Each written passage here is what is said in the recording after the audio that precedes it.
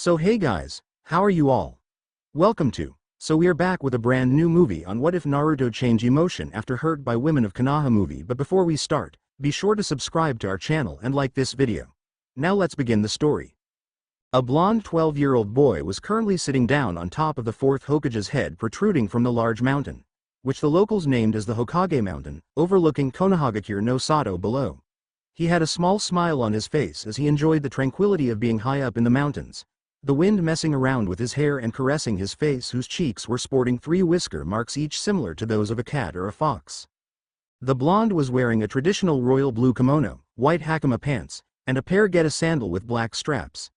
Despite being in a shinobi village, the boy likened to wear the same outfit as those in the daimyo's court.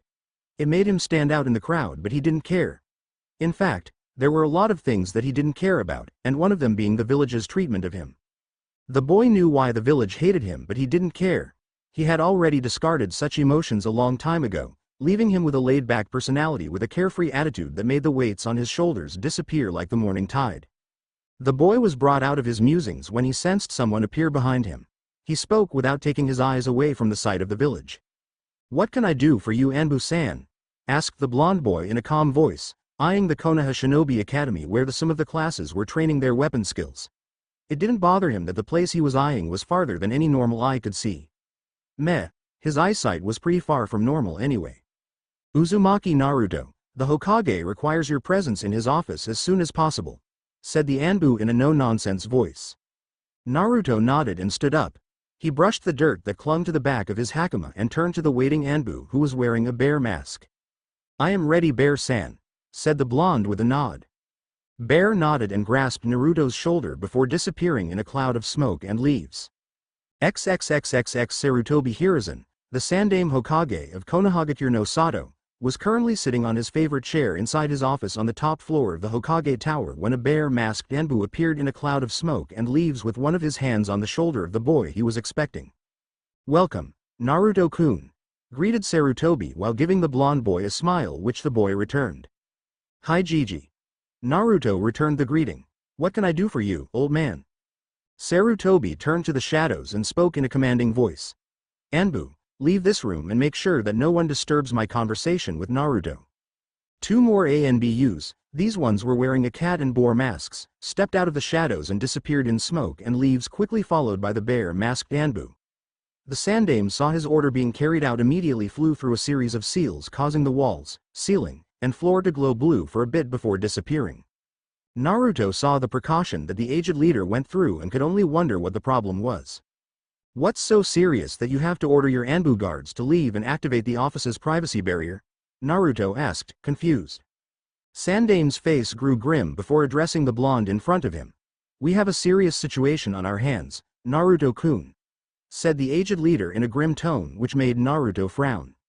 "You know I'm already retired, old man," the blonde said while giving the Hokage a serious look. Sarutobi nodded. "I know, but I regret to have to reactivate your position, Naruto-kun. We have a serious situation on our hands and I don't know anyone who can take care of it better than you do." "What's the situation?" Naruto said dryly, since he really didn't want to go back to his old life. "And why is it so serious that you have to activate my old position as your hidden assassin?" 3 days ago, I dispatched 2 of my elite Junins and a squad of Chunin to investigate a report concerning some Iwa shinobis trespassing on our borders.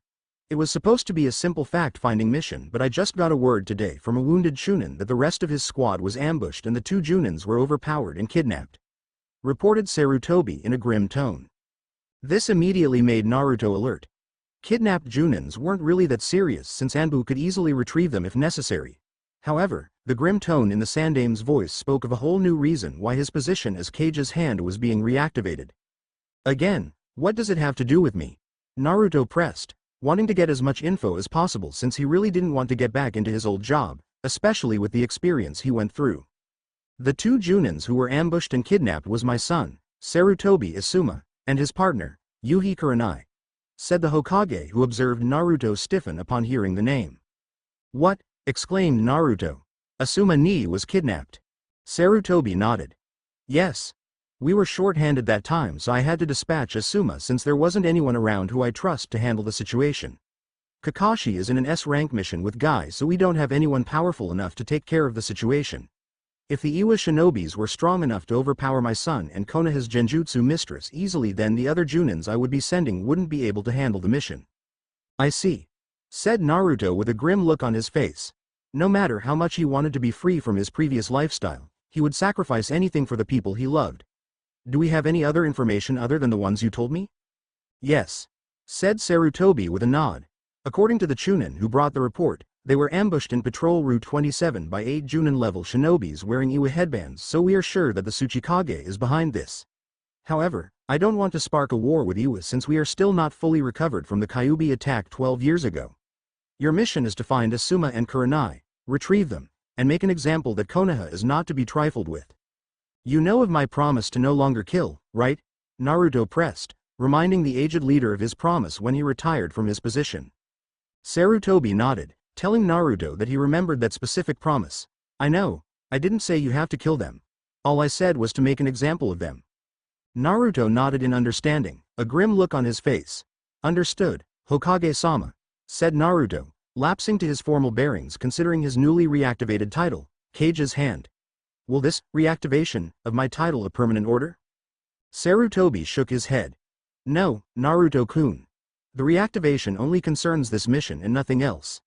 However, I have a proposition for you after you return that I know you would find interesting. Hi, Hokage-sama, said Naruto with a nod while totally curious of what the old leader had in store for him in the future. If you'll excuse, I will be going home to prepare for the mission. Good luck, Naruto-kun, and stay safe, said the Hokage with a smile which was returned by Naruto despite the seriousness of the situation. I always am, old man. No need to worry. I'll have Asuma ni and his love interest safely returned to Konoha within the day, promised Naruto before disappearing silently from the office. Sarutobi smiled as he continued to look at the place where his surrogate grandson was standing before releasing a tired sigh. He didn't want to do it to the boy who he loved like his own, but his power and expertise was needed. He only hoped that his future plan for the boy was accepted without having to debate with his reasons. He returned to his work while silently praying for the safety of the Kage's Hand. XXXXX Naruto appeared in his simple apartment located in the entertainment district of Konoha. He immediately went to a wall and activated the security seal hidden, revealing a niche where his shinobi gears were placed. You're really going through with this? Said a voice in his mind. Yes. Naruto mentally replied. I have to. I don't like it, but I know that my power is needed to save Asuma ni. I knew that this day would come. The voice mentally crowed in delight. I know, Kyuubi, and you're right. It was only time before something serious happened that the old man would call on my skills again. Naruto berated the biju sealed in his gut. Anyway, I'm curious as to what the old Hokage wanted after you complete this mission. Kyuubi asked his container. Any ideas? Nope. Whatever it is, then the crafty old man is up to his old tricks again. Was all Naruto said before retrieving a black katana on a similarly colored sheath with a broken chain attached to the end of the hilt and tucking behind his sash on his left hip. He also pulled out a black sash and tied it around his neck while making sure that his face and birthmarks were properly covered. He resealed the hidden closet and turned towards the full-body mirror in one corner of the room. There was a bitter taste to his mouth when he saw his reflection staring back at him. His old persona was back and there was nothing he could do about it. I guess this is it, said Naruto with a sigh.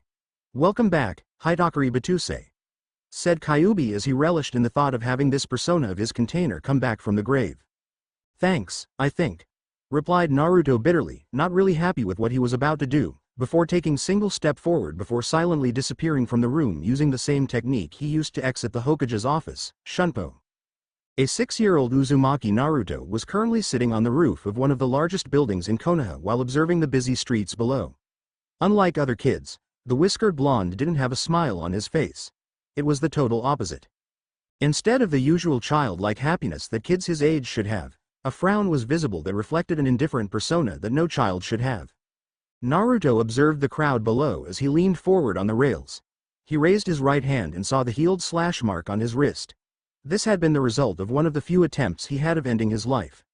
A life that he no longer wanted to partake since it was marred with suffering and hatred.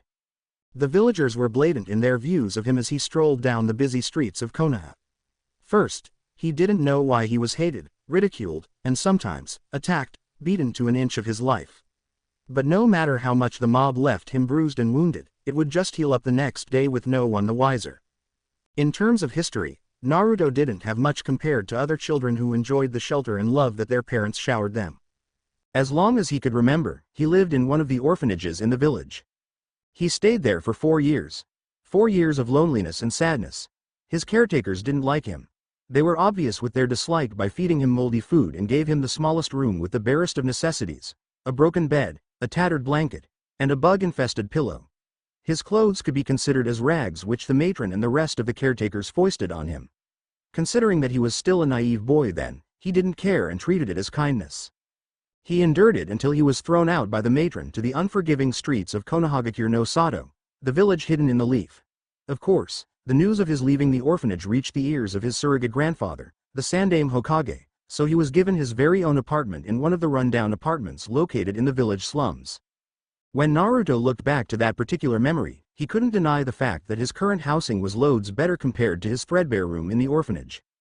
The indifferent facade that he had now wasn't present a year ago. In fact, he had a bubbly personality that showed true smiles even to people who hated him. However, an attack that happened a year ago forced him to change. It forever took the naive smiles and laughter to be replaced by an indifferent persona with no love for life. The warm smiles were replaced by a cold frown that would chill anyone who saw it. The warm blue eyes that reflected the happiness of life was no longer present to be replaced by a cold icy blue that would send shivers down anyone's spine. It was a year ago that everything changed.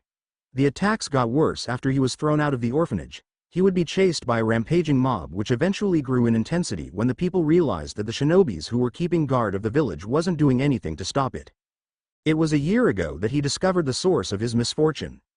It was a year ago that he discovered one of the village's most dark secrets.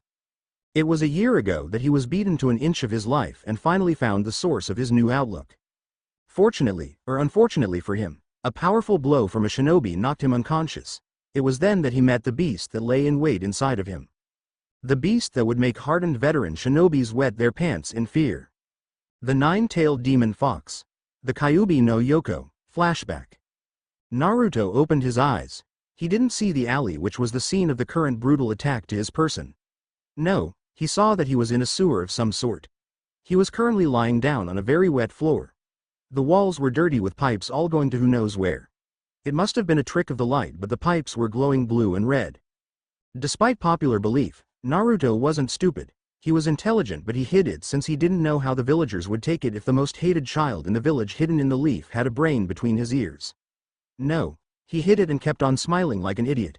Despite the beatings he got and the obvious hatred leveled at him, he held a childlike innocence, hoping against hope that everything would turn out all right. This current attack, however, was enough for him. No longer could he hold on to his innocence. This attack was more brutal than the rest, and he couldn't deny the fact that the villagers this time was extra vindictive considering the type of weapons they were carrying and using at him. Fortunately, or unfortunately in this case, one of the villagers who was beating the hell out of him with a rusty knife was able to voice out the reason of why he was being treated that way as each blow was dealt. It must have been the rage and anger that the villager was feeling that eventually gave way to the revelation. He was the Kyuubi, the demon, the nine-tailed fox. His intelligence, however, denied this as blows upon blows were rained down on him. He couldn't be the Kyuubi since he was his own person. He was Uzumaki Naruto, the village pariah. He wasn't the Kyuubi, and deep down, he knew this to be true. He looked around and observed the place he was in. He knew that he wasn't in the sewers of Konaha. He knew the sewers like the back of his hand since the underground catacombs of the village was his safe haven and escape route when the mobs would start chasing him. He would look for the nearest manhole and jump in, making his way along the maze-like cavern until he reached the manhole that was near the Hokage Tower, where he would immediately go to his surrogate grandfather, the Sandaime Hokage, for safety, or his apartment where he would hide without a peep until the crowd grew tired of looking for him. No, this wasn't the Konaha sewers that he grew to love. This was something else. Not knowing anything else to do, he pushed himself off the wet floor and started walking. He didn't know where to go, but he decided to just follow the pipes since they would eventually lead to somewhere. While he walked, he checked his body and was surprised to discover that the wounds and bruises that were supposed to be there were none to be found. He couldn't even feel any pain. He knew that he healed fast, but he knew that the healing wasn't that fast to get rid of the aftermath of the attack, especially one of this caliber. This was further made true when he discovered his clothes were still intact. His white t-shirt with the red whirlpool symbol in the middle was still in one piece and as clean as ever. His blue shorts were still there, protecting his modesty if he ever had one to begin with, considering his status in the village. Modesty was for the privileged, after all. He shrugged it off as one of life's many mysteries as he continued to follow the cavern to who knows where. He didn't know how long he walked, but he eventually reached the end of the metaphorical maze he was traversing. Naruto found himself in a large, spacious room. At the opposite side of the entrance was a very large cage with bars as thick as his malnourished body. In the middle of the cage, where a lock was supposed to be, had a square paper with the kanji of seal written in black ink. Naruto's mind was whirling as to what the cage could be holding, considering how fortified it was. In fact, the question of where he was currently was pulled up again. But before he could do anything else, a powerful voice emanated from the darkness behind the bars. "My container finally graced me with his presence." The voice growled from somewhere in the darkness and reverberated across the room, amplifying its intensity. "I was thinking that it would take a few years more before you would discover my presence, but it seemed that the idiotic villagers have put you on the brink of life and death, forcing your consciousness to retreat deep within your mind." Naruto didn't say anything, but instead peered into the darkness to try to determine who owned the voice that spoke to him. It didn't take long for him to see a pair of gigantic eyes looking at him. A pair of red eyes that spoke of power and cunning that could never belong to a human. "Who are you?" Naruto asked calmly. He was scared, sure, but he was tired of showing his fear. The current attack from the villagers hardened him to the point that his emotions were starting to become an echo, a memory that was better ignored or forgotten. "Oh, not scared, are you?" said the voice, though this time, there was an amused quality to it, as if it found his lack of fear laughable. "I am scared, but I'm tired of wearing my emotions on my sleeves," replied Naruto as he approached the cage, though he stopped a few scant meters away from it before peering into the cage while willing the darkness to disappear so he could see who he was talking to. "It seemed that the current idiocy of the villagers hardened my container." The voice mused, though Naruto could feel a tinge of anger and rage behind it, which confused him. Why was the voice angry that he was attacked? "Container?" Naruto asked the voice. "You already know who I am, boy." The voice growled at him. "I know that you have an intelligent mind, a prodigy you might say, that you chose to hide behind that stupid smile of yours. I know everything about you, considering that I am inside you." Naruto thought about what the voice said. The voice of the villager who mentioned that he was the Kyuubi echoed in his head. If the villager was correct, then... "Kyuubi?" Naruto asked while dread rose from deep inside his hardening heart. But despite the admission, which he instinctively knew was correct, he continued to hold his gaze at the menacing red eyes staring back at him. Instead of an answer, the blonde could hear movement from deep within the cage. It didn't take long for the owner of the voice to show itself, and Naruto couldn't help but stare at the powerful figure in front of him. The owner of the menacing eyes was gigantic, and the physical structure was something that he only read in books. The creature was covered in red-orange fur. The facial structure was that of a fox, though the rest of body was of a human-like structure. 9 large tails were waving behind the creature as if it had a life of its own. "You are correct, my container. I am the Kyuubi no Yoko, the 9-tailed demon fox," said Kyuubi as it revealed itself to its container and looking down at Naruto with a shrewd grin on its face. "Why are you here? Didn't the Yondaime kill you 5 years ago? Better yet, where are we?" asked Naruto as he coldly stared at the legendary creature in front of him. He knew that he should be scared considering the tales he heard concerning the beast trapped in the cage in front of him, but he wasn't. In fact, he was more curious than scared, and it showed with a slight tilt of his head that made him look like a fox. Of course, Kyuubi saw the gesture and couldn't help but give a fang-filled grin at the fox-like attitude its container was showing. "To answer your question in order, I am here because I exist. The Yondaime didn't kill me but sealed me inside you, since killing me was above his skills at that time, nor it would ever reach such stage to deal me intense harm to purge my existence. And finally, we are inside your mind. Or in this case, your soul," answered Kyuubi as he sat down on his haunches, tails wrapped around him. The posture was intimidating, to say the least. "My soul," Naruto trailed off as he digested the information. "If that is the case, then you're sealed inside me. Meaning, the villagers were correct in saying that I am you." Kyuubi shook its head and released a growl of anger, which was followed by a wave of red energy that pushed past Naruto, though the boy stood his ground and refused to give in to the menacing power that threatened to engulf him. "Don't insult me. You could never be me. Would a kunai placed in a storage scroll replace the name of the scroll? No human. You are not me. I am merely sealed inside you. You are my jailer, my container," Kyuubi explained with a growl. Naruto simply nodded at the explanation. his mind already processing the possibility of having the most powerful Biju sealed inside him. There were questions plaguing his mind, and he knew that the fox wouldn't be forthcoming with the information despite it knowing what he needed to know. I see. So this is the reason why the villagers kept attacking me and showing me nothing but hatred, Naruto said coldly with narrowed eyes, his mind running through the memories of the experience he faced from the residents of Konaha. Kyuubi looked at those cold eyes and couldn't help but shiver at the intensity behind them. The Biju could see that the current attack, a step up from the previous attempt to destroy its container, hardened the child in front of him. No, its container could never be considered a child. Despite the age, the child in front of him was clearly a man. A man that grew up in hatred and suffering that no human should ever be forced to endure. You're correct, my container. However, that is neither here nor there. I'm sure you have questions in that prodigious mind of yours, and you know that only I can grant you the answers you seek. Correct, Kyuubi. But I don't see you being forthcoming with the information unless you get something out of it. If you're really a fox, then it would only stand to reason that you have the same mannerism as your animal kin. Naruto drawled, recalling the book on the various animals given to him by his surrogate grandfather when he was taught how to read while he was still in the orphanage. Of course, he picked it up rather quickly, and his photographic mind processing all the information it contained and embedding it into his thoughts in crystal clarity. Kyuubi was amazed. Gone was the child in front of him to be replaced by a cold calculating human who was forced to endure the harshness of life. This was going to an enjoyable relationship. The Biju shuddered in pleasure at the potential the boy, no man, held in him. A potential that can only be rivaled by a tailed beast. Kyuubi couldn't wait to tell its container of his proposition, and it knew that it would be well received. It seems that you know me well, my container, but despite what you think, my offer to answer your questions requires no payment. The seal that keeps me inside you demands nothing less. You control everything, and the only thing that was allowed of me by the Shinigami who supervised the sealing was access to your thoughts. The law of non-interference is in place, and only you could lift it if you so desire. The Kyuubi explained its contained with a fanged grin. I see. So you would answer all my questions despite your unwillingness to do so. Interesting. Naruto mused out loud while looking around the room he was in. He noted the dreary atmosphere surrounding him.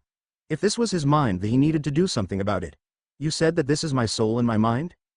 Yes. Kyuubi said with a nod, curious as to what its container was thinking. The Biju saw its container close his eyes, followed by a deep concentration on his face. It was speechless when the cavern morphed into pure darkness. Gone was the sewer-like cavern. Gone was the cage that held him in place. It was like as if the two of them were standing in darkness with no solid footing whatsoever. Slowly, the darkness receded to reveal a large forest. Great trees with heights that reached the heavens above surrounded the large clearing they were in. The wet floor was replaced by a grassy field with flowers dotting here and there to add to its overall beauty. The final change was a sudden heat that seemed to surround its neck. It didn't take long for a collar to materialize around it with a name tag with the kanji of seal on its face. Kyuubi growled in anger at being treated like a dog, a pet. A memory surfaced from its mind. A memory of red eyes with 3 black tomos before darkness claimed him before he was sealed into the child. Its moment of anger was dispelled when its container spoke. Interesting. You were right when you said that I control everything in this place, my mindscape, so to speak, said Naruto as he looked around before his eyes settled on the collar that the Biju was wearing. Now that is an interesting development. I didn't imagine the piece of accessory on your neck. It seemed that there is more to the Shinigami's seal. No matter how much I change the looks of my mindscape, the seal keeping you in place would still manifest itself in one form or another. Kyuubi relaxed after hearing that explanation from the blonde. Its container didn't purposely place the demeaning accessory around its neck. It would let this go since its container had nothing to do with it. You're correct, in a way, said Kyuubi as it lay down on the soft grass, inwardly relishing the feel of nature underneath him. It was so long ago that he felt such sensation from nature and welcomed it with childlike glee. The Biju made itself comfortable and crossed its front paws in front of him as he regarded its container, who was already seated on the piece of rock that materialized behind him. It couldn't deny the fact that Naruto was a prodigy if he could command such change within his mind in just a short span of time. Intelligent men couldn't even begin to grasp the control that the brat had. So, boy, tell me your questions and I will answer them to the best of my abilities. Naruto stared at the fox for a few seconds before the first question of many escaped his lips. What's your name? Kyuubi was surprised at the question. The Biju was expecting more serious questions, but the boy asked its name first. Interesting. It seemed that you realized, How I don't know, that Kyuubi was a title and not my real name. I will humor you, human. My name is Kurama. A name given to me by my father. Father? Naruto asked curiously. Yes, my father. The man that I owed my life to. The man that created me and the rest of my siblings. The man that is a legend of your kind. The sage of the six paths, the Rikudo Sennin. Now this piece of information surprised the blonde. He read that the sage of the six paths was the founder of ninjutsu, but he didn't know the real history behind the man and the tailed beasts. I think this would be an interesting story to tell, said Naruto, not voicing his intent on learning the truth of the tailed beast, though he knew that the fox would eventually tell him. Indeed. If you're interested, then listen well, human. Naruto. If we are going to hold a decent conversation, then you might as well address me by my name, Kurama. Kyuubi nodded to the request. Naruto then. The story started with a great beast that ravaged the land when the elemental nations was still in its infancy. A beast that was even more powerful than the Jubi, the 10-tailed beast. 10 tails? Now that is one part of history that I haven't heard about. Of course you wouldn't, since it happened a long time ago and was forgotten except for a few who love to learn the true history of the world. But I digress. The Rikudo Sennin, the man I considered as father, sealed the Jubi into his body, thus making him the first Jinchuriki. Jinchuriki. Is that the name of those who had a demon sealed inside their body? Asked Naruto while unconsciously placing a hand on his stomach, not knowing that it was there that the seal of the Kyuubi was located. Correct. But before I start, I commend you on having such knowledge. A 5-year-old such as yourself shouldn't know of such terms, more so understand them with ease. Kyuubi complimented its container. I grew up faster than most, Kurama. It is both a blessing and a curse to be born with a well-developed mind. It was wrong of me to hide it, but I had no choice in the matter if I wanted to live. However, I don't think I have the drive to live anymore unless I find something that would push me to continue in this dreadful existence that people call life. Naruto said bitter. His face grew colder if it was possible. I have a proposition for you that you might find interesting, but let me finish the story first since you expressed the desire to learn. Said Kyuubi. Naruto nodded in agreement. As I was saying, the Rikudo Sennin, my father, was the first Jinchuriki, which could be literally translated to power of human sacrifice. However, my father realized that the seal keeping the Jubi in place would shatter upon his death and release the demon again into the world of the living. So in order to avoid such powers from decimating the human race, my father used one of the techniques granted to him by the Rinnegan to separate the Jubi's chakra into 9 entities. This gave birth to the tailed beasts that exist today. The Rinnegan? Naruto asked curiously, unfamiliar with the word. The Rinnegan is the most powerful of the 3 great eye techniques that dwarfed the power of the Sharingan and Byakugan. According to my father, the Rinnegan allowed the user to have the power of Kami, the power of life and death, of creation and destruction. The Rikudo Sennin used the creation powers of the Rinnegan to create 9 living bodies to house the power of the Jubi, thus me and my brothers and sisters were born. Interesting. I never knew that there were other eye techniques aside from the Byakugan and Sharingan, said Naruto as he rubbed his chin, an action that Kyuubi found weird considering that said person doing it was a boy. More like a man trapped in a boy's body. There are other eye techniques aside from those 3, minor ones with minor abilities that merited no distinction from the great 3. I see. Thanks for answering my question, Kurama, please continue. Anyway, the human race is prideful at best and couldn't stand the thought of having entities more powerful than them, so thus began their goal to capture our powers and seal them into humans that they could control. However, we were too powerful for them and only father's descendants had the power to truly control us if the need arises. Descendants? The Rikudo Sennin had children? Naruto asked in excitement. This was a piece of history that no longer existed and he craved to learn more. Yes. It was hidden from the human race that the Rikudo Sennin fathered 3 children who became legends in their own right. These 3 children were blessed by father with his own powers which manifested differently in all 3 of them. The firstborn was the father of the Senju clan who inherited father's calming presence. This was the reason why Senju Hashirama had the power to subdue and calm us even when under the fit of rage. His Mokuton bloodline was the manifestation of father's power in him. The second-born was the father of the Uchiha clan and was gifted with father's eye, though it mutated to become the Sharingan as it is known today. The eye held its own unique abilities depending on the owner's power and mindset, but its ultimate power towards the tailed beast was to put us in an illusion to trigger the rage we inherited from the Jubi. However, such power was sealed until the Sharingan's ultimate level is unlocked. Finally, the youngest son was the father of the Uzumaki clan and gifted by father's godlike body. This was one of the reasons why the Uzumaki clan was the fit holder of the tailed beast, since they inherited the sage's tolerance towards the Biju's potent chakra. A side effect to this is their healing factor and potent chakra reserves, which you display in abundance, as well as their longer lifespan. So you mean that my ability to heal rapidly from the various wounds I sustained from the attacks was because of the Uzumaki clan's bloodline? Naruto asked, mind already processing the information Kurama imparted to him. Yes and no, you have the healing factor that is unique to your clan alone, but it was further amplified by my presence inside you. It is known for a Jinchuriki to display the traits of the tailed beasts inside of them, like Shukaku's Jinchuriki, who had complete dominion over sand and wind. So what did I get from you if each Jinchuriki displayed unique traits according to the Biju sealed inside them? Aside from the boost on your healing abilities that would be an invaluable asset in the battlefield, you have the ability to properly utilize the two energies required to create chakra. Chakra is composed of an equal blending of both physical and spiritual energy. So you mean that aside from being able to use chakra that is utilized by shinobis, I could separate the two and use them in their raw form? Correct. Each of these two energies has their own specific use. For example, physical energy or ki is commonly used to enhance one's physical abilities. Spiritual energy or riryoku is mostly on creation, or in this case, allowing you to shape reality and bend it to your will.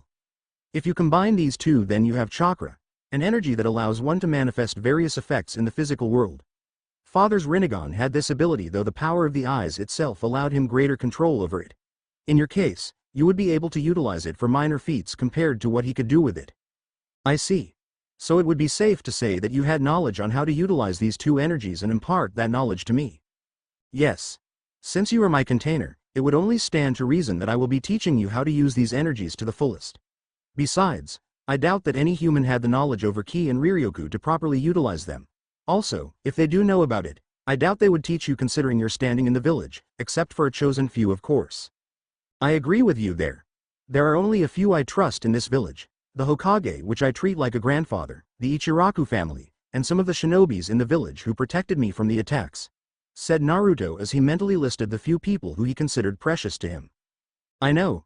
As I told you, Naruto, I have access to your memories, so everything that you experienced is known to me.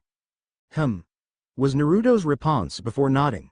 So, Kurama, when would this lessons begin? Asked Naruto with a little bit of excitement in his voice. As soon as you're ready, Naruto. But I suggest that we hold that thought for now, since I sensed someone trying to wake you up.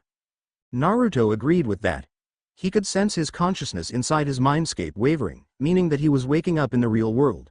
He gave Kurama a smile, which was his true smile. Thank you for being forthcoming with me, Kurama. I will see you soon, said Naruto before disappearing from the Mindscape. He opened his eyes in the real world and found himself in a familiar room with whitewashed walls. He turned his head to see the Hokage looking at him with a worried look on his face. Flashback end. Naruto could clearly remember that day more than a year ago when he met Kurama for the first time. He didn't know it at that time, but he gained a friend that helped him hold on to life despite the fact that he wanted to release himself from the mortal coil and join his parents in the afterlife. I didn't know that you held me in such high regard, Naruto, said Kurama in the bowels of his mind. Of course I do, Kurama. Naruto mentally replied as his eyes strayed to the scar on his wrist. I cursed myself for having such a potent bloodline from my ancestors, since my actions of ending my life didn't work as well as I had hoped. If you weren't there, then I would have thrown myself in a volcano just to end my pitiful existence. To be honest, you gave me a reason to live, so that is why I'm still alive right now. And that reason would be? Kurama asked, though the Biju already knew the answer to that, but this constant reminder would help his container cling to life and cease the pitiful attempts of cutting it short. To be strong. Stronger than anyone in the elemental nation. To protect myself and those I deem worthy and those that are precious to me, Naruto replied with determination.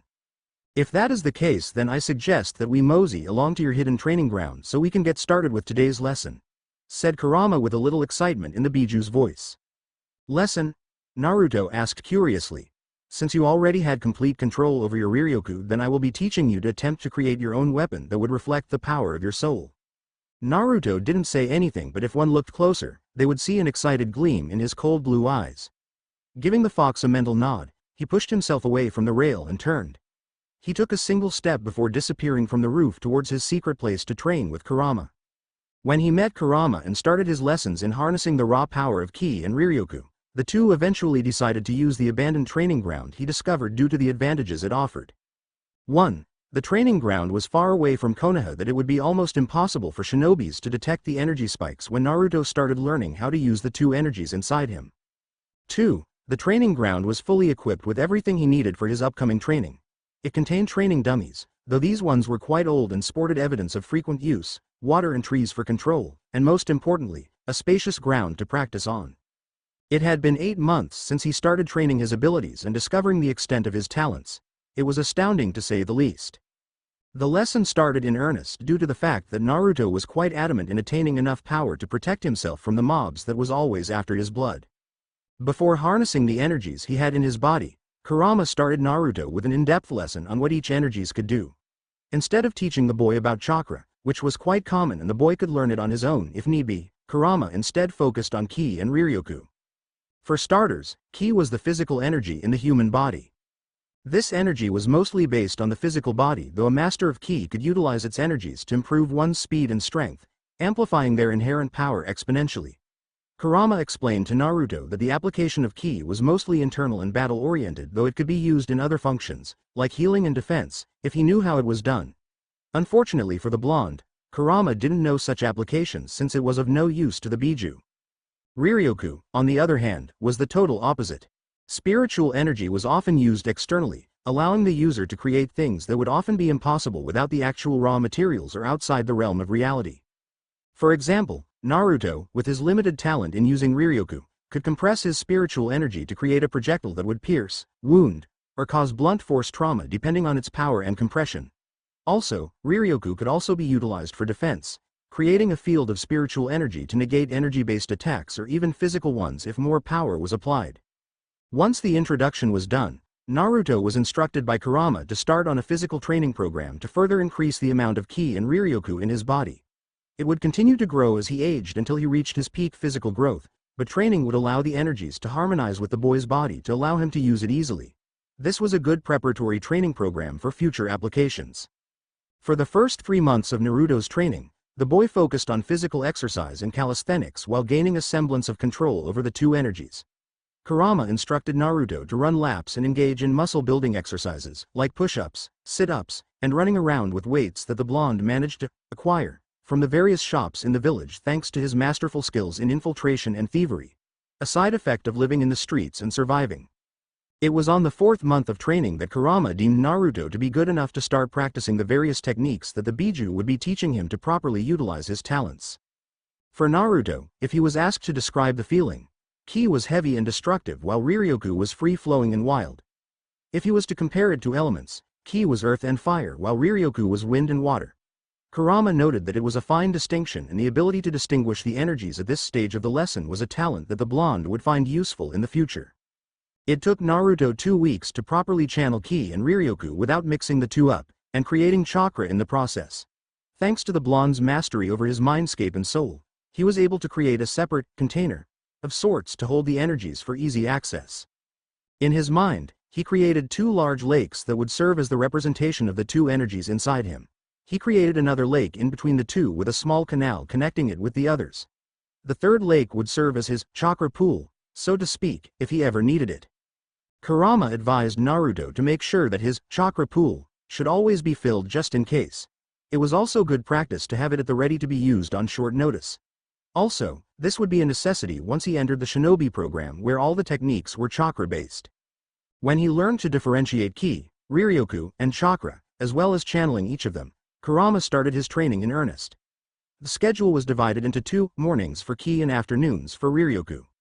In terms of ki, Kurama instructed Naruto to start with punches and kicks on the training dummies while consciously channeling ki to his muscles and bones. At first, Naruto was dismayed at the lack of damage inflicted upon the training dummies, but the Biju assured him that it was natural considering that he was still young and his muscles were still undeveloped to produce enough power to merit powerful hits. Naruto countered this by doubling his physical training regimen to increase his physical core. He had to resort to stealing a taijutsu training scroll from the Konaha library to facilitate this part of his training program. For his afternoon lessons on Riryoku, Kurama started Naruto on a technique to allow high-speed travel from one point to the other. The technique was called shunpo or flash step. By channeling a dense concentration of compressed Riryoku on his feet, Naruto could literally disappear from the point of origin to his destination. Unlike teleportation, Shunpo was a pure speed technique that uses Riryoku to enhance his steps. The goal of the exercise was to arrive at his destination with the least number of steps.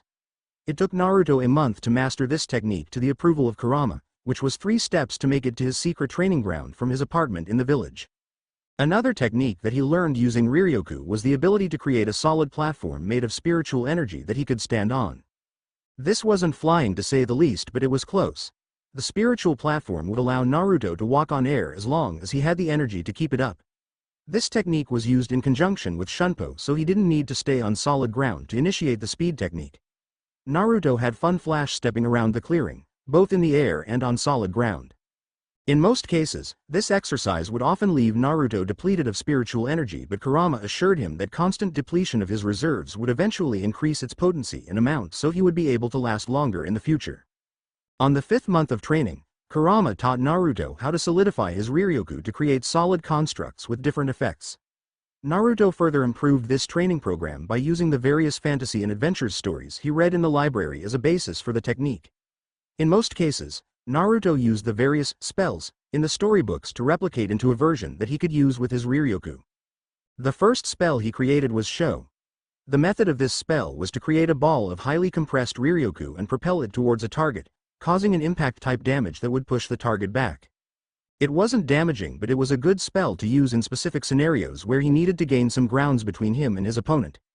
If properly created, Sho would come in the form of a small ball of white energy visible to the naked eye. For Naruto, he needed to master this spell to the point that the creation and travel of the spell would be invisible to the naked eye and instantaneous.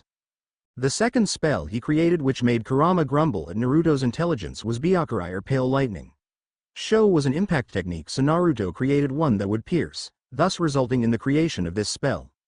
The creation of Byakurai was quite simple, well for someone of Naruto's talents anyway. Using his index finger, Naruto would compress his Riryoku in large amount, unlike Sho. Once the required energy was gathered, he would release the restrained energy in a burst, allowing it to fire in a straight line straight through an enemy's defenses. When Naruto experimented with it for the first time, it came out like white lightning, hence the name it was given. One of the training dummies was testament to the power of this spell when it ended up with finger-sized holes when Naruto perfected it for use. Of course, Naruto also focused on defensive spells as well to add to his arsenal. This led to the creation of 3 defensive spells: Sai, Heinawa, and Seiki. Sai was a simple defensive spell to incapacitate his target. This involved the creation of a ring of pure Riryoku to be fired at a target. Upon impact, the ring would contract, which would bind an opponent's arms to their body. Heinawa was a variation of Sai. Instead of a simple Riryoku ring that would contract when it surrounds the target, Heinawa acted like a yellow rope that would wrap itself around a target, incapacitating it. This variation of Sai, however, would allow Naruto to pull on the target since the spell was still linked to him. Kurama commented that it looked like a lasso if nothing else. Naruto couldn't help but agree. Finally, Seiki was a shield spell with the ability to repulse any form of attack, whether physical or chakra-based. Naruto would create a sphere of pure Riryoku in any part of his body. Unlike his other spells, which required compression of Riryoku, Seiki was created with a bit of ki added into the mix to give it a solidity required in shields. He didn't get to try this as of yet with live targets, but he experimented with it by throwing a rock, then using Shunpo to get into the trajectory of the thrown projectile and using Seiki against it. So far, it was effective, but it needed more powerful attacks if he wanted to gauge its effectiveness. The next 3 months was spent in refining the techniques he already had in his arsenal. He continuously practiced with Shunpo to improve his speed with it. His goal was to get to the training from his apartment in a single step. At the end of the 3-month training, he was able to accomplish 2 steps. The progress was slow, but it was progress all the same. He also practiced with Sai, Heinawa, Seiki, Sho, and Byakurai until using them was second nature to him. Naruto, however, discovered a drawback to the spells he created. He needed to verbalize the name of the spell in order to release them. The good thing was he didn't have to voice it out loud. A simple whisper would suffice. Even Kurama had no idea why that was, but chalked it up to a possible mutation of the ability Naruto gained from him. Flashback end. So, Kurama, how'd I go about materializing the weapon you told me about? And how did you know I could create one? Naruto asked his tenant before sitting down on his favorite rock in the middle of the training ground. Before we go into the actual creation of the weapon, let me first answer your second one. Replied Kurama. As to your second question, I discovered that you gained the ability of minor creation from the ability father had when he was alive. I didn't know why this happened but only that it did. From what I could determine when you gave me permission to root around in your genetics, it would seem that your Riryoku and ki are deeply interconnected with your soul. This made it possible for you to bring out a weapon that only you could use and unique to your own. My father did the same thing and created 5 legendary weapons that are now Kumo's possession. I see, so how do I go about creating this weapon? Said Naruto excitedly. Despite his cold facade, he was still a child at heart and discovering more of his abilities was fun for him. Not only was he getting stronger with each practice, he was enjoying it as well. The process in itself should be simple enough. All you need to do is to release all your ki and Riryoku to form a sword. Its form and abilities would depend on your soul, so to speak. Explained Kurama. That's it? Naruto asked with hint of doubt in his voice. That's it, Naruto. Replied Kurama with a huff. I might not know it in detail but that is how father used to create his weapons when he was in the mood. In fact, that was how the legendary weapons were created. He just let his soul guide the actual creation while he provided the power. I see. Naruto said finally after giving the explanation a bit more thought. From what you said, my soul would grant me a weapon that best fits me. My soul would be using the compressed form of the entirety of my ki and Riryoku to create it, am I right? You got it. Father explained to me at one time that he needed to separate the energies first before combining them. The first and last time I saw him do it, he compressed all his ki in his right hand and Riryoku on the left. He would meditate while those two energies were out. Once he found his soul, his body would instinctively combine both energies to create the item in question. Why don't you give it a try? Kurama suggested. Naruto sent Kurama a mental nod before standing up and taking a deep breath. He was thankful of his 8 months of training since this exercise would require him to consciously channel his ki and Riryoku separately. If Kurama didn't force him to do the regimen then this wouldn't be possible for him. He calmed himself down before raising his hands in front of him, channeling as much of the energies as he could into them. The left he channeled his ki which caused said hand to burst into a brilliant shade of red-orange fire.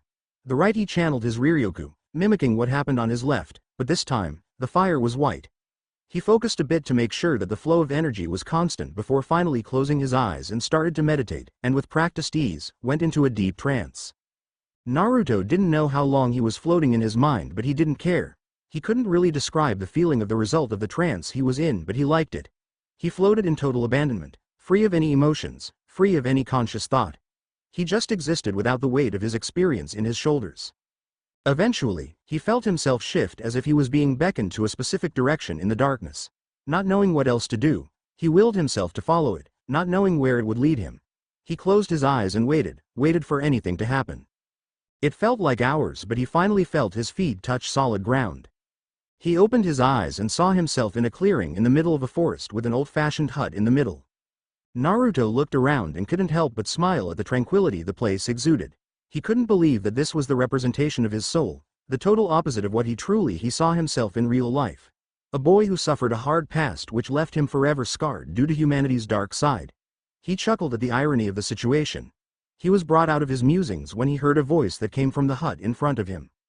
Welcome, Naruto. Naruto saw the door of the hut open to reveal a man who was in his late 20s. He had red hair tied in a ponytail at the back. The man was wearing a traditional red kimono, white hakama, and slippers. A katana was carefully tucked on the sash he wore as a belt. What stood out the most was the X-shaped scar on his cheek. I didn't expect to meet anyone inside my soul or wherever this place is, said Naruto as he smiled at the man in front of him. The man released a carefree laugh but Naruto could see that the man was a pretty skilled swordsman judging from the aura he exuded. This was a warrior with a deep past like his own. Let's just say that you're one unique boy and leave it at that, said the man as he walked out of the hut and closed the door behind him.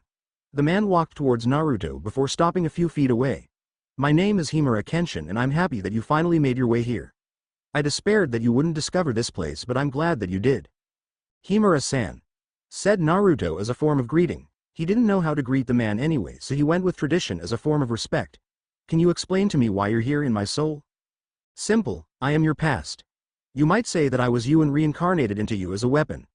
Kenshin explained with a smile on his face. What? You're my weapon? Naruto exclaimed in shock. unable to believe that the man in front of him was the weapon that his soul chose. It wasn't possible, or was it? Yes, though I doubt you would be able to turn me into what you see me as right now when you actually combine your ki and Riryoku, but I would say that you would end up with a weapon version of me, Kenshin said with a grin. But how is that possible? Said Naruto in disbelief. Kenshin simply shrugged. I don't know, but it is possible when you're concerned. Let's just say that you're unique and leave it at that, since no one would be able to provide an accurate answer to that question. It would be safe to say that you will be the first to be able to create a weapon with a soul that is linked to yours, though I am quite sure that your descendants would be able to do the same thing if taught properly. I see. So what happens now? Asked Naruto, eager to know where this was going. Before you manifest your weapon, let me first tell you what I would become, said Kenshin, causing Naruto to nod. I would become your weapon, or in this case, I would be in your weapon. Its soul, so to speak, which would grant me the ability to talk to you and you to me if the situation demands it. If my guess is right, then you will manifest a weapon similar to my own. Naruto eyed the sword on Kenshin's hip. The man saw this and grinned before placing a hand on the hilt. Yes, Naruto, this is my weapon that served me well when I was alive. Now, once you manifest me in weapon form in the real world, I will be teaching you everything you need to know about swordsmanship. In this case, I will teach you my style, the hidden Mitsurugi Ryu, explained Kenshin. Hidden Mitsurugi Ryu? I am not familiar with that style. Naruto answered truthfully. He read a bunch of Kenjutsu scrolls in the Konaha library during his nighttime visits, and he didn't see any reference to that style in all the scrolls there, though it was possible that the style belonged to another hidden village. You wouldn't? Kenshin agreed. It is a pretty rare style during my time. I don't know what happened to the world, but all I can say that only a select few know of this style. What made Hidden Mitsurugi Ryu a secret style is the fact that it can only be passed on from master to apprentice. There is no school to teach it to the masses. It is a powerful style, so masters in the arts would choose a worthy apprentice to pass it on to. And you chose me to become your apprentice of sorts? Naruto asked curiously. Kenshin nodded in agreement. It would be safe to say that Hidden Mitsurugi Ryu is a non-existent style at this point in time, but I don't want it to disappear from the world altogether. You, Uzumaki Naruto, will be the next master of the Hidden Mitsurugi Ryu under my tutelage, declared Kenshin as he removed the katana from his hip and held it out to Naruto, sheath and all. Now, it's time that you manifest a weapon that reflects your soul. Come, Uzumaki Naruto, take this sword and let your weapon be made. Naruto nodded and gave Kenshin a smile before stepping forward and grabbed the hilt of the katana. Their katana glowed red then white before his vision faded. Naruto opened his eyes and groaned. His body felt as if it was run over by something big and heavy. He realized that he was depleted of both ki and Riryoku. Damn, what happened? Asked Naruto to no one in particular. I don't know, Naruto, but you did something all right. You might want to check your hand, said Kurama with a bit of awe. Naruto looked down and gasped at the weapon on his lap. It looked the same as the sword Kenshin presented to him while he met his past self in a trance. The katana was roughly 2.5 feet in length, and Naruto admired the craftsmanship of his soul weapon. He grabbed the sheath with his left hand and the hilt with his right. Slowly, he pulled at the hilt to check out the blade. Whoa! This is no ordinary katana. Why in the kami's name is the bladed edge on the blunt side? Exclaimed Naruto as he started incredulously at the sword in his hand. Because that is what the samurais in my time call a sakabatu, came Kenshin's voice from his mind. What the heck was that? Shouted Kurama in shock when the voice echoed across Naruto's mindscape. Himura-san? Asked Naruto, ignoring the shocked Kurama. Indeed I am, but please, call me Kenshin, said Kenshin in amusement. Where in the world did that voice come from? Exclaimed Kurama in surprise. The Biju was rooting around in Naruto's mind to find the source of the voice to no avail. Kurama, meet Kenshin. Kenshin, Kurama. Kenshin is the soul of my sword, and he already informed me in advance that he would be able to talk to me if needed. Naruto informed Kurama before launching into the story on how he met Kenshin while he was in a trance. I see. Kurama said finally after hearing the story. You don't do things by half, do you, Naruto? Do you expect him to, Kurama-san? Kenshin quipped in an amused voice. No, I don't expect him to do normal. Nothing is ever normal about my container. So I guess I will be sharing Naruto's head with you from now on, Kenshin? Not really. I will only manifest my voice if needed, but I would be dormant in the sword where Naruto can wake me up if needed. Now are you ready for the next step, Naruto? Asked Kenshin, preparing what he was about to do next. Next step? Naruto asked, confused. Yes, now that you have manifested me as a weapon. The next step is to bond with it and allowing me to teach you the hidden Mitsurugi Ryu. Suffice to say, I will be dumping the entirety of the style into your head so you will know everything about it. However, you need to practice it to commit it to muscle memory. Knowing the style is one thing, using it, however, is purely another matter entirely. I agree. So why don't we get started, Kenshin? I want you to meditate and give me control over your mind as I transfer all you need to know about my style. It might take a while considering that hidden Mitsurugi Ryu is one of the most complicated styles in existence. Well, whatever you're planning, I'm ready. Naruto declared before closing his eyes and going into a meditative state, preparing himself for the ride of his life. A 7-year-old Naruto woke up to the blaring of his alarm clock. With a tired yawn, he reached out to the noisy item and punched the snooze button with a fist that effectively shut it up. However, it was already too late since it already woke him up. Sighing, he rose from his bed in a sitting position and rubbed the grit from his eyes. Today was the day that he would be going to Training Ground 44, or lovingly called Forest of Death by some Anbu, to practice his skills. Practicing his skills in his secret training ground was good, but having moving opponents that could kill you was better. Deciding to get this day over and done with, he pushed himself off the bed and went straight to the bathroom for his daily morning ritual. It was half an hour later that Naruto exited his bathroom and went to his closet to get his wardrobe for the day. Ever since he met Kenshin and his subsequent training with him in the hidden Mitsurugi Ryu sword style, Naruto started emulating the man mainly in how he dressed. He now wore a royal blue kimono and white hakama. Instead of the sandals, he decided to wear a pair of Geta sandals since he found it comfortable. To complete the outfit, he pulled out an orange scarf from one of the drawers and placed it around his neck and adjusted it so that it would hide his mouth and the whiskers on his cheeks. Lastly, he pulled out his beloved sakabatu and tucked it behind the sash on his hip.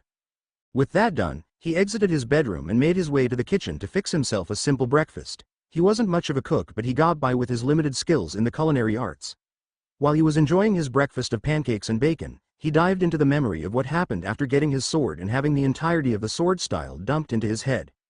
It was one hell of an experience and wouldn't want to have a repeat of it anytime soon. Getting the entirety of the hidden Mitsurugi Ryu sword style dumped into his head wasn't a pleasant experience.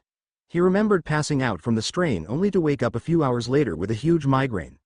Thankfully, Kurama got rid of it but warned him that it wasn't a good idea to overload his brain with so much information since it could only take so much even if he had exemplary control over his mindscape. After getting rid of the throbbing pain in his head, Naruto spent the rest of the day going through the various lessons he got from Kenshin, not in actual practice but more as an introduction to explain the style and technique to him. Naruto was amazed at the power of hidden Mitsurugi Ryu. Instead of brute force like most kenjutsus were based at, the style that Kenshin taught him was mostly based on speed and quick attacks. However, there were a few techniques included in the style that specialize in power and was often used as a last resort if anything else. According to Kenshin, the hidden Mitsurugi Ryu sword style was invented a long time ago to defeat multiple enemies, making it the only style in the world that could negate a swordsman's weakness in dealing multiple opponents at the same time. The style utilized godlike speed and agility to get under the guard of different opponents and attack with pinpoint accuracy. Masters of this style were said to have gained a sort of clairvoyant ability that allowed them to predict their opponent's moves and create a counterattack in a split second. Kenshin informed Naruto that it would take years of constant practice and battle experience to achieve this level, though he didn't doubt that Naruto would reach that level in a matter of years due to his prodigious talent. There was also a drawback to using hidden Mitsurugi Ryu. Due to the continuous use of godlike speed, the human body would eventually break down until to such a point that they could no longer use it or pick up a sword again and fight at their peak. Fortunately for Naruto, his physiology made him immune to this drawback, so Kenshin wasn't worried in letting his owner learn it. Naruto was also fortunate that he had his other techniques to supplement the style considering how undeveloped his body was. Shunpo would be used as a means to attain godlike speed until Naruto's muscles were strong enough to produce the necessary strength and endurance to achieve it physically. Having ki would also be a great boon to the blonde since it would give him the added insurance of extra strength and speed to achieve the minimum requirement of the ancient sword style.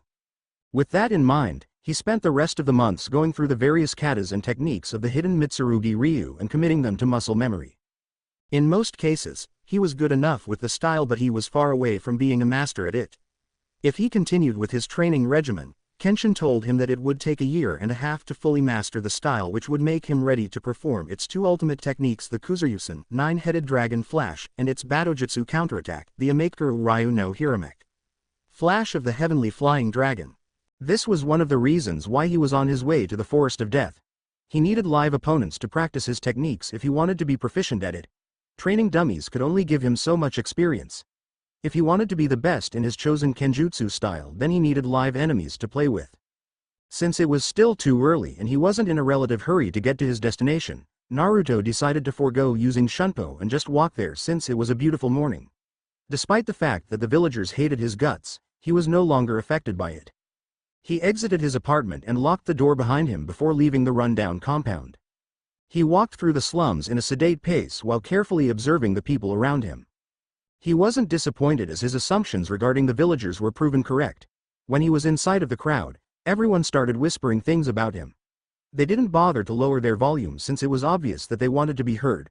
Fortunately for them, the villagers didn't confront him or they would enjoy a hands-on experience to what he could do.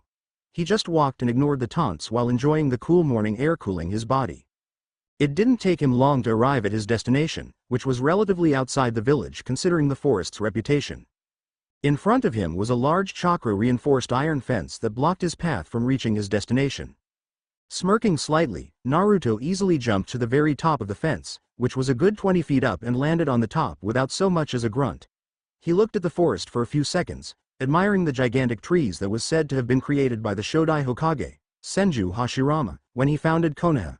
The Forest of Death was well known in the village as a haven to many large animals, predators that shinobis feared to face. It was said that the life-giving chakra that the Shodem used to create the forest bled to the animals, making them bigger and stronger than they normally would. This theory was further proven upon the existence of man-sized tigers, insects, and other animals that considered the deadly forest their home. Naruto was excited to explore the forest and meet these so-called predators. "Excited, aren't you?" said Kurama. "Of course. It's not every day that you discover that the village hidden in the leaf had its own version of a wilderness training ground," replied Naruto with a smirk. "Besides, Kenshin said I need live opponents to practice my skills in hidden Mitsurugi Ryu if I wanted to be a master.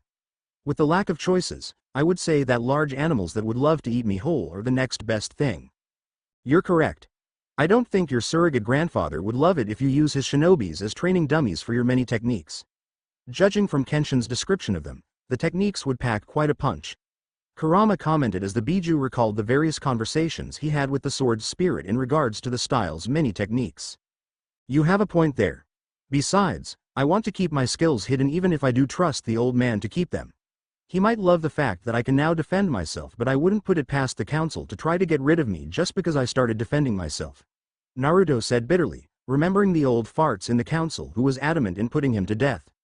Strangely enough, it was only the civilian side of the council who hated him while the shinobi council didn't. The latter either treated him like a comrade or neutrally in the case of the Hyuga clan. "Speaking of which, what are you going to do tomorrow? It's your 8th birthday and you know that the villagers tend to come at you with a vengeance during that time.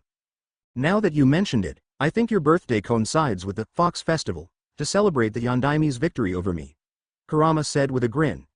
It made him angry that these people would think that a powerful Biju like him would be defeated easily by a mere human, though Kurama could never deny the fact that the Yondaime was a powerful foe and had succeeded in a feat that only Senju Hashirama was able to accomplish with his bloodline, Mokuton. "Meh, we'll cross that bridge when we get there. Besides, I can always hide out here in the Forest of Death if I have to.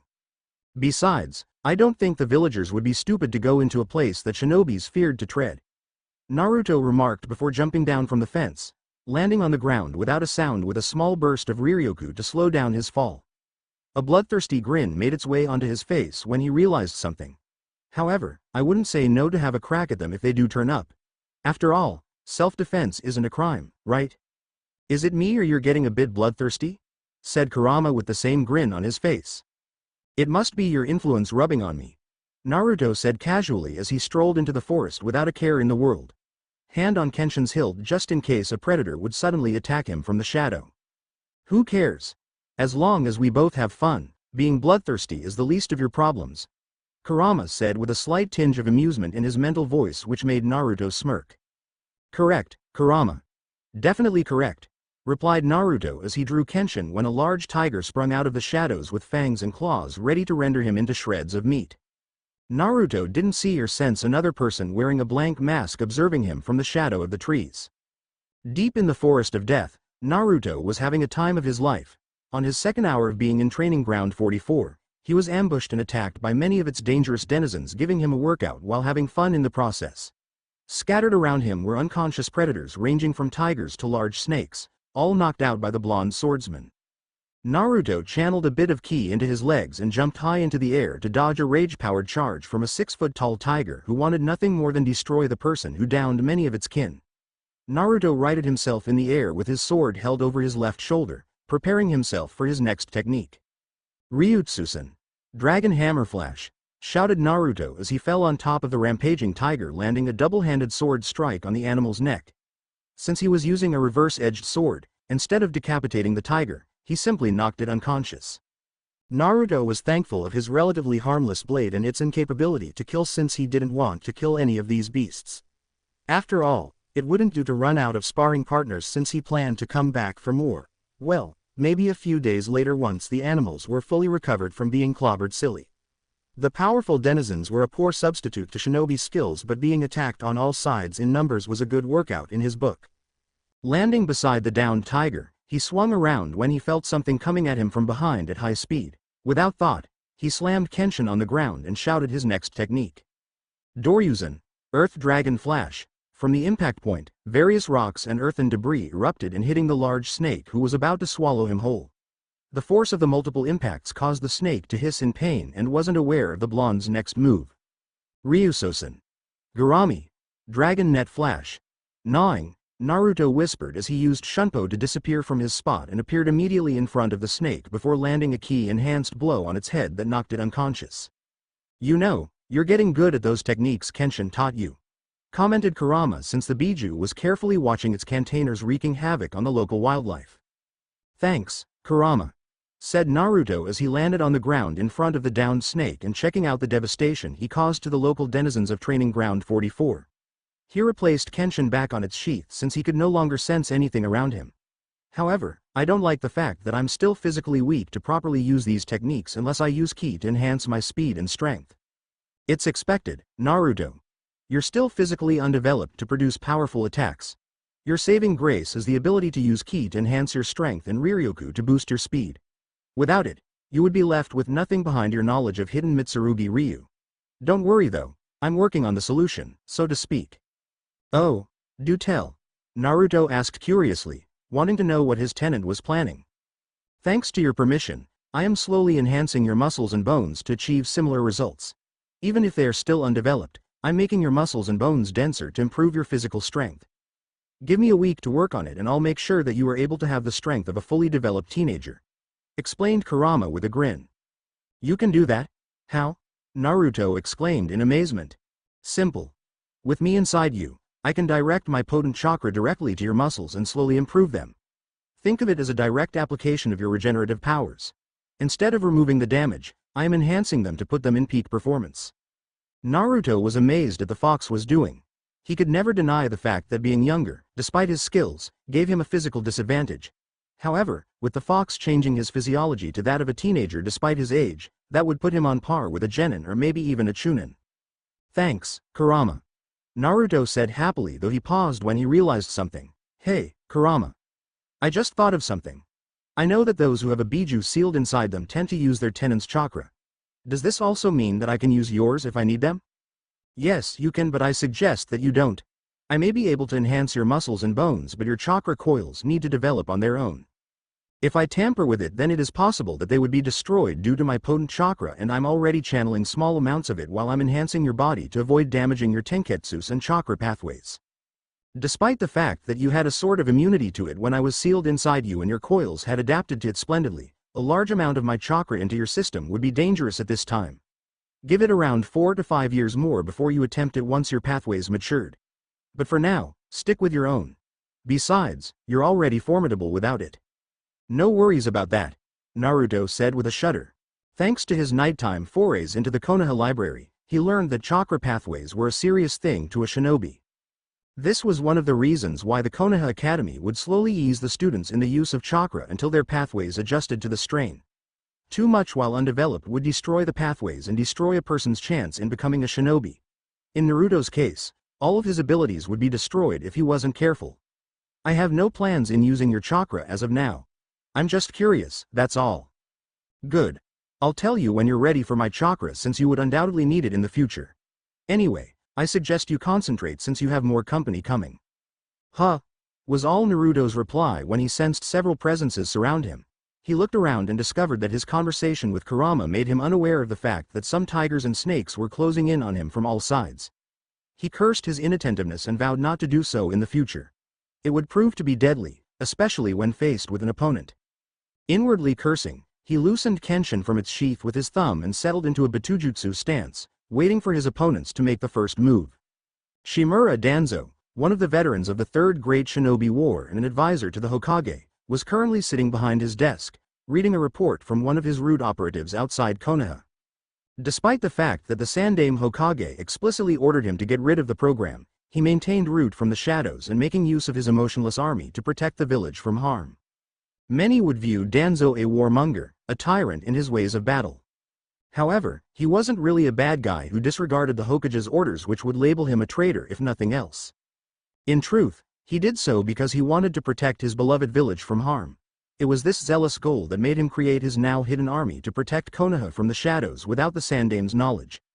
Root had been privy to many assassination missions deemed necessary by their one-eyed leader to make sure that Konohagakure no Sato wouldn't be subjected to a battle that it couldn't survive from. No, Danzo made it his ninja way, to make sure that Konoha survived the harsh reality of shinobi life. Also, Danzo knew that Sarutobi was aware of the root program still existing, but the lack of evidence made it impossible for the aged leader to confront him about it. Danzo was brought out of his musings when one of his trusted spies in the village appeared, kneeling in front of him. "I have news, Danzo-sama," said the blank-masked root operative. Danzo immediately recognized the root shinobi in front of him. This particular one had a special assignment, an assignment that the one-eyed warmonger deemed necessary, to keep an eye on Konoha's sole Jinchuriki, Uzumaki Naruto. "Report," Danzo said tersely. "I have finally located Uzumaki Naruto. We haven't been able to monitor his destination since he started disappearing from his apartment in the slums a year and a half ago. Today, he left his apartment early in the morning and headed straight for Training Ground 44. He is very different from what he was a year and a half ago, Danzo-sama." The root operative reported in monotone, without a hint of emotions in his voice. It constantly vexed Danzo when they discovered that the Jinchuriki had a method of disappearing from his watchers and they didn't know what it was.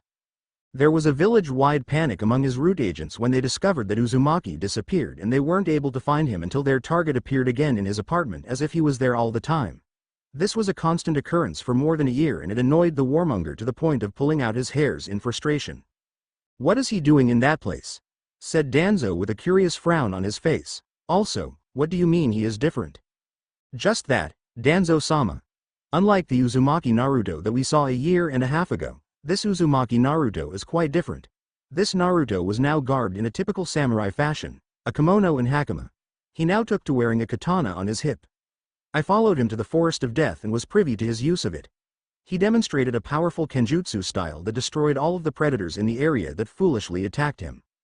"A powerful style? Elaborate?" Danzo demanded. He didn't know what happened to the Kyuubi Jinchuriki within the span. They weren't able to trail him, but wherever the boy ended up, it seemed that the boy changed. And it was a big change at that if the boy was now carrying a sword and knew how to use it. "Hi, Danzo-sama. The style he used seems to rely on speed, allowing him to down multiple opponents at once. It is a style that I don't recognize and is undoubtedly powerful in its own right. What puzzled me is the katana he uses. It seemed to have a reversed edge, making sure that his opponents aren't killed." "A reverse-edged sword, you say?" Danzo said in surprise. Such a sword was mentioned in history and was no longer being used since such a harmless blade had no use in a war-torn nation. Not only is it a stupid sword considering that it doesn't kill its opponents, but it is a sword that is no longer being used today. "Tell me, is he using that chakra?" he inquired with a raised eyebrow, knowing that the operative in front of him specifically knew what he was asking. After all, this operative was specifically chosen because of his unique ability, a sensor that would allow him to detect chakra in its raw form. He was chosen to ensure that they were made aware if Uzumaki Naruto had tapped into the Bijuu's potent power. No, Danzo-sama. Whatever Uzumaki did, he wasn't using the Bijuu's chakra. In fact, he wasn't using chakra at all. I don't sense any chakra being used during his fight with the predators of Training Ground 44. From the looks of it, everything he did was pure skill alone. Danzo nodded and leaned back on his high-back chair as he digested the information revealed to him. Whatever happened to the Jinchuriki, it made the boy strong. Strong enough to lay waste to the denizens of the Forest of Death that even Anbu feared to face. Hell, even his rude operatives stayed out of the forest since the animals there were known to gang up on unsuspecting shinobis and feasted on their remains. Whatever happened to Uzumaki Naruto made the boy strong that he considered Training Ground 44 a playpen of sorts. Where did the boy get this power? Where did the boy learn his skills? Uzumaki Naruto was a mystery that Shimura Danzo would do anything to unravel. Keep an eye on him for now. Gather as much information as you can and make sure you're not detected. We don't know what he is capable of, so you need to take extra precautions that you're not discovered. I wouldn't put it past the boy to report your presence to Sarutobi, and the old monkey would use such revelation to bring down Root. Hi, Danzo-sama, said the Root operative before disappearing from the room without a sound. Danzo looked at the document in front of him with a picture of a whiskered-faced, blonde boy. Uzumaki Naruto. What secrets do you possess? Danzo said out loud, his thoughts trying to come up with answers to many of his questions. Naruto was currently catching his breath on his perch on top of one of the large trees in the Forest of Death. The second wave of attack was intense. There were more than a dozen tigers and snakes ready to make mincemeat out of him. Thankfully, with liberal use of Shunpo and Kenshin, he survived the clash and retreated to his current perch to rest up. He decided to stay in the forest for the night since he had no plans of going back to the village and face the current mob that was a common sight every time his birthday rolled in. It was official, the blonde hated October 10th with a passion. Naruto looked around and an idea manifested itself. I wonder if I can make a treehouse and start living here from now on.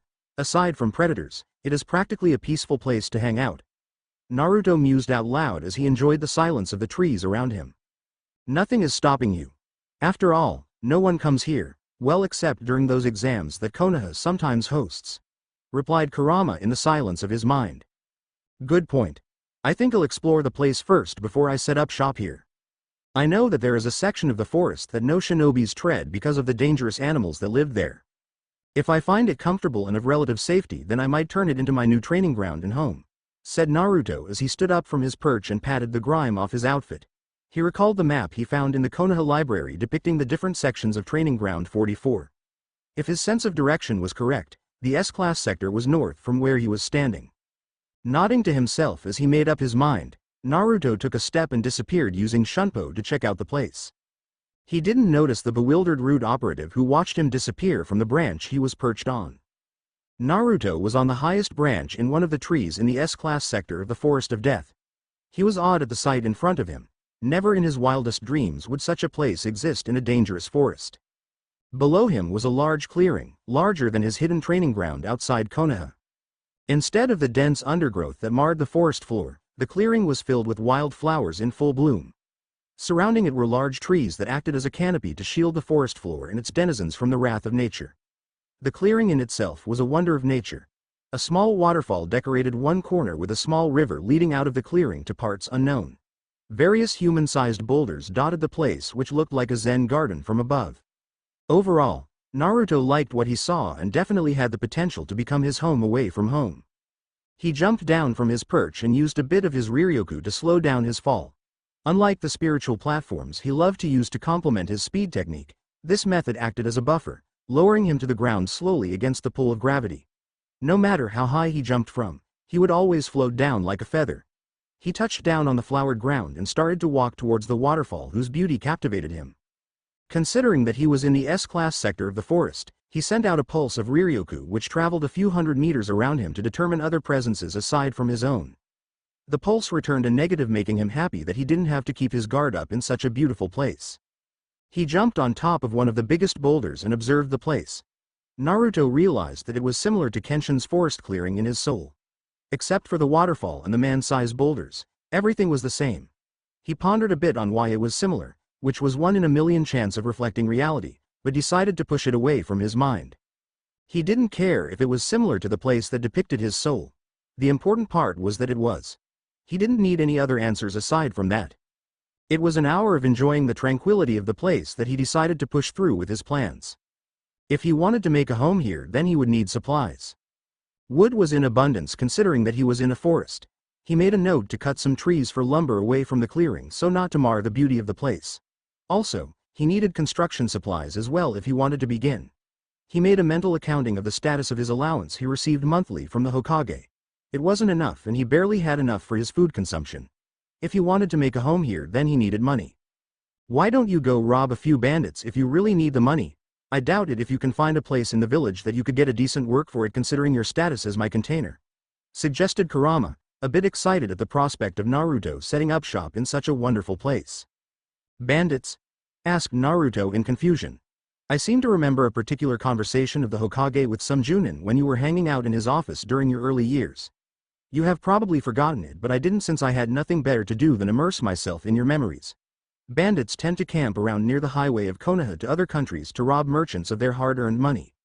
If you can find a bandit camp, then I'm sure that your monetary problems are solved. I could do that. Naruto mused as he rolled the idea in his mind before a grin made its way onto his face. Besides, I think it is my civic duty as a citizen of Konaha to help out with its bandit problem, right? Correct. Kurama immediately agreed in a sage-like voice. Besides, it is only right that you help your surrogate grandfather deal with the bandits since you owe him so much for helping you out in the past 8 years. I definitely agree, Kurama. After all, the fewer bandits we have around Konaha, the less paperwork the old man would have. Said Naruto before lapsing into a laughing fit echoed by the Biju in his mindscape. He was able to control himself a minute later and disappeared from the clearing without a trace. Hiruzen Sarutobi was currently enjoying a relaxing day in the Hokage office since he was finished with his current batch of paperwork. He was brought out of his musings when a knock came from the door. Come in, said the Hokage as he settled himself behind his desk and put on his game face, so to speak. His secretary, Akiko, peeked in and informed him that there were 3 Junins looking for him. Let them in please, Akiko-san.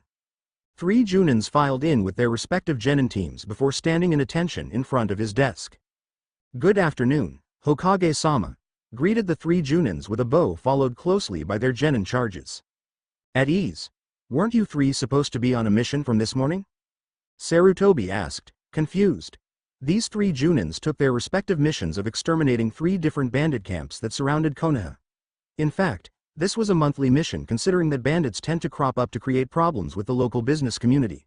After all, it was bad for business to let bandits roam the countryside unopposed and the village had a budget for it just in case the situation came up. Yes, Hokage-sama. My genins and I encountered a bit of problem when we arrived at the bandit camp that we were supposed to exterminate, said the Junin who immediately saw his comrades stiffen at hearing his report. From the looks of it, the rest of you had the same problem as well. This got a nod from the 2 other Junins. The Hokage frowned at this. What problem could crop up from a simple extermination mission? What seems to be the problem? The Sandame asked the trio. When we reached the bandit camp, my genin cell and I were prepared to take them out. However, when he scouted the camp, we found all the bandits unconscious and all their possessions stolen. I was able to wake one of them up, but he couldn't tell me anything aside from the fact that someone knocked him unconscious without knowing who it was. From the other bandits, all they felt was a gust of wind and a sharp pain from the back of their necks before darkness claimed them. Reported the first Junin. I also have the same problem, Hokage-sama, said the second Junin. Same here. The last quipped with amusement, earning him a glare from the 2. Was the reply of the Sandame as he rubbed his goatee. So let me get this straight. 3 bandit camps that you 3 were supposed to exterminate were all down for the count when you got there with all their loot gone? He got a nod from all 3. Any idea what happened? The second Junin coughed before speaking, making everyone's attention shift to him, causing him to blush slightly. After making sure that they were secured to avoid runaways, I decided to check for signs of attacks. I found out that all of the bandits were hit behind the neck by a blunt object, though the marks were clearly that of a sword, knocking them out. In fact, all of them were hit in the same place. I found the same thing, Hokage-sama. The third Junin added his 2 cents in the report. From the looks of it, all 3 bandit camps were hit by the same person. I know a bit of Kenjutsu and I could safely say that whoever this person is, he or she knew what they were doing. They were hit strong enough to knock them out but not enough to kill them. The Hokage nodded while processing the information he received. So we have a Kenjutsu user somewhere around Konaha hitting bandit camps. From what you three said, it seemed that the aim of this person was to steal from them. How ironic, bandits getting robbed, said the Hokage in amusement. Are we going to do something about this, Hokage-sama? Asked the second Junin, itching to find out who robbed them of a mission. Not at the moment. From your report, it seemed that this person only robbed bandits and no one else. Such is the case, it would be stupid of us to do something about it since that person is technically not causing any problems. In fact, that person is doing us a favor. However, if we receive similar reports of merchants being attacked, then we are going to take action, declared the Hokage, since a bandit robbing bandits wasn't really their concern. It was simple power play after all, so it was nothing to worry about. Does this mean that we won't get paid? Said the third Junin, causing the other two to look at him. What? We did go to this mission after all, and we rounded up the bandits even though we didn't do a thing aside from picking them up. Besides, I'm almost out of money and I need to pay this month's rent, he said defensively.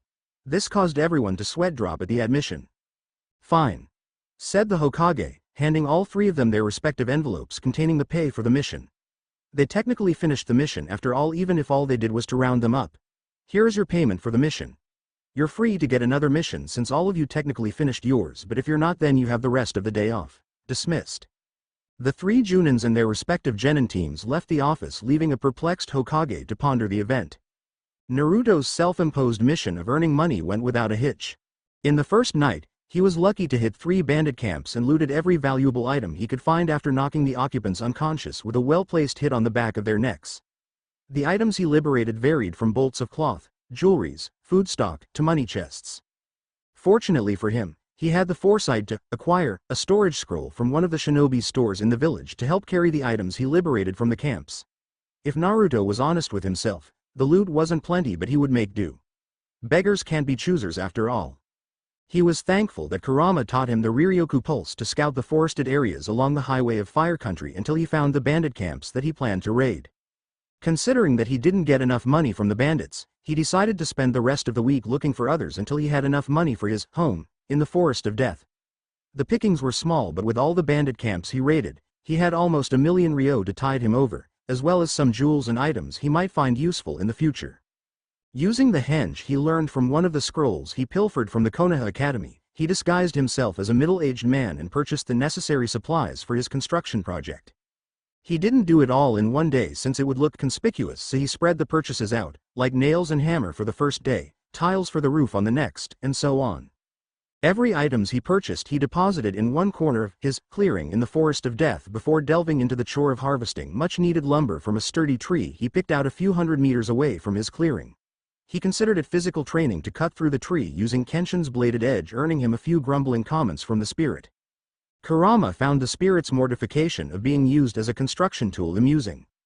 It was 2 weeks later that Naruto finally finished his new home in the S-Class sector of Training Ground 44. All in all, he liked what he results. Considering that he wasn't that picky with the design, he modeled it after Kenshin's hut. It had 2 rooms and a kitchen, as well as living room. He had to take a trip to the Konaha library for some books on construction and architecture to add mechanism of sorts that would allow water from the waterfall to enter a series of pipes to an indoor well by the kitchen. It had a system of pipes that would make sure that it won't overflow, letting the excess water flow out from another pipe to the river. Waste not, want not after all. He used the leftover lumber to erect a fence around the clearing, high enough to discourage any of the denizens to stray into his beloved home. He wasn't worried about that since the time he spent in the clearing, none of the predators came. He was a bit puzzled about that but didn't investigate since it was of no use to find out the cause anyway. To give himself some time off from all the work, he decided to visit his precious people in the village. First, he made his way to the Ichirakus and enjoyed bowls after bowls of their delicious ramen. Even when he was training, he made a point to visit the quaint ramen stand in the company of Tuchi and Ayame, who both he considered as family, aside from their delicious ramen of course. It was 2 hours after lunch that he made his way to the Hokage Tower to visit his surrogate grandfather.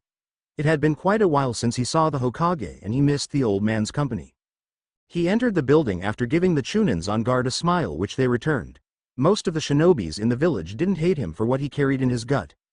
In fact, quite a few of them were sympathetic to his cause by chasing away the mobs that were after him, helping him buy food from the stores that refused him services, and so on. He even made a few friends from the Anbu that guarded him while he was young, notably dog, cat, bear, snake, and weasel, though the latter was nowhere to be found after his 6th birthday.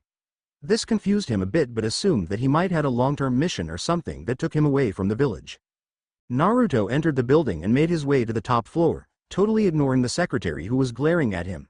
Again, it seemed that the civilians were the only people in the village who hated him. He just shrugged it off since he didn't really care about them anymore. He knocked on the door to the Hokage's office and getting a grunt from the other side. Amused, Naruto entered the office and closed the door behind him. He saw his surrogate grandfather busying himself with the piles of paperwork on his desk. "Good afternoon, old man," greeted Naruto as he made his way to one of the chairs in front of the Hokage's desk. The Hokage grunted before putting down the document he was reading to look at his surrogate grandson. "Good afternoon, Naruto-kun. What brings you here? It's been quite a while since you visited and I was quite worried," said the Hokage while giving the whiskered blonde a smile. "Just visiting, Gigi. It's been a while since I've visited. I've been quite busy as of late," replied Naruto, returning the old man's smile. He looked at the piles of paperwork on the desk curiously.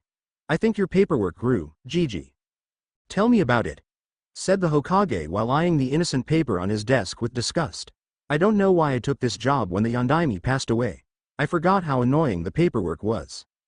Naruto laughed at his surrogate grandfather's plight. "What got you so annoyed anyway?" asked Naruto as he picked up one of the papers on the desk. He read it and discovered that it was an accounting report for the running of the village. He took another document and got the same thing. He turned to the Hokage who was giving him an amused look. "Budget, huh?" "Yes. It's the month for it. I swear the civilian council had it in for me. They were supposed to work on this since I am only supposed to work on the shinobi matters. If I didn't know any better, they're getting lazy." "You could always give it back to them, I suppose. You're the Hokage for crying out loud. Konaha is a shinobi village so you should be the one in control. I say you get the council together, tell them the new rules or remind them of their responsibilities then leave them to stew about it," said Naruto sagely, nodding at the idea since it was good. The aged leader looked at his grandson strangely before a happy grin stole its way into his wrinkled face. "You know, Naruto-kun, that is a pretty good idea. I don't know why I didn't think of that." The Hokage mused in thought while tapping his chin. "I think it's because that you tend to think that you're responsible for everything in this village, Gigi.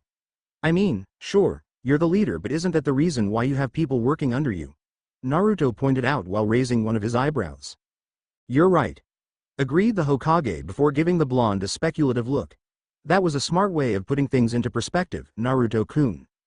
I do read, Gigi, and I have a lot of spare time on my hands before I attend the academy in 2 years so I spend most of it reading anything I could get my hands on. Considering that the shinobi section of the library is out of my reach until I become a genin, I spend most of my time reading history and politics in my spare time." Naruto deadpanned making the Hokage give him a sheepish grin. "You're right.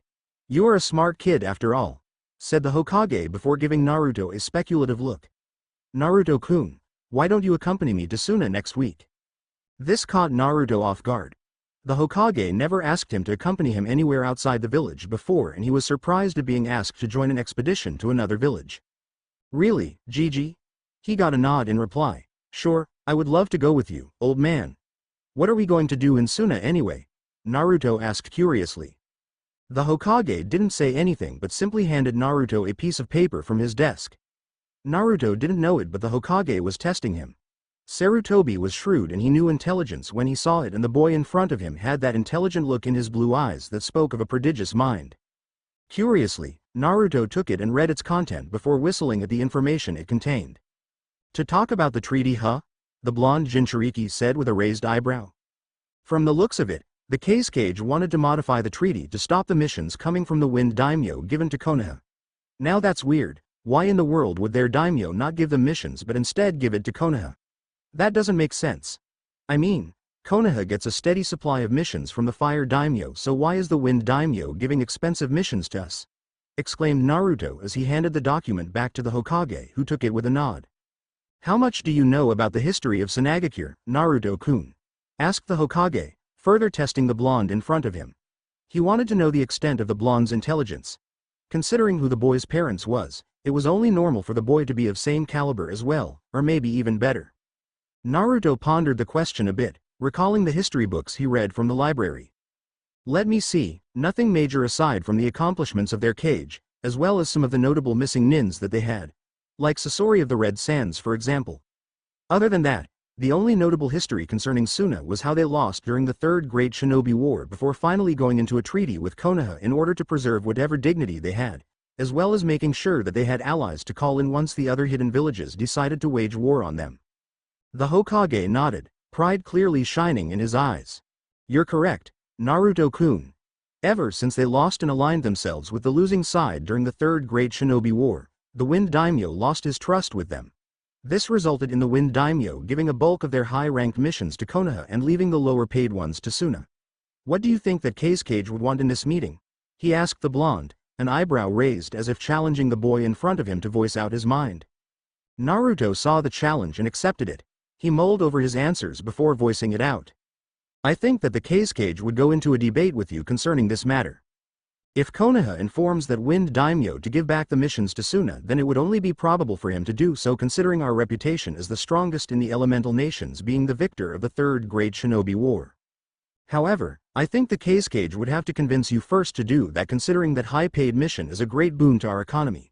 If that is the case, then I think the ruler of Suna would put some bargaining chips on the table, something that would entice you to sway the Wind Daimyo to give the missions back to them. What do you think, Gigi? The Hokage clapped his hands in approval and gave Naruto a look filled with pride which made the boy beam in happiness. You're correct in that regard, Naruto-kun. But what do you think this bargaining chip would be? Asked the Hokage, enjoying the intelligent conversation he was having with his surrogate grandson. If he knew that Naruto was this smart years ago, then he would have spent more time with him in this very office to help come up with good ideas or tackle some problems with his paperwork. After all, a healthy view of current events would always outweigh the old ones in his head. Tradition had that problem sometimes. I'm not really sure, Gigi. But are we really going to bargain with them on this? I mean, we also need the money from the missions, right? Naruto asked before seeing the Hokage rummage through the piles of paperwork on his desk. The old man seemed to have found what he was looking for before handing it over to him. Naruto looked through it and whistled. I see, from the looks of the budget report, the money coming in from the missions is huge, and even if we do lose money by giving it back to Suna, we are still on the positive. This got a nod from the Hokage, making Naruto think on the potential bargaining chip that the Kazekage would be offering to Konaha to sway the daimyo to their favor. Considering that this is a shinobi village we are talking about, I don't think we are getting imports of supplies from them, right? The Hokage shook his head. To be honest, Naruto-kun, we aren't really getting anything from Suna economically. Due to Konaha's location, everything we need is grown in Fire Country except for a few supplies coming from the minor villages within our borders. In fact, the only notable imports we have are healing herbs from Takigakure. That said, Konaha is self-sufficient unless there is need to import rare supplies from the outside. Explained the Hokage, making Naruto nod. If that is the case, then the Kazekage would offer shinobi techniques in payment for swaying the daimyo's mind to their liking. What is Suna's specialty? Naruto asked curiously. He was really enjoying learning a thing or two about politics from the old man. Learning it from the books during his nighttime sojourn into the library was one thing. Learning from the expert was simply better. Let me see, Suna is well known for their Fuden jutsus, wind techniques, poisons and antidotes, as well as their Kugutsu no Jutsu, puppet technique, informed the Hokage after some thought.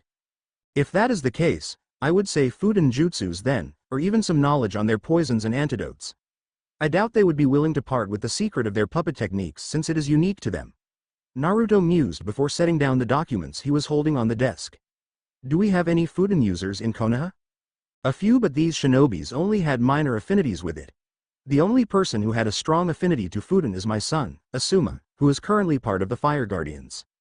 Naruto whistled. Fire Guardians were the daimyo's personal guards and considered to be powerful shinobis in their own specific field. If the old man's son was a part of it, then he was definitely strong. Nice, Naruto said with a nod. So when are we going to Suna?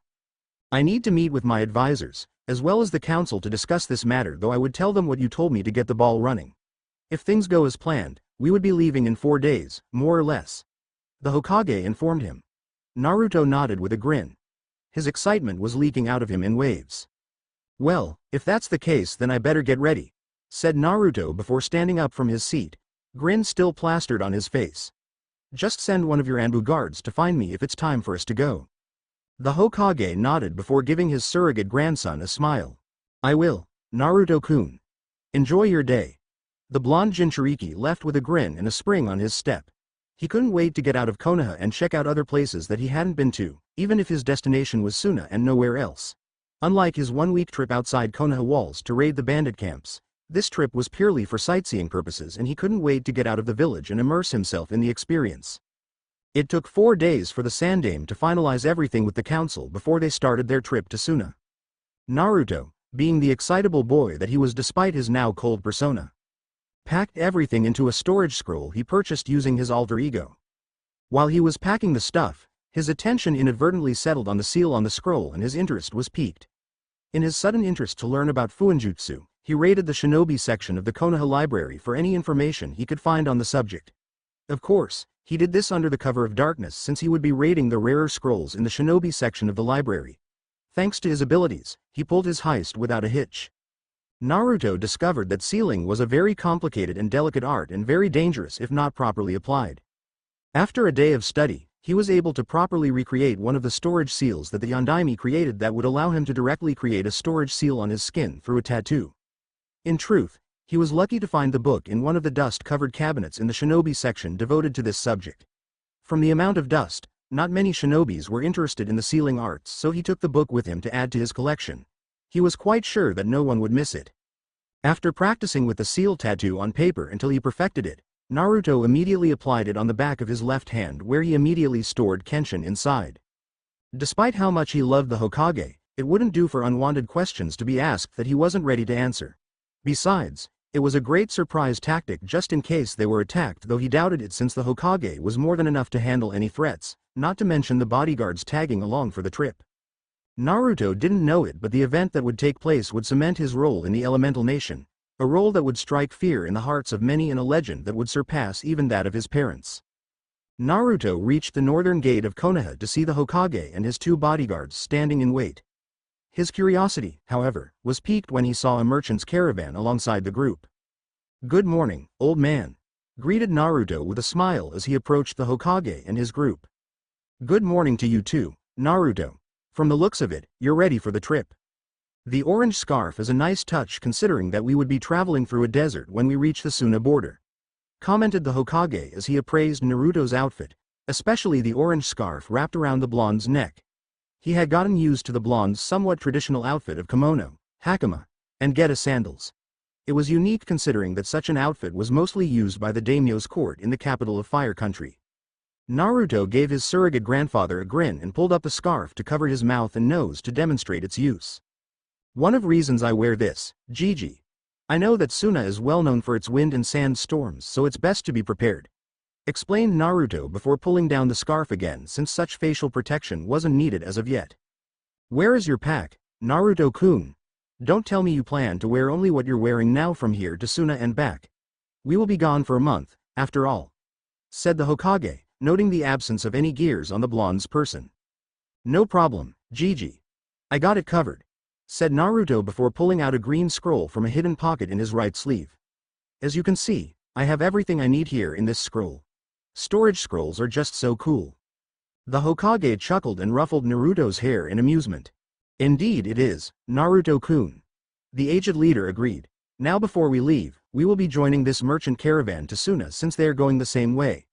They requested a team to protect them from bandits, and since we are going the same way, we will be providing that protection." The head of the merchant family approached the Hokage. "And I thank you for such an offer, Hokage-sama," said the man with a respectful bow before turning to Naruto and gave the boy a smile which the blonde returned. "My name is Haruhi Kiho. My family and I are going on a business trip to Suna to peddle our goods, as well as making sure that some of our deals there are still in working order. It is a surprise on my part that the Hokage himself took our request for bodyguards for the trip." Naruto chuckled and gave the aged leader a grin. "I think it is more for his convenience than nothing else, Haruhi-san. I think the old man was getting tired of sitting in his office for too long, so he needed the exercise. Besides, old people need to stretch their old bones once in a while to keep in shape," explained Naruto with a mischievous grin. This comment, however, earned him a bonk on the head from a twitching Hokage. "Ouch! What did you do that for, old man?" "I may be old, Naruto-kun, but I still have some strength in these old bones to put young ones like you in place," said the Hokage in annoyance. "Sure, He was old, but he wasn't that old. He still had a few more years in his body before retiring. Fine, fine. You don't have to damage my brain cells for it, you perverted old geezer. Grumbled Naruto before dodging another fist to the head. He stuck his tongue out to the Hokage, who was twitching in annoyance. The merchant caravan and the Hokage's bodyguards were snickering in amusement. It didn't take long for the Hokage to sort out the travel papers with the chunins assigned on the gate. When all the signatures were in place, the caravan to Suna departed Konaha with much cheer and excitement, especially for a certain blonde Jinchuriki. On the third day of their travel to Suna, Naruto could help but enjoy the trip. True, it was a bit boring to see nothing but trees as they traversed the road to Wind Country, but the company he was in made the journey enjoyable. Naruto got to know Haruhi's family better, especially little Misao, their adorable 3-year-old daughter. Considering that the blonde lacked social interaction with people his age or younger, having the girl take up his time was a welcome experience. They would spend the rest of the journey either talking or storytelling. It was a good thing that Naruto was well read, since the girl was always demanding new stories for him to tell. Naruto wasn't bothered by the demands. In fact, he dived into her requests with gusto. It was like having a sister, and by extension, a family he never had. Naruto also found the Haruhi elders to be like a family who treated him as such. Haruhi Suki was very motherly to the two kids, especially to Naruto, who he treated like a son and didn't spare any expense in mothering him with food and care. Haruhi Kiho, on the other hand, was like a father figure, talking about stuff that Naruto should have learned from a grown-up. All in all, Naruto was happy and vowed to always spend time with the family once they returned to Konoha. If Naruto was honest with himself, he treated the Haruhi family an extension of his own and became his precious people. It was on the 4th day of their trip that disaster struck. The cart that Naruto and the Haruhi family was riding on exploded without any warning, throwing off its passengers to the ground and showering them with debris. The Hokage immediately went into alert and ordered one of his bodyguards to check for survivors. However, they were cut off when 12 shinobis wearing Iwa headbands surrounded them, stopping them from leaving the area. Well, it seems that we finally caught you, Hokage-san, said one of the shinobis, who was giving the group an evil grin. Who are you and what have you done? The Hokage demanded, prepared to square off with the attackers. Inwardly, however, he was worried. Worried about his surrogate grandson who was riding the cart and wanted to know how he was faring. He was also worried about the attackers. It seemed that they were well prepared considering their numbers.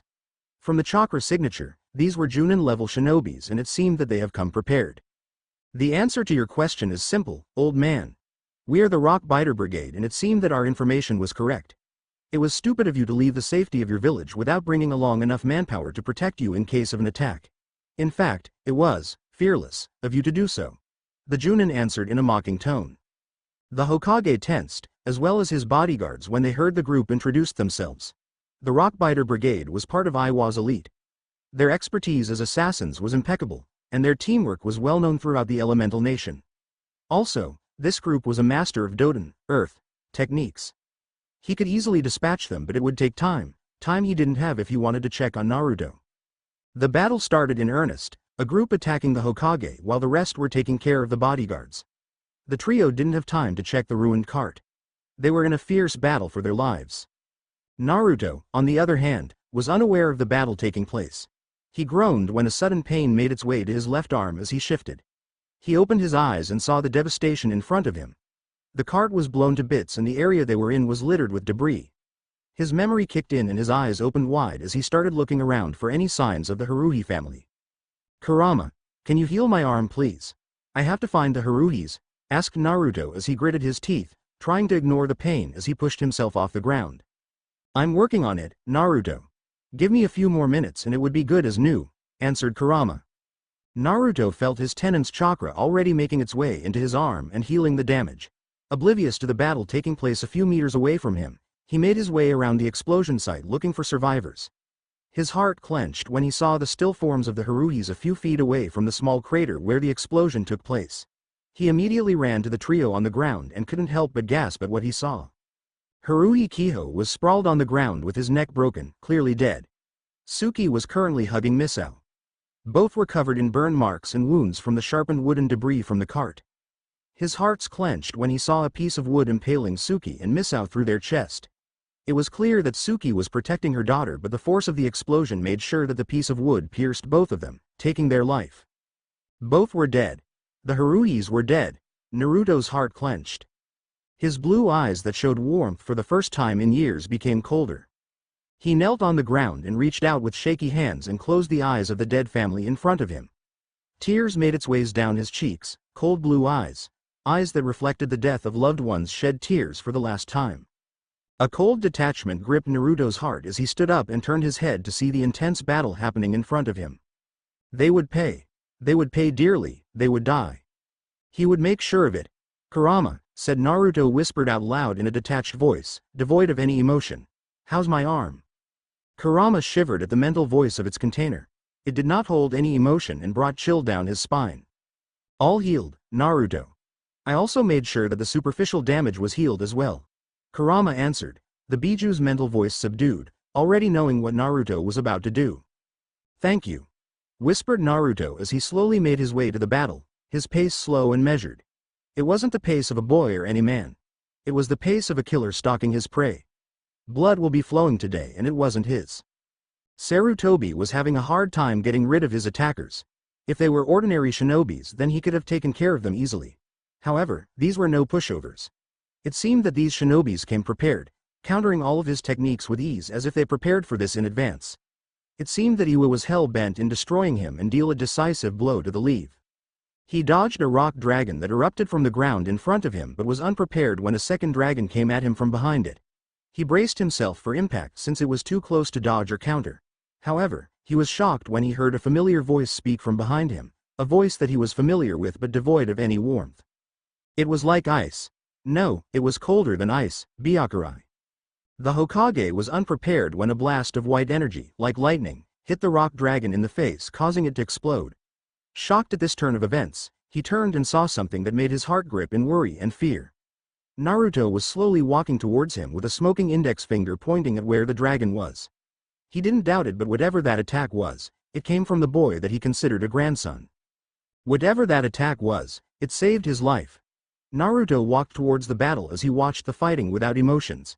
However, he had a brief flash of anger when he saw his surrogate grandfather getting attacked by a jutsu that produced a large dragon made of rocks which was dodged with ease, but the second one that followed would surely hit. No, I will never lose a precious person ever again. He slowly raised his right hand with index fingers pointed at the dragon. Byakurai, was all he said before white lightning burst out of his stretched finger and hit the rock dragon, blowing it to pieces.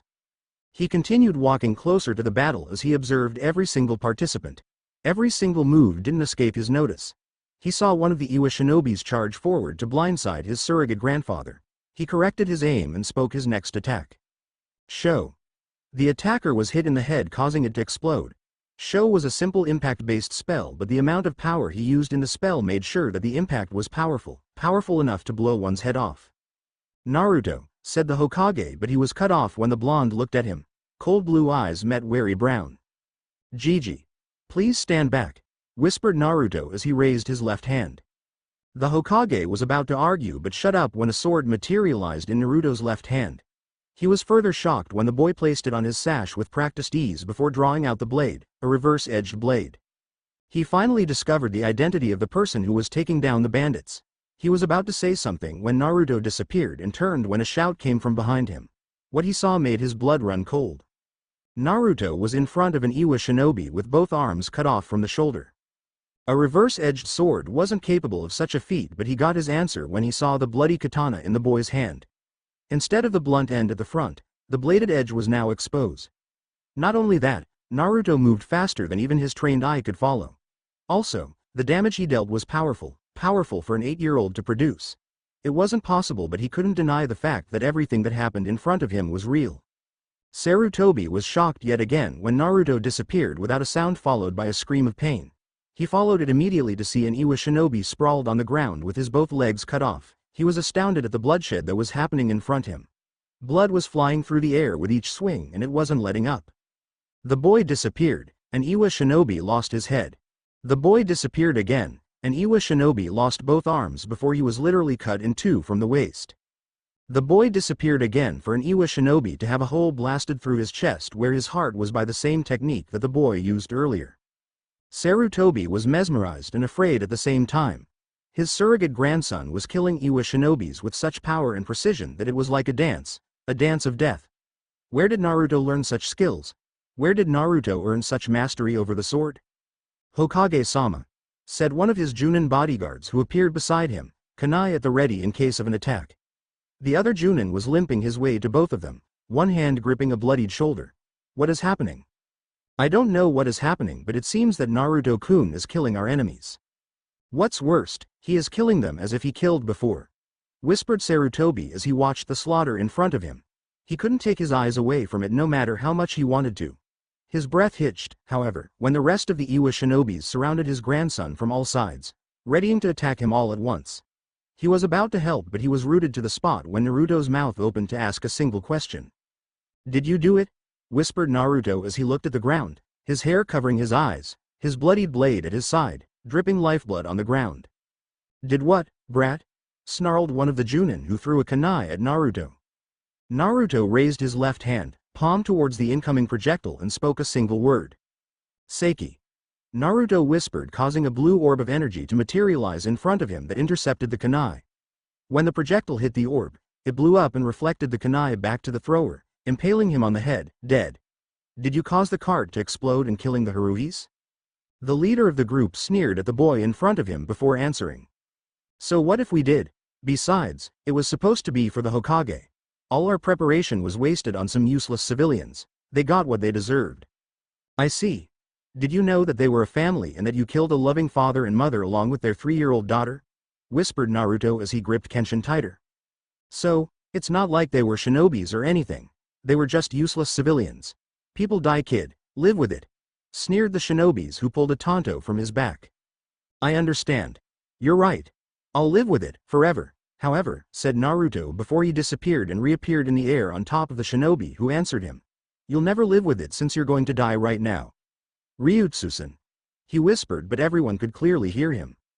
The Iwa shinobis wasn't prepared for what happened to their teammate. The shinobi who answered Naruto's question was literally cut evenly in half as Kenshin sliced him from the head to his groin. Naruto disappeared again and started the massacre that would put others to shame. It was 5 minutes later that Naruto was standing in front of the shinobi whose arms he cut off. The Iwa Junin was looking at the bloodied boy in front of him in fear as he struggled to get away from the vengeful blonde by using his feet to push himself back. Get away from me. Don't kill me, please. The Iwa shinobi begged, tears streaming down his face. Why? Why should I not kill you? Did you ask the Haruhis if they wanted to die? Did you ask Kiho and Suki if they wanted to die? Did you ask Misao if she wanted to die? Naruto shouted the last part and raised Kenshin on top of him as he looked at the downed Junin with a crazed look in his eyes. Die. Before Naruto could complete his swing, a hand gripped him on the wrist, stopping the blade before it could cleave the Iwa shinobi in two. The blonde boy turned his head to stare at the brown eyes of the Hokage. Gigi. That's enough, Naruto-kun. You've done enough for today, said Sarutobi in a firm voice, but it was laced with compassion and understanding. But, Gigi. They killed Misao. They don't even regret it. Screamed Naruto as he struggled against the Hokage's grip, tears of rage and sadness dribbled down his cheeks. I know, Naruto-kun. But if you kill this man, then we will never be able to find out why they attacked in the first place. We need to know what he was planning in order to avoid the same situation that happened to the Haruhis. Explained the Hokage. It seemed that whatever he said got through to the distraught blonde since he could no longer feel the strength behind the hand he was holding. He let go and saw Naruto flick the blade to the side to get rid of the blood before putting it back in its sheath with a detached grace. I understand, Gigi. If you need me, I'll be with the Haruhis, whispered Naruto before he turned and disappeared without a sound. Sarutobi saw Naruto appear before the dead family and kneeled beside them. He turned to the Iwa shinobi who was clearly looking at his surrogate grandson in fear. Now, let's see if you can provide me with the information I seek, said the Hokage with an evil glint in his eyes, causing the survivor of the Rockbiter Brigade to gulp. It had been 3 days since the slaughter of Iwa's Rockbiter Brigade, well, except for one who Naruto spared due to the Hokage's intervention. After the interrogation personally conducted by the Hokage, they found out that this was a non-designated mission, a personal vendetta by the leader of the Rockbiter Brigade to cash in on the huge bounty on the Hokage's head, as well as the potential backlash his death would have on the Leaf. Since they were exhausted and wounded from the battle, They decided to move into the forest and recuperate after sending the armless Iwa Shinobi back to his village with a message to the Tsuchikage regarding their actions and a request for compensation to an unprovoked attack on his person despite the ceasefire agreement they had after the Third Great Shinobi War. The last of the Rockbiter Brigade didn't say no to the delivery since the Hokage threatened him with Naruto's intervention if he disagreed. Sarutobi clearly remembered the panic evident in the eyes of the Iwa Nin upon the mention of the blonde Jinchuriki. It would seem that Naruto's power scared the Iwa Nin more than angering the Hokage, and the Iwa Nin have given Naruto a nickname after the slaughter. The Hitokari Batusei of Konaha. Sarutobi didn't know if he was proud of Naruto for striking fear into the hearts of his enemies or worried that the boy was too young to merit such title. He predicted that the boy would be sporting his own entry in the bingo book in the future. Good thing the Iwa Nin didn't know Naruto's true name or the council in the village would be in for a shock. Such was the case. Sarutobi sent one of his messenger monkeys to the cage with apologies of their delay. He didn't mention why they were delayed though, since it was possible that the power-hungry Sandame cage would take advantage of their weakened state and bring them out. The 3 days they spent in a hidden clearing deep in the forest was spent mostly to rest. However, Naruto was busy making a grave for the Haruhi family and refused any help from the trio. In truth, Sarutobi was worried of his surrogate grandson. The skills he displayed were uncanny and he couldn't deny the fact that taking down the Rockbiter Brigade was no mean feat. The boy's skill with the sword, as well as those various techniques he used, was mind-boggling. The boy was powerful, he couldn't deny that. The question was, where did he get such power? He knew that Kyuubi had nothing to do with it since he didn't feel a smidgen of the Biju's chakra during the battle, so everything that Naruto used was his own. Aside from the various thoughts swirling in his head, Sarutobi couldn't help but chuckle at the change in the two Junins that acted as his bodyguard. They were giving the blonde Jinchuriki looks of awe and respect, even addressing the boy as Naruto-sama, on occasion when they talked with the boy. In most cases, Naruto just gave them a few words as answers since the boy was clearly not in the mood to socially interact with them. In truth, the death of the Haruhis scarred the blonde to the point that the warmth in his blue eyes was non-existent. Sarutobi was saddened that his favorite blonde had his innocence ripped away from his at such a tender age. It was morning on the third day that Sarutobi made his way out of the clearing they set up camp and approached the makeshift grave that Naruto made for the Haruhis. In front of him were 3 gravestones that Naruto created from a large boulder, each with their respective names. The aged leader saw his beloved grandson kneeling in front of the gravestone with Misao's name carved on its face. He made his way to the blonde and knelt beside him. Silence echoed across the clearing before Naruto spoke. "Will the pain ever go away, Gigi?" whispered Naruto as he eyed Misao's grave. Sarutobi knew what Naruto was talking about and decided to answer truthfully, hoping against hope that his grandson's humanity was still intact. "No," said the Hokage as he eyed the gravestones in front of him. "Losing loved ones will always be painful, Naruto-kun. Even today, I still harbor the pain of losing my wife, Bawako, during the night the Kyuubi attacked Konaha. I feel the pain when I discovered that she died in the hospital because of chakra exhaustion as she emptied her life energy to heal the wounded. The pain of loneliness I feel every day, even now." "How do you cope with it?" said Naruto as his eyes started to produce tears as he remembered Misao's smiling face. However, it stayed that way and no tears fell, as if they were held in place by his promise to never cry again. "By living," answered Sarutobi as he placed a comforting hand on the boy's shoulder. "One thing you need to know, Naruto-kun, is that our loved ones would always want us to continue with life. The 3 days that you spent with them was enough to endear them to you. Live on, Naruto, live on for them. Let their memories be alive in your heart. Strive to live and not degenerate into an empty shell of a man." Silence reigned as Naruto pondered his surrogate grandfather's words.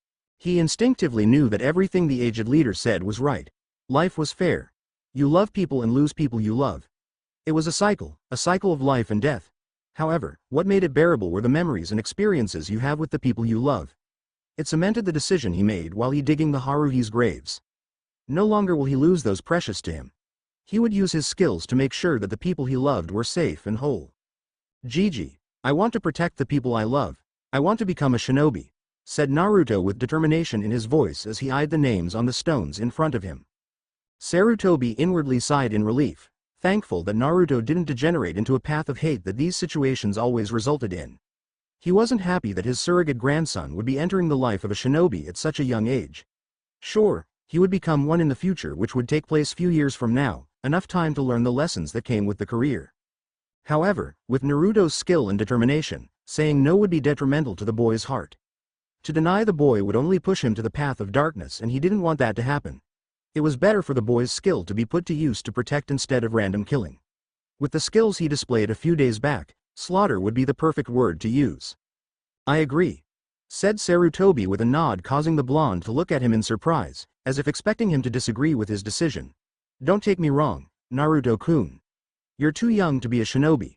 However, with the skills you displayed during the battle, I don't think that it would be good for me to deny this request. We will talk more after this trip to Suna when we get back home. After all, you owe me some explanation with the skills you showed. Naruto gave him a sheepish grin, making Sarutobi inwardly crow in happiness that his surrogate grandson's sanity was still intact. Thanks, Gigi. I think I owe you an explanation as well. If I were to become a shinobi, then it would only stand to reason that you know what I'm capable of, nay. Indeed. Sarutobi agreed and clapped Naruto on the back before standing up. I suggest we take our leave.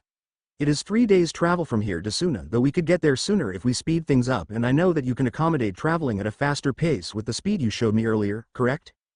Easily, Gigi, said Naruto with a smile as he stood up as well. He looked at the 3 graves and gave the Haruhis a smile before taking his leave, with the Hokage mimicking his action. When they arrived at the clearing where they set up camp, Naruto noticed that everything was packed and any evidence of their presence was professionally erased. Hokage-sama, Naruto-sama.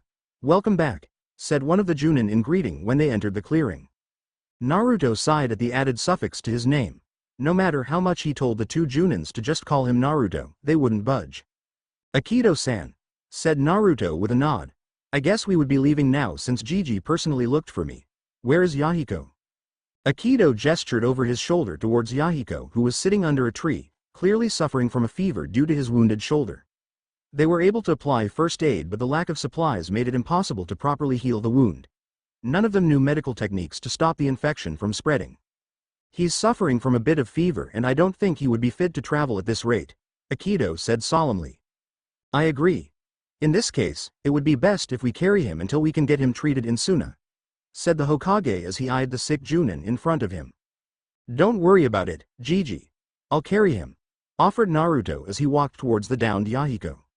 I don't think you're strong enough to carry him, Naruto-kun. Sarutobi warned, but had to bite back a yelp of surprise when the blonde simply picked up the Junin in a bridal carry without effort. It was weird to see an 8-year-old boy easily carry a fully grown man. Never mind. Are you sure you can travel at your usual speed with you carrying him? Naruto didn't say anything but simply disappeared from the spot and appeared a few meters away from the group. He gave the Hokage a cheeky grin. You were saying, Gigi? Countered Naruto, grin still plastered on his face. The Hokage had a resigned look on his face while Akido was looking at Naruto in awe. Fine. Sarutobi said in resignation. We will go to Suna at full speed. Naruto. I know you're faster with that speed technique of yours, so I suggest that you adjust your distance to ours. Make sure that you keep us in sight at all times, clear? Naruto nodded and took a step forward before disappearing and appearing on a branch in one of the trees a few meters away, causing the Hokage to huff in annoyance before channeling chakra to his muscles and ran at full speeds, with Naruto catching up to him easily via tree root. Akido was hard-pressed to follow the 2 powerhouses in front of him. The group was able to reach Suna in 1.5 days traveling at full speed instead of the assumed 3 days of travel. Sarutobi and Akido were surprised at Naruto's speed as the boy kept up with their pace. In fact, they were flabbergasted when they reached the desert when Naruto kept to the high grounds, standing on air as if it was nothing. Sarutobi vowed to interrogate the blonde when they got back to Konaha, since the boy was displaying skills that bordered on impossible. Akido just stared at Naruto as if he was the second coming of Kami. When they got to the gates of Suna, the Hokage immediately processed the necessary papers and asked to be directed to the hospital to get Yahiko healed from his wound and fever. While the Hokage and Akido were in the hospital, Naruto checked out the shops and purchased a hunter-nin mask from one of the shinobi stores in the village to keep up the facade of being a shinobi. The mask was quite scary since it depicted a hania, or a demon with large fangs and horns. Despite his age, he was at a respectable height of 5 feet 3 thanks to Kurama's modification of his physiology, so he could easily pass off as a young shinobi if need be. When Naruto showed up with his mask on, partially covered by his orange scarf, Sarutobi couldn't help but be impressed at the boy's aura when the mask was in place. He couldn't deny the fact that the mask itself was scary, considering that it was a demon's mask. All in all, Naruto was a sight to be feared, which was further given evidence when Akito almost pissed on his pants when they saw Naruto wearing his new purchase. After they checked into one of the hotels in Suna, the Hokage briefed Naruto on his job and persona. Sarutobi informed Naruto that he would be acting as his bodyguard for the duration of his stay, so he would be present to all the meetings with the Cage. Sarutobi warned Naruto to keep his eyes and ears open to make sure that no threats were present and to keep a close watch on the Cage just in case the man had something nefarious planned for them. The meeting was boring for Naruto except for the times that the Suna shinobis, as well as the Cage, would eye him with a little bit of apprehension. Naruto couldn't help but grin behind his mask. He definitely liked his purchase. The blonde could practically see the Hokage's amusement to their reaction to his outfit, judging from the twitching on the side of his lips when a random Suna shinobi would yelp in fear when he was present. All in all, they stayed for a week in Suna and the conference with the Cage yielded positive results. Aside from the modification to the treaty, the Hokage promised the Cage that he would be having words with the Wind Daimyo regarding their concerns with the leader of Suna delivering the promised techniques to Konaha after the missions were properly given to the village. The Konaha group departed Suna for home in good spirits. With Naruto being open with his abilities, especially his speed, they made it to Konaha in a span of 3 days. Of course, they had to set up camp every night and leave early in the morning after cleaning up. They didn't encounter any problems with the Chunin's guards, and the Hokage dismissed the 2 Junins and giving them a week off to relax. Naruto blushed when Akito and Yahiko bowed to him and addressed him as Naruto-sama, in front of both civilians, eliciting different reactions. Naruto groaned in resignation since he knew that the 2 Junins would be spreading the word of his actions before the day ends if the gleam in their eyes were of any indication to their plans. The 2 wasn't any time and adjourned to the Hokage's office to start their discussion. After Sarutobi activated the privacy barrier around his office, the questions started with Naruto answering every single one, not leaving anything out. In most cases, the questions were on Naruto's abilities and how he got them, as well as the various trainings he went through, including his nighttime forays into the Konoha library. Also, the Hokage interrogated Naruto concerning Kyuubi, or Kurama in this case, to determine whether the Biju had no harmful intentions with his surrogate grandson. After hearing the history of the Biju as explained by Kurama, Sarutobi was content to leave things alone, for now. The entire conversation took 4 hours to draw to a close, leaving the Hokage looked at him with a frown. That's all of it, Gigi. I hope I answered all your questions since we've been at it for 4 hours now, complained Naruto with a slight whine to his voice, causing the aged leader to chuckle. I think you answered all my questions satisfactorily, Naruto-kun. Now, before we discuss your actual position in the shinobi ranks, there are a few complications we need to discuss, said the Hokage with a serious look on his face. Complications? I mean, you're the Hokage, right? So it's only right for you to grant any rank to a person as long as they are capable, and I am very capable, Naruto pointed out with a raised eyebrow, as if daring the Hokage to challenge him, which the old man did. That may be true, but there are certain things in your training that you seriously lacked. He raised his hand up immediately to stall any arguments when he saw the blonde about to comment. Let me put it this way, Naruto-kun. You have trained extensively with your ki and Riryoku abilities, not to mention your mastery over your sword style, even if you said that you're still halfway through your training with it. No matter how strong you are, you still lack 2 things. Naruto nodded in agreement and couldn't dispute the old man's words. However, the 2 things that he lacked made him look at the Hokage curiously. Sarutobi saw the boy's unasked question, continued. 1. You lack the experience of being a shinobi. This could be easily solved by sending you on missions to gain the necessary experience on shinobi battles, but that would be dangerous despite the abilities you have. The best way to gain this experience is to train with actual shinobis in a controlled environment. Naruto nodded, waving his hand to signal the Hokage to continue. 2nd, you lack training in shinobi skills. As you said, the only technique you have at your disposal that uses chakra is henge, and that jutsu is considered an academy basic. If you want to survive in the shinobi world where skills and techniques are diverse, you need to arm yourself with shinobi techniques as well. After all, it is quite possible that you would meet an opponent that could counter your own. This includes chakra manipulation, elemental techniques, as well as a deep knowledge of shinobi fighting tactics. I agree with you on that, Gigi, but I think learning all those would require a lot of trips to the Konoha library, not to mention practicing the skills I learned one at a time, complained Naruto as he slumped on his chair. Sure, he was interested in learning the shinobi arts since he already started on sealing, but studying the rest and practicing them would take a very long time. He wouldn't admit it, but patience wasn't one of his strong points. True, but you forget that I'm the Hokage, Naruto-kun, and I can easily teach you everything you need to know about being a shinobi.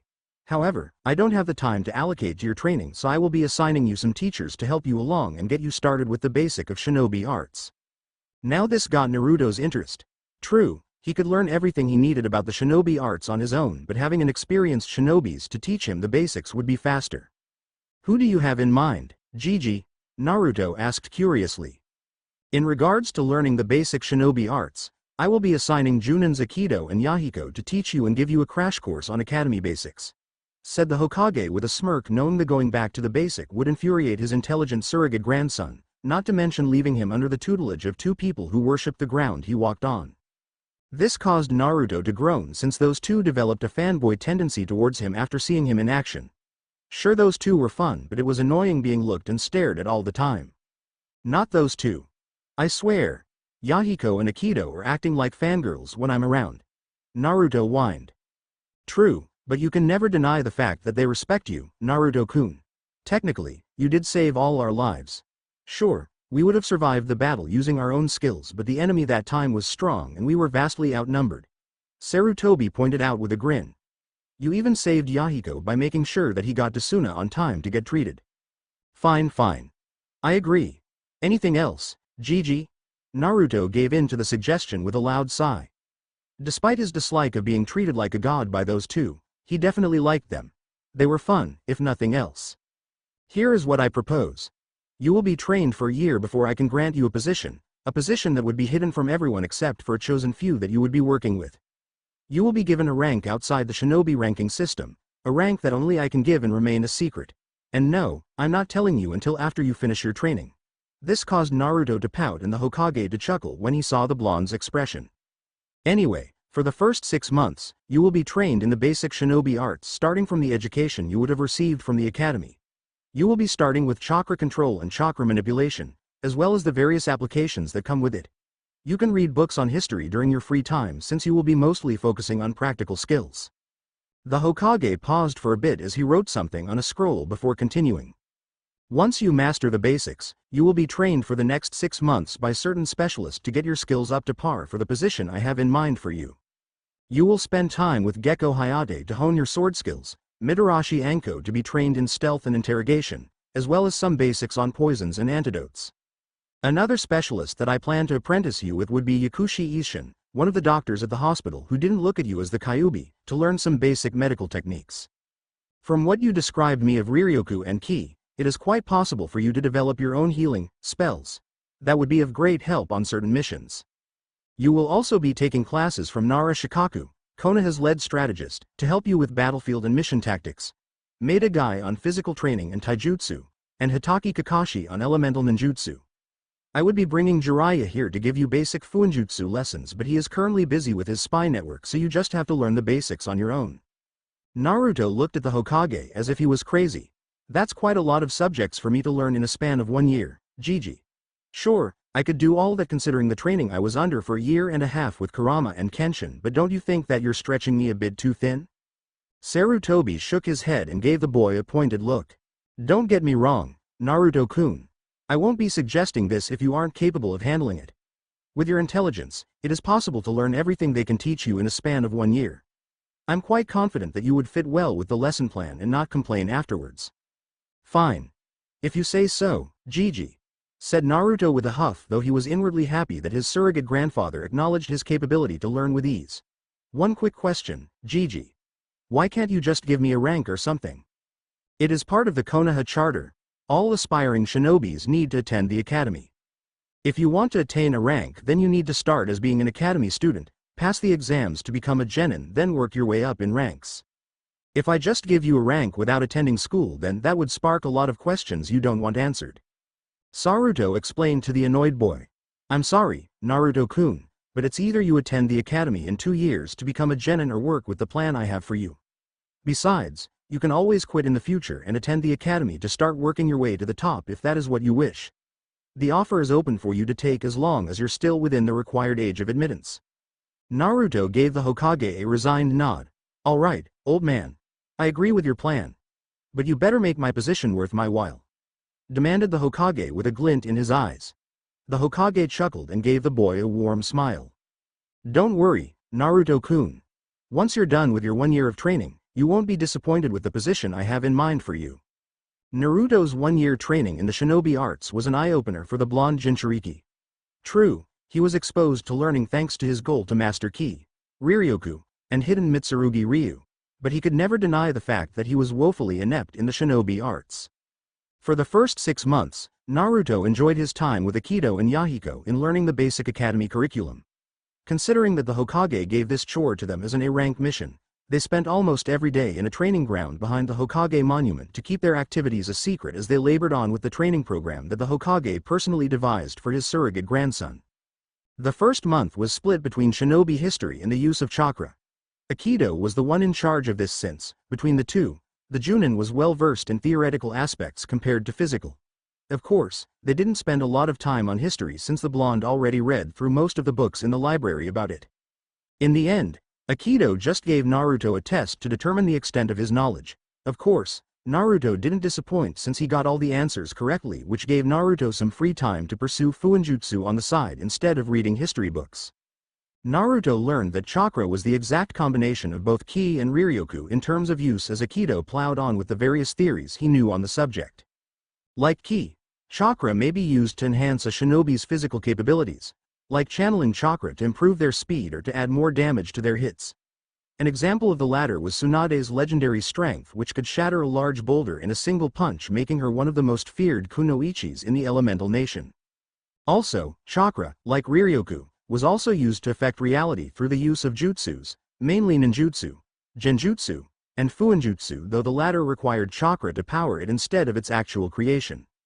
Once the theory was rammed into his head by an obsessive-compulsive Aikido, it was Yahiko's turn to teach Naruto the physical use of chakra. They first started with the basic academy techniques, like the henge, transformation, bunshin, clone, and kawarimi, replacement. Of course, Naruto didn't have any trouble with henge since it was the first jutsu he learned from the books he stole from the library. Kawarimi took a week to master since he needed to properly utilize his chakra to reach out to a physical object and replace himself with it. In most cases, the replaced items were often logs since there were plenty of it around Fire Country or any parts of the elemental for that matter, or other rubbles that was handy for replacement. Replacing himself with a human target would take more chakra since he had to overpower the target's natural defenses to get it done.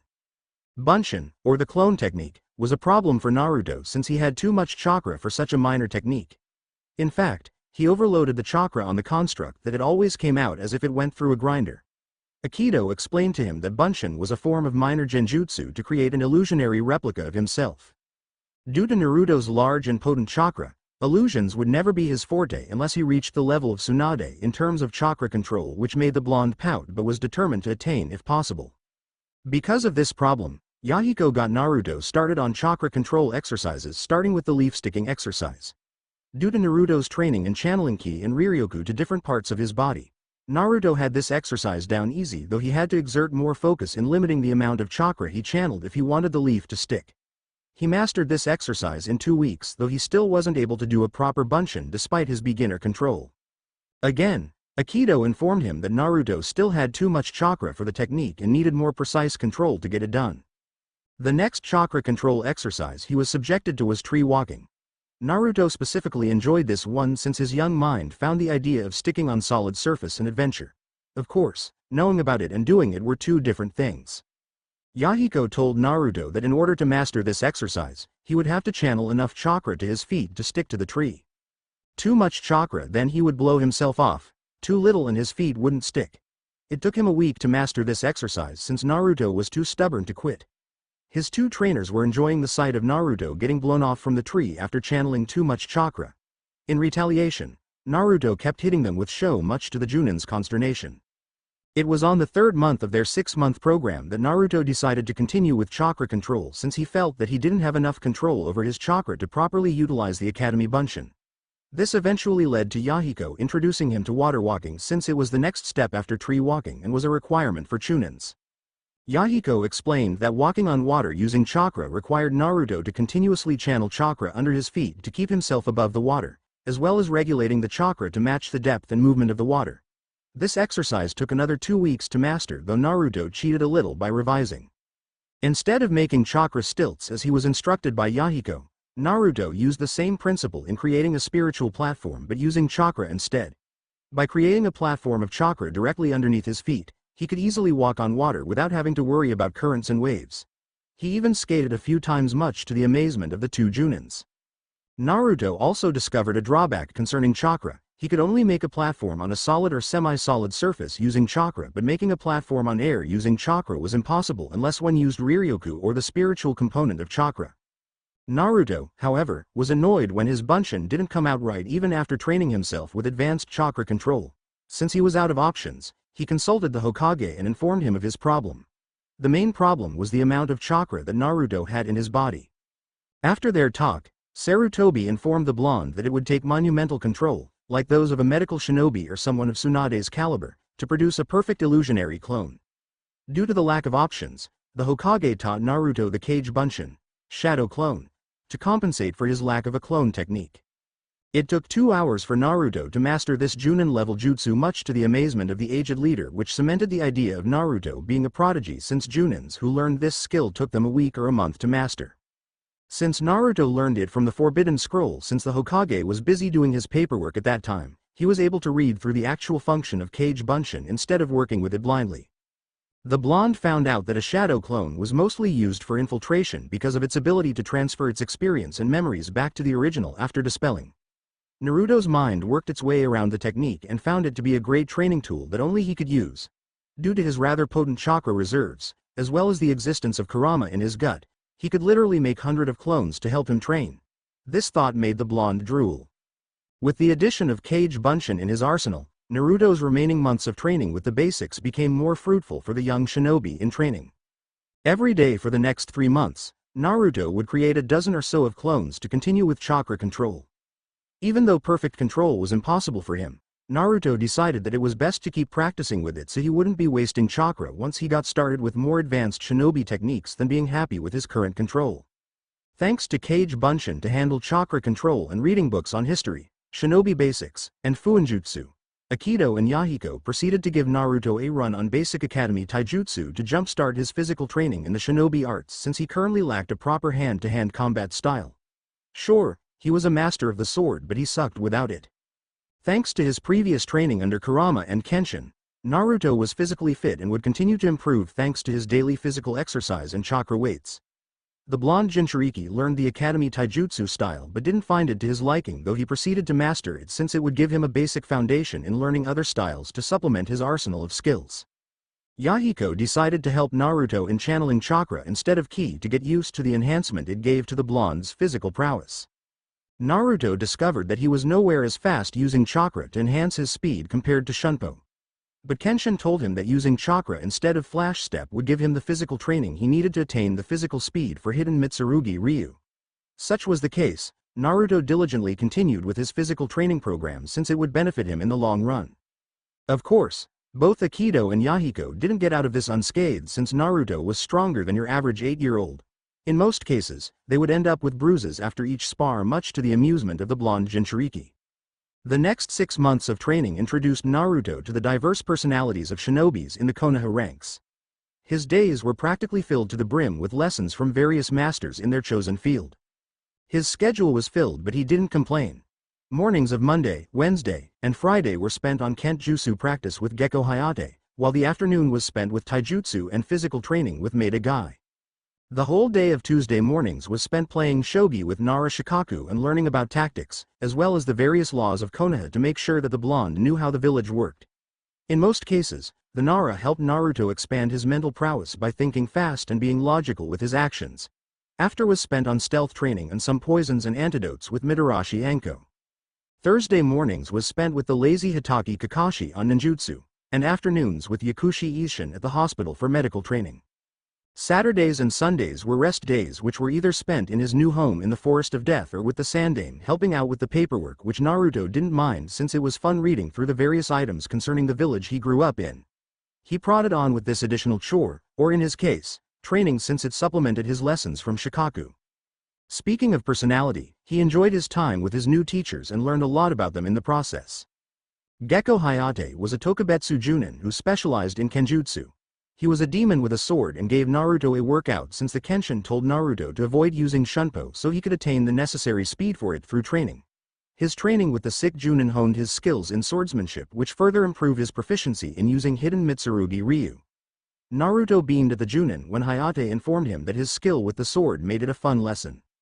Maeda Guy, for Naruto, was a fun person to be with, though he was a bit apprehensive in training with the bowl-cut Junin since the guy was forever pushing him into wearing his trademark green spandex. Kurama told Naruto that he would make it a very painful experience if he ever decided to take the offer, which cemented the blonde's decision to say no to Guy's offer. Naruto discovered that Maeda Guy was the foremost taijutsu expert of Konaha and was well known in the Elemental Nation as the Green Beast, as reference to his non-traditional outfit. Due Naruto's lack of a style, Guy taught Naruto Goken, which the blonde found to his liking. In response to this, Guy upped Naruto's weights to 50 pounds each as opposed to his previous 20, forcing him to carry a total of 200 pounds as part of their taijutsu training regime. Of course, Guy informed Naruto that he would be keeping the weights on and increasing it after each month when he got used to the current weight. Naruto was fortunate that his rapid healing factor made it bearable, or the muscle pains after each day of sparring would be the death of him. Nara Shikaku was a lady genius, as Naruto observed during their shogi sessions. The man was a monster in strategy, both existing and on the fly. Throughout their 6-month lessons, Naruto never won. Instead of gauging his improvement through a win, he counted the amount of time each game before he was defeated. The higher the time for him to lose a game, the better he was. Naruto found Hitaki Kakashi to be a ninjutsu prodigy due to the number of elemental and non-elemental techniques that the man had in his arsenal. It was through the one-eyed Junin that Naruto learned that he had an affinity for wind and a minor affinity for fire thanks to Kurama influence. Such was the case, Kakashi taught Naruto low-ranked Fuden, wind, and Kaiten, fire, jutsus to start. Kakashi's training method didn't involve showering the blonde with techniques. Instead, the one-eyed Junin would teach Naruto a jutsu and had him master it in both chakra consumption and speed in going through hand seals. According to Kakashi, mastery of jutsu was a boon in the battlefield since it was better to know how to use the techniques than just throwing them on the fly. Also, Kakashi taught Naruto some supplemental ninjutsus as well, like Bunshin Daibakuha, Great Clone Explosion, and Shunshin, Body Flicker, to add to his repertoire. He instructed Naruto to master these techniques to the point that he wouldn't need hand seals to perform them. Mitarashi Anko was practically Naruto's favorite. Instead of theories, Anko had Naruto play a game of tag in the Forest of Death. The aim was for Naruto to evade Anko as they ran around the dangerous forest. Of course, Naruto upped the ante a bit by considering it as a spar, and Anko relished at the idea. So instead of tag, it became a game of ambush with the aim of Naruto gaining a form of win over Anko by using traps and ambush attacks. Of course, Naruto never won since he didn't use Shunpo to gain an edge over the snake using Tokubetsu Junin, but he learned a lot on stealth from her in the process. Anko also introduced Naruto to poisons and antidotes commonly used in the world of shinobis, mainly on assassination missions. Naruto was an apt student and Anko found it to her liking. Also, the snake mistress of Konaha introduced the blonde to her partner in the torture and interrogation division, Morino Ibiki, which added lessons on interrogation to the blonde's training program. It was here that Naruto found out that his spirit pressure and demon mask was an effective tool in making criminals spill their guts. Ibiki was proud of him to the point that he offered Naruto a lifetime pass to the T&I division if he wanted to dabble in interrogation during his free time. Last, but certainly not the least, was Yakushi Isshin. Naruto's lesson on medical techniques started on the human anatomy and basic first aid. Since medical jutsu was outside Naruto's field of expertise due to his lack of chakra control, Dr. Yakushi helped Naruto in learning all about the human body in hopes to apply battlefield first aid if necessary. This spurred Naruto to utilize his training in Ki and Riryoku in the healing arts. It was on their 5th month of lesson that they discovered that an application of 10% Riryoku and 90% Ki would allow Naruto to heal minor injuries to broken bones. It was on the 6th month of their training that Naruto was able to come up with a spell that would allow him to fire a healing beam towards a target and heal them of their injuries. The more energy was applied, the faster the injuries would heal. It was on the last month of training that Kurama bestowed Naruto a gift. The Biju granted Naruto a summoning contract for foxes to aid him in his shinobi career. Naruto immediately accepted and signed the contract after the Biju told him the location of the elusive contract hidden in one of the caves deep inside the highest mountain peak in Fire Country. Of course, Naruto didn't have any problems getting there thanks to his speed. Kurama explained that foxes weren't fighters but specialized more in tracking and infiltration. The only exception to this was Kurama himself due to his status as a tailed beast and the boss of the fox summons. After summoning Kurama out for the first time, Naruto discovered that the Biju was still hindered by the Shinigami's seal. The fox could be summoned but the control of the Biju's power was left in Naruto's control, so the blonde could decide how much the Biju would have once summoned into the physical world. Naruto woke up from a very sound sleep 2 days after his one-year training program in the Shinobi arts was over. He couldn't deny the fact that the Hokage's suggestion made him stronger than any self-imposed training could ever accomplish. He stood up from his bed and walked to the bathroom for his morning ritual. It didn't take him long to finish since he was a bit excited to get out of his little hut in the Forest of Death and go to the Hokage's office to get his position in the Shinobi ranks sorted out. After putting a pair of boxer briefs, he observed himself in the mirror to see the fruits of his training. For a 9 almost 10-year-old, he was physically fit. There wasn't an ounce of baby fat on his body thanks to his heavy Goken training with Maida Guy. His muscles were well developed and packed a lot of strength behind it despite his young age. Also, his speed grew by leaps and bounds thanks to the training. He met the minimum requirement of hidden Mitsurugi Ryu and surpassed it with ease. Naruto couldn't deny the fact that the green beast of Konaha was a genius, able to bring out so much power even in such an undeveloped body. His eyes strayed to the bracers on his hands and legs. Modified chakra weights of Guy's design since he didn't want to wear those bulky leg weights sold in many shinobi's stores in the village. To satisfy his request, Guy had to ask one of his friends to fashion 4 bracers made from a chakra-conductive metal with gravity seals on them to mimic weights. All it needed was a direct application of chakra on the seal, then voila, chakra weights. Of course, Naruto paid for the items since he still had plenty of money from his bandit raiding days. Currently, each bracer was 250 pounds, making him carry a whopping 1,000 pounds on top of his body weight. He wasn't bothered by it since he already gotten used to it, though he loved to take it off once in a while and relish at the pure physical speed he could dish out with his newly improved muscles. If he was honest with himself, he could practically match Maida Guy in pure speed with the latter wearing his weights. He didn't think that he would win with an unweighted guy without resorting to shunpo. The guy was just too darn fast to begin with. He walked over to his closet and pulled out his usual outfit of blue kimono, white hakama, orange scarf and demon mask, though the latter he just hid inside his kimono to be used on missions if it was necessary. He brought Kenshin out of the storage seal on his left hand and placed it on his left hip. After slipping on his favorite pair of Geta sandals, he left his bedroom and went to the kitchen for a bite of breakfast.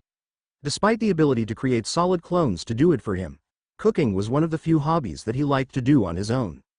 After a breakfast of rice and pickled vegetables, he packed the onigiri he prepared for his surrogate grandfather and left the hut. He looked around a bit to enjoy the morning air and smiled as he noticed his vegetable patch yielding some wonderful growth. He started gardening after moving into his new home and loved the large bounties it yielded thanks to the chakra-laced forest he lived in. Giving the clearing one last look, he disappeared in a puff of smoke and leaves. Naruto appeared just outside the door of the Hokage's office and knocked. He entered after getting a muffled "enter" from his surrogate grandfather. "Good morning, old man. I brought you breakfast," greeted Naruto before lifting the bento box to show the Hokage his morning offering. "Good morning, Naruto-kun. What is it today?" asked Sarutobi as he eyed the box hungrily, causing Naruto to laugh. Ever since he started exploring the extent of his culinary talents, the aged Hokage was just too lazy to eat at home, expecting him to bring him his daily fare of morning goodness. "Just a few onigiris today since I ran out of spices for a home-cooked meal. I know you don't like my pickled vegetables all that much," replied Naruto. The Hokage made a face upon the mention of the preserved food. "I don't know why you liked pickled vegetables in the first place," said the aged leader with a shudder. "I prefer meat, rare, red meat. You know, too much meat is not good for your cholesterol, Gigi." Naruto chided the man before placing the box of onigiris in front of the Hokage, who immediately took one and downed it into a single bite before giving him a glare. "I rue the day I introduced you to Isshin. Since he started teaching you to follow a healthy lifestyle, you've been pestering me about my diet for months," huffed the Hokage before taking another rice ball. This time, he took a small bite and chewed it slowly with a moan. "You're really a good cook, Naruto-kun. I hope you make some of your delicious sushi in the future. It's to die for." Naruto laughed and seated himself in front of the Hokage, who was busy eating his third helping. "The salmons are still too small at this time of the year, Gigi. I promise to make you some next month when the ones I'm growing are fully matured," promised Naruto, thinking about the makeshift fish pond he had below the waterfall in his clearing.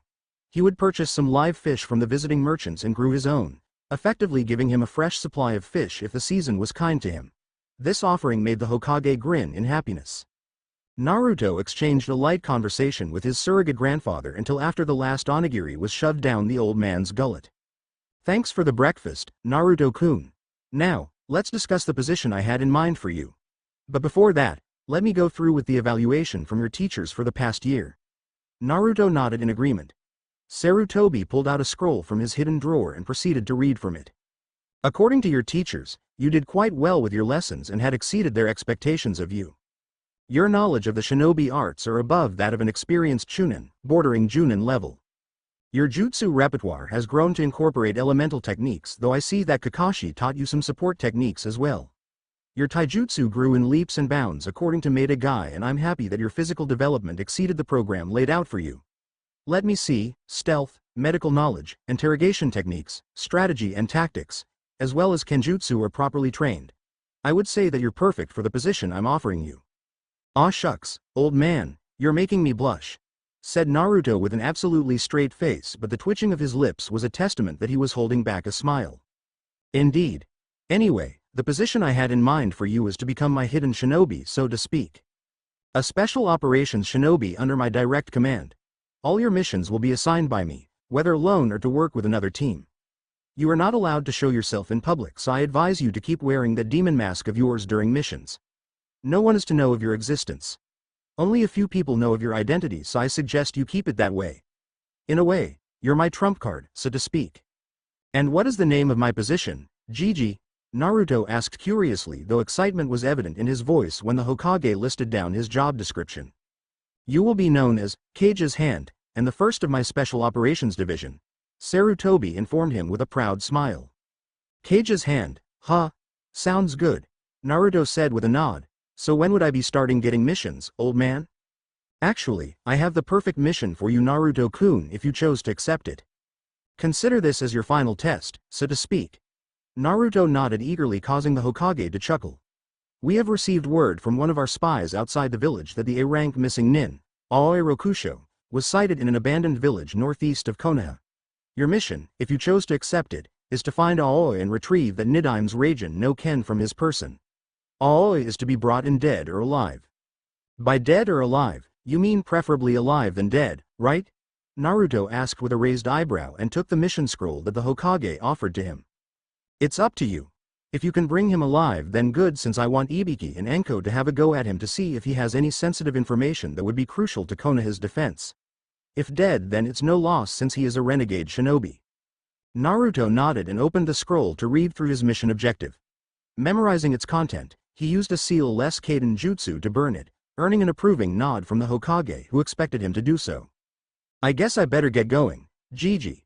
The sooner I get this mission done, the better, said Naruto before standing up from his seat. He pulled out his demon mask from his kimono and placed it on. With a nod, he exited the office using Shunpo to get started with his first mission as Kage's Hand, leaving the aged leader to visibly shudder at the image of the mask portrayed on the boy's skills. Demon indeed, whispered the Hokage before remembering the words of the Iwa shinobi who Naruto left alive after slaughtering the rest of his companions. The legend of Konoha's Hitakari Batuse begins. Good luck, Naruto-kun. Naruto was standing on top of a large boulder on a small hill behind the abandoned village where Aoi was said to use as a base along with the rest of his troops. The masked blonde let his eyes memorize every building and alley of the small village while counting the number of bandits and thugs walking around. From the looks of it, they weren't expecting any form of attack, judging from their loud behavior. Not really that organized, aren't they? Naruto commented as he observed a few of the bandits fighting over a bottle of sake. What do you expect?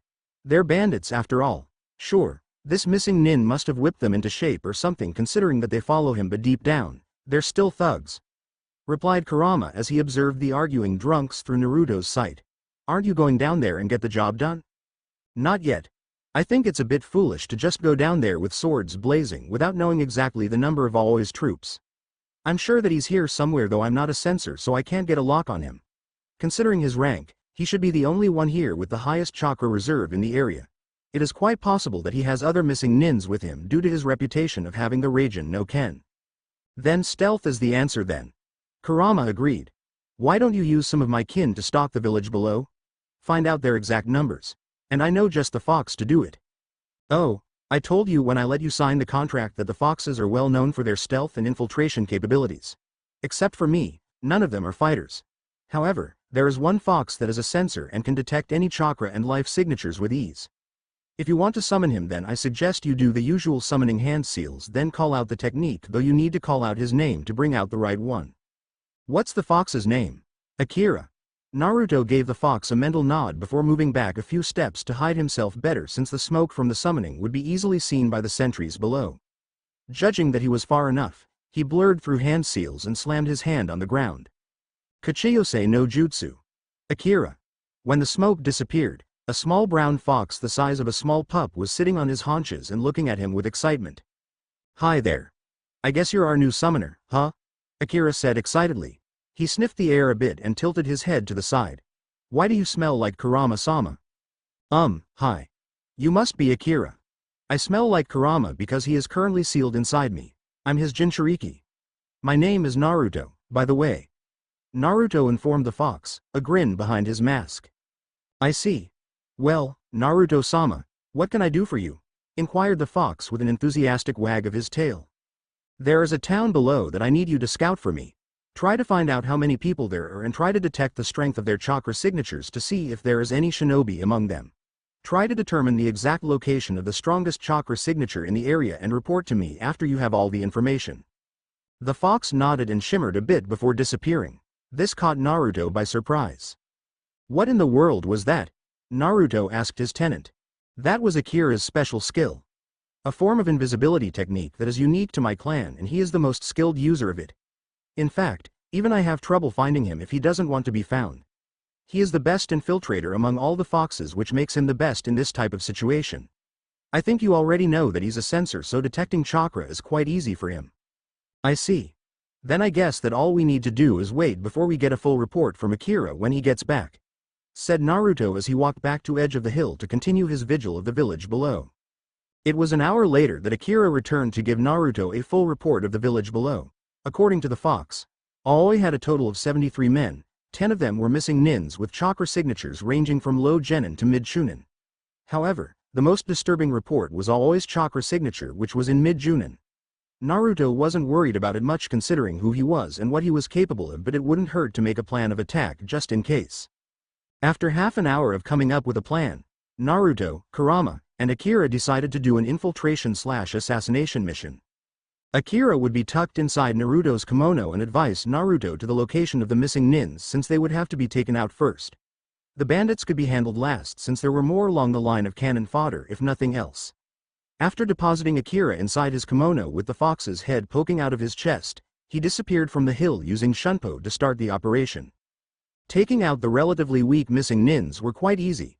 Sticking to the shadows, a few shows here and they're out like a light. It was at this point that Akira informed him of another skill that the fox would use to help him along. Naruto discovered that Akira could extend his invisibility technique to him if he stood still. It wasn't perfect, but it was good if you want to hide and remain undiscovered.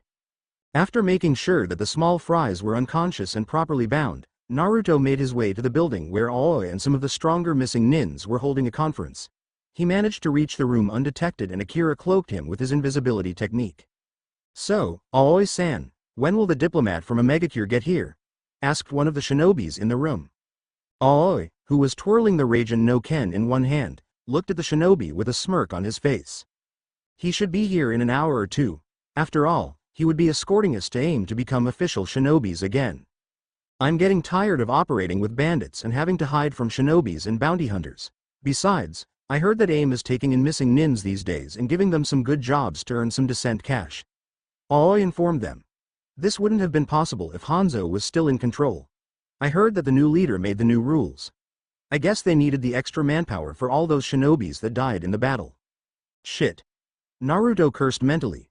If I want to bring in Aoi and get the Raijin no Ken, then I better to do it before the AIM diplomat arrives.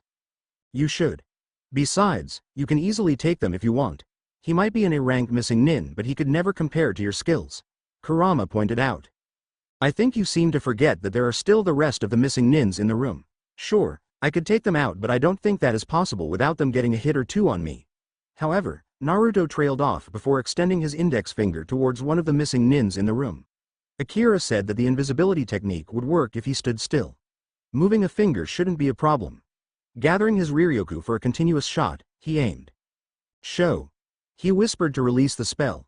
His shot was accurate and hit one of the missing nins at the rear of the ground on the head, knocking him out. His plan was to thin the herd without making any noise, however, he miscalculated. Before he could fire another shot of his spell, the missing nins caught sight of their downed companion and shouted a warning. Ginjo. One of them shouted before pulling out a kunai. The rest of the group followed his example. Aoi, on the other hand, activated the Raijin no Ken, causing the somewhat ornate handle to produce a blade of pure lightning. Show yourself. Aoi demanded as he scoured the room for the intruder. Not having any more choice in the matter, Naruto whispered to Akira to drop the invisibility technique and to return back to the summoning world. The fox gave him a worried look before following his summoner's order and removed the technique before dispelling in a puff of smoke.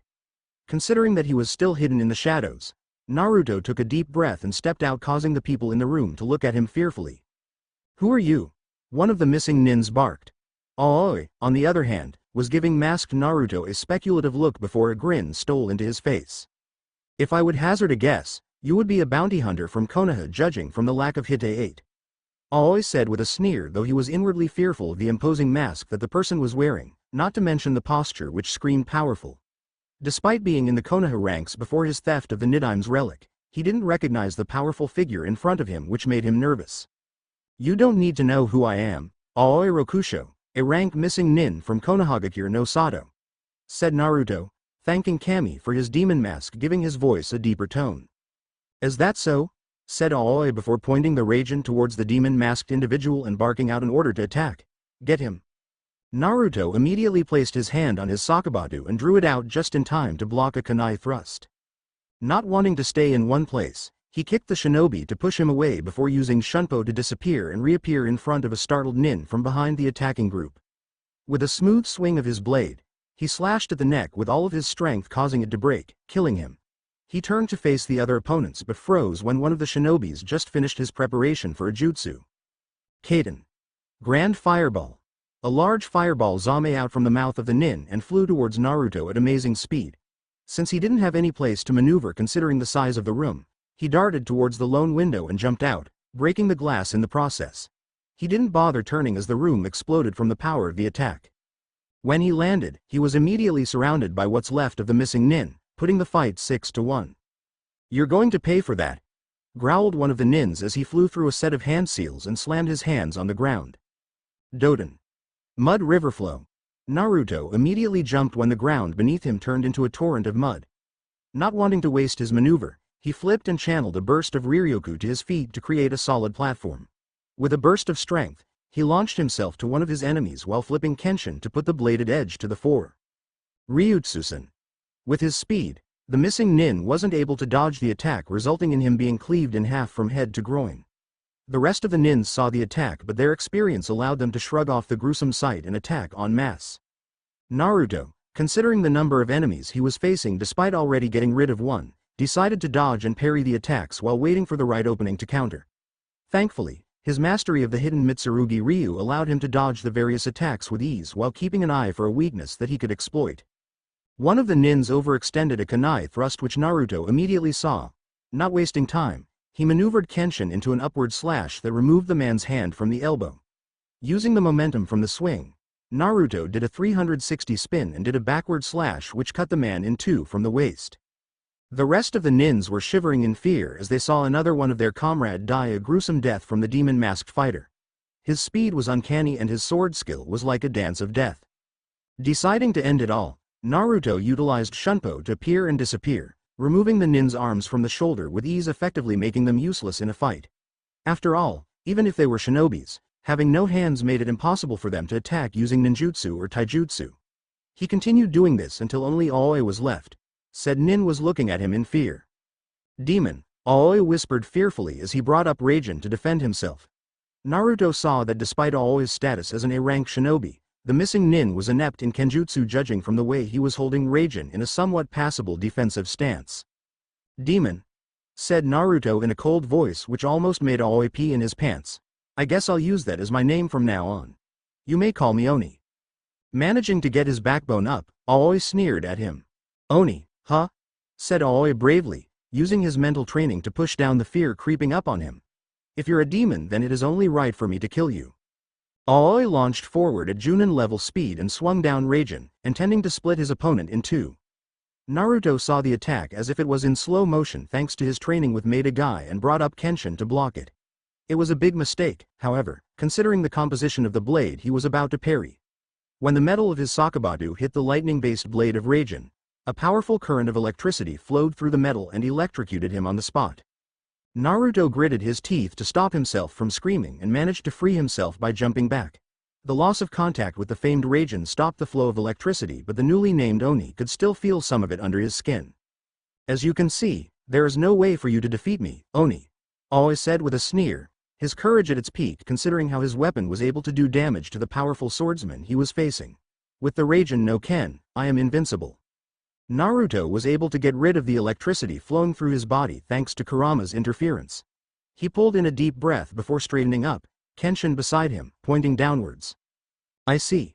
Considering that my sword is made of metal, it is only logical for it to conduct electricity from the lightning blade of the Raijin no Ken.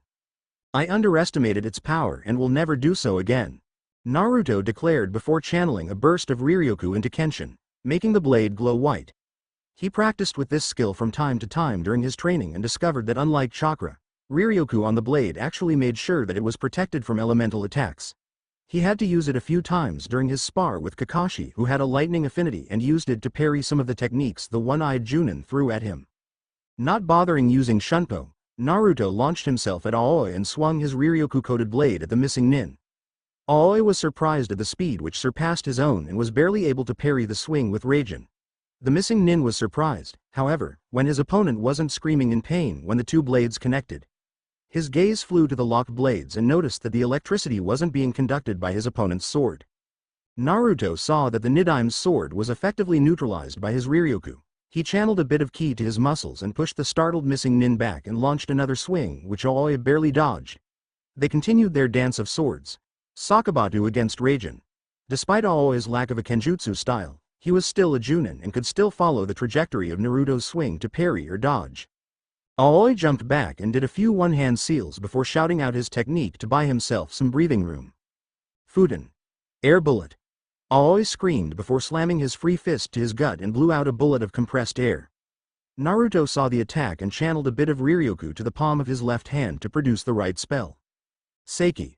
Whispered Naruto as he brought his left hand, palm outward, towards the incoming attack. The air bullet impacted Naruto's defense, causing the two to negate each other. What kind of jutsu is that? Shouted Aoi when he saw his attack disappear after impacting with the strange ball of energy. Nothing that you should know about, Aoi Rokusho, said Naruto before gripping Kenshin in both hands and held it in front of him perpendicular to the ground, preparing himself for a technique that he hadn't used before, hoping that it would be enough to bring down his enemy. He placed the blunt edge of his Sakabatu to the fore since he didn't want to kill his opponent. Huh. Whatever it is you did, it's useless. You can't defeat me using your pathetic sword, declared Aoi as he flipped through another set of one-handed seals. Naruto didn't give him time to finish the technique and launched his next attack, which were the last words Aoi would hear before succumbing to darkness. Hidden Mitsurugi Ryu. Kuzuryasen. Hidden Mitsurugi Ryu. Nine-headed dragon flash. Naruto dashed forward using Shunpo and attacked all vital points using the blunt edge of his Sakabatu. This caused Aoi to scream in pain before being thrown away by the force of the attack before darkness claimed him. Naruto was panting since it was his first time to use the technique. He could already feel the soreness in his muscles disappear as Kurama healed him from the inside. Damn, despite being effective, that attack is still out of my reach, Naruto mentally remarked to his tenant as he tried to catch his breath. He wasn't out of breath because of the speed since he utilized Shunpo. What made it difficult was the strain of speeding up his attacks to the point of hitting all vital points at the same time. What's the damage, Kurama? Nothing much. Despite using ki to improve your muscles, that attack still took a lot out of you, straining some of the muscles in your arms to the point of tearing. You would have been able to pull it off if you took off your weights though, Kurama reported as the Biju assessed the damage and healed them. All in all, flawless execution for your first time. I suggest you practice with the technique to get used to it. I'll make sure to modify your muscles to the point that you can do the technique repeatedly without straining your arms to the point of taking damage. I suggest that you train to achieve Shinsoku, Godspeed, instead of relying on Shunpo all the time. Thanks for the evaluation, Kurama. I guess we can call this mission a success, said Naruto before sheathing Kenshin back into its sheath and approached the downed form of Aoi. He noticed that the missing nin was still breathing, though the white in his eyes showed that he was deeply out of it. Good thing I used the blunt edge, or he would be a corpse right now. Naruto picked up the Raijin no Ken and tucked it inside his kimono before hefting the missing nin over his shoulder. He grunted a bit at the weight, but it became bearable when he channeled a bit of ki to his muscles. He looked around and decided to leave the rest of the missing nins since they weren't part of his mission objective. Casting one last look around, he jumped and created a platform of Riryoku below him before using Shunpo to return to Konaha at full speed. It didn't take long for Naruto to reach Konaha since he was taking the high road while carrying his unconscious passenger. He bypassed the gate and made his way to the Hokage's office and entered via the opened window. He saw that the Hokage was still awake despite being 10 in the evening. "Hiya, old man. Mission accomplished," Naruto said cheerfully before dumping the unconscious Aoi on the floor, causing the Hokage to look at him with looks of awe and pride. He pulled out Raijin no Ken from his kimono and placed it on the table. "There you go. One Raijin no Ken, safe and sound." "That was fast, Naruto-kun," commented the Hokage before inspecting the Raijin with a keen eye. He nodded and gave the boy a grin. "I would say that this is your first successful A-rank mission. I commend you for finishing it within 24 hours. A feat if I do say so myself. He was quite easy to find since you already gave me his exact position. Besides, one of Kurama's family members was able to help me infiltrate their camp with ease, and I took down the missing nins there before taking care of Aoi," remarked Naruto before briefing the Hokage of everything that happened during the mission. "I see. Congratulations on your success, and I am happy to inform you that the position of Kage's hand is yours to keep until you want to step down from your position," the Hokage informed him before pulling out a payment voucher from his table and handing it to his surrogate grandson. "This is your payment for a successful A-rank mission. Just present it anytime at the mission hall in the first floor to get your money. You're free until your next mission." Naruto nodded and took off his mask. He remembered something. "Old man, while I was fighting Aoi, he gave me a new nickname. So if I wear this mask, I suggest that you call me Oni. Not only would it give me an identity, it would keep my real identity a secret," the blonde informed his surrogate grandfather. "Oni, huh? I agree with you. I'll make sure to add your new name to my personal file. Just to warn you, it is quite possible that you would be assigned missions along with other shinobis, so I would be addressing you as Oni on official meetings. Understood?" "Understood, Hokage-sama," said Naruto with a bow before giving the old man a cheeky grin. "Now if you'll excuse me, I'm going back to my hut for a good night's rest. I still have some personal training to do tomorrow since I discovered that one of my ultimate techniques takes a lot out of me." With that, Naruto disappeared in a puff of smoke and leaving a chuckling Hokage and an unconscious Aoi behind. It's been 6 months since Naruto accepted his position as Kage's hand, and his days were filled with training and missions. It was a life he enjoyed despite the fact that some of his missions required him to kill. But despite being exposed to the harsh world of shinobis, Naruto was already emotionally prepared and was able to handle certain missions that required him to take a life. He didn't have to like it, he just had to do it. Besides, he had no qualms in killing since his targets were considered as scum, ranging from rapists to killers. Naruto couldn't help but deny the fact that he was fitting into his moniker, Oni, a demon in the world that had no problem shedding blood. He wasn't a cold-hearted killer, but he had his moments. In between missions, Naruto spent most of his time training with the more advanced techniques of hidden Mitsurugi Ryu. The blonde couldn't deny the fact that his first attempt at Kuzuryusen, nine-headed dragon flash, was mostly successful due to luck. If it wasn't for his ki enhancement and Kurama's healing capabilities, his arms would be useless or would require months to properly heal. Since that was the case, he worked with Kurama in strengthening his muscle and bone density to be able to handle the more taxing techniques of his chosen sword style. After a few weeks, and a lot of modifications to his physiology thanks to Kurama, he could pull off Kuzuryusen without worries. His next goal was to achieve Shinsoku or Godspeed to attain mastery of hidden Mitsurugi Ryu. He could just use Shunpo to offset his lack of physical speed, but there was a problem with the technique that only Shinsoku could counter. In technical terms, Shunpo was a speed technique that allowed him instantaneous travel from point A to point B. In other words, he would be traveling in a straight line without the ability to turn to a different direction. Of course, he could easily counter that using continuous Shunpo, but it was taxing and doesn't really provide him with the necessary mobility in both attack and defense. Shinsoku, however, was pure physical speed achieved through training. Unlike Shunpo, Shinsoku would allow Naruto to travel at Shunpo-like speeds with the ability to turn in any direction thanks to reflex and advanced footwork. This was the advantage of Shinsoku over Shunpo which the blonde wanted to achieve. It was slow but he was getting there thanks to his continuous spar with Hayate, as well as his physical training program given to him by Maeda Guy. After his mission to retrieve the Raijin no Ken from Aoi Rokusho, the following missions were more exciting and some of them allowed Naruto to work with some Junins and Anbu of Konaha that the Hokage permitted to know his existence as Kage's hand. His position and identity as Oni and Uzumaki Naruto was known to a chosen few, namely his teachers, Anbu, and of course, the Hokage himself. The rest were oblivious to his existence. Speaking of existence, it seemed that his prowess in the field of missions earned him a place in the bingo book. In a span of 6 months and the type of slaughter he was doing to his enemies, he became an A-rank bounty. It seemed that his alter ego, Oni the Hitakari Batuse, was starting to attain the level of becoming a legend. Thankfully, none except for a select few knew of his existence and his position as a Konoha citizen, which made quite a lot of bounty hunters who were after his blood pull out their hair in frustration. In fact, the Hokage informed him that there was a rumor in the shinobi world that his ghost-like existence and impeccable success in his missions would eventually move him to become an S-rank bounty if he kept it up. Of course, none of the civilians were aware of his existence as the Hitakari Batuse since he didn't display his skills to the public nor was he carrying his sword with him to be seen by the crowd. In fact, it was the Hokage who informed him to refrain from wearing his orange scarf and his sakabadu since those were Ona's most identifiable traits. To that end, Naruto decided to seal these 2 items inside the storage seal in his left hand just in case he needed them immediately for a mission. His outfit of blue kimono, white hakama, and Geta sandals remained since quite a lot of people in the elemental nation wore them. A 10-year-old Naruto was toiling in his vegetable garden when a cry disturbed him from his favorite chore.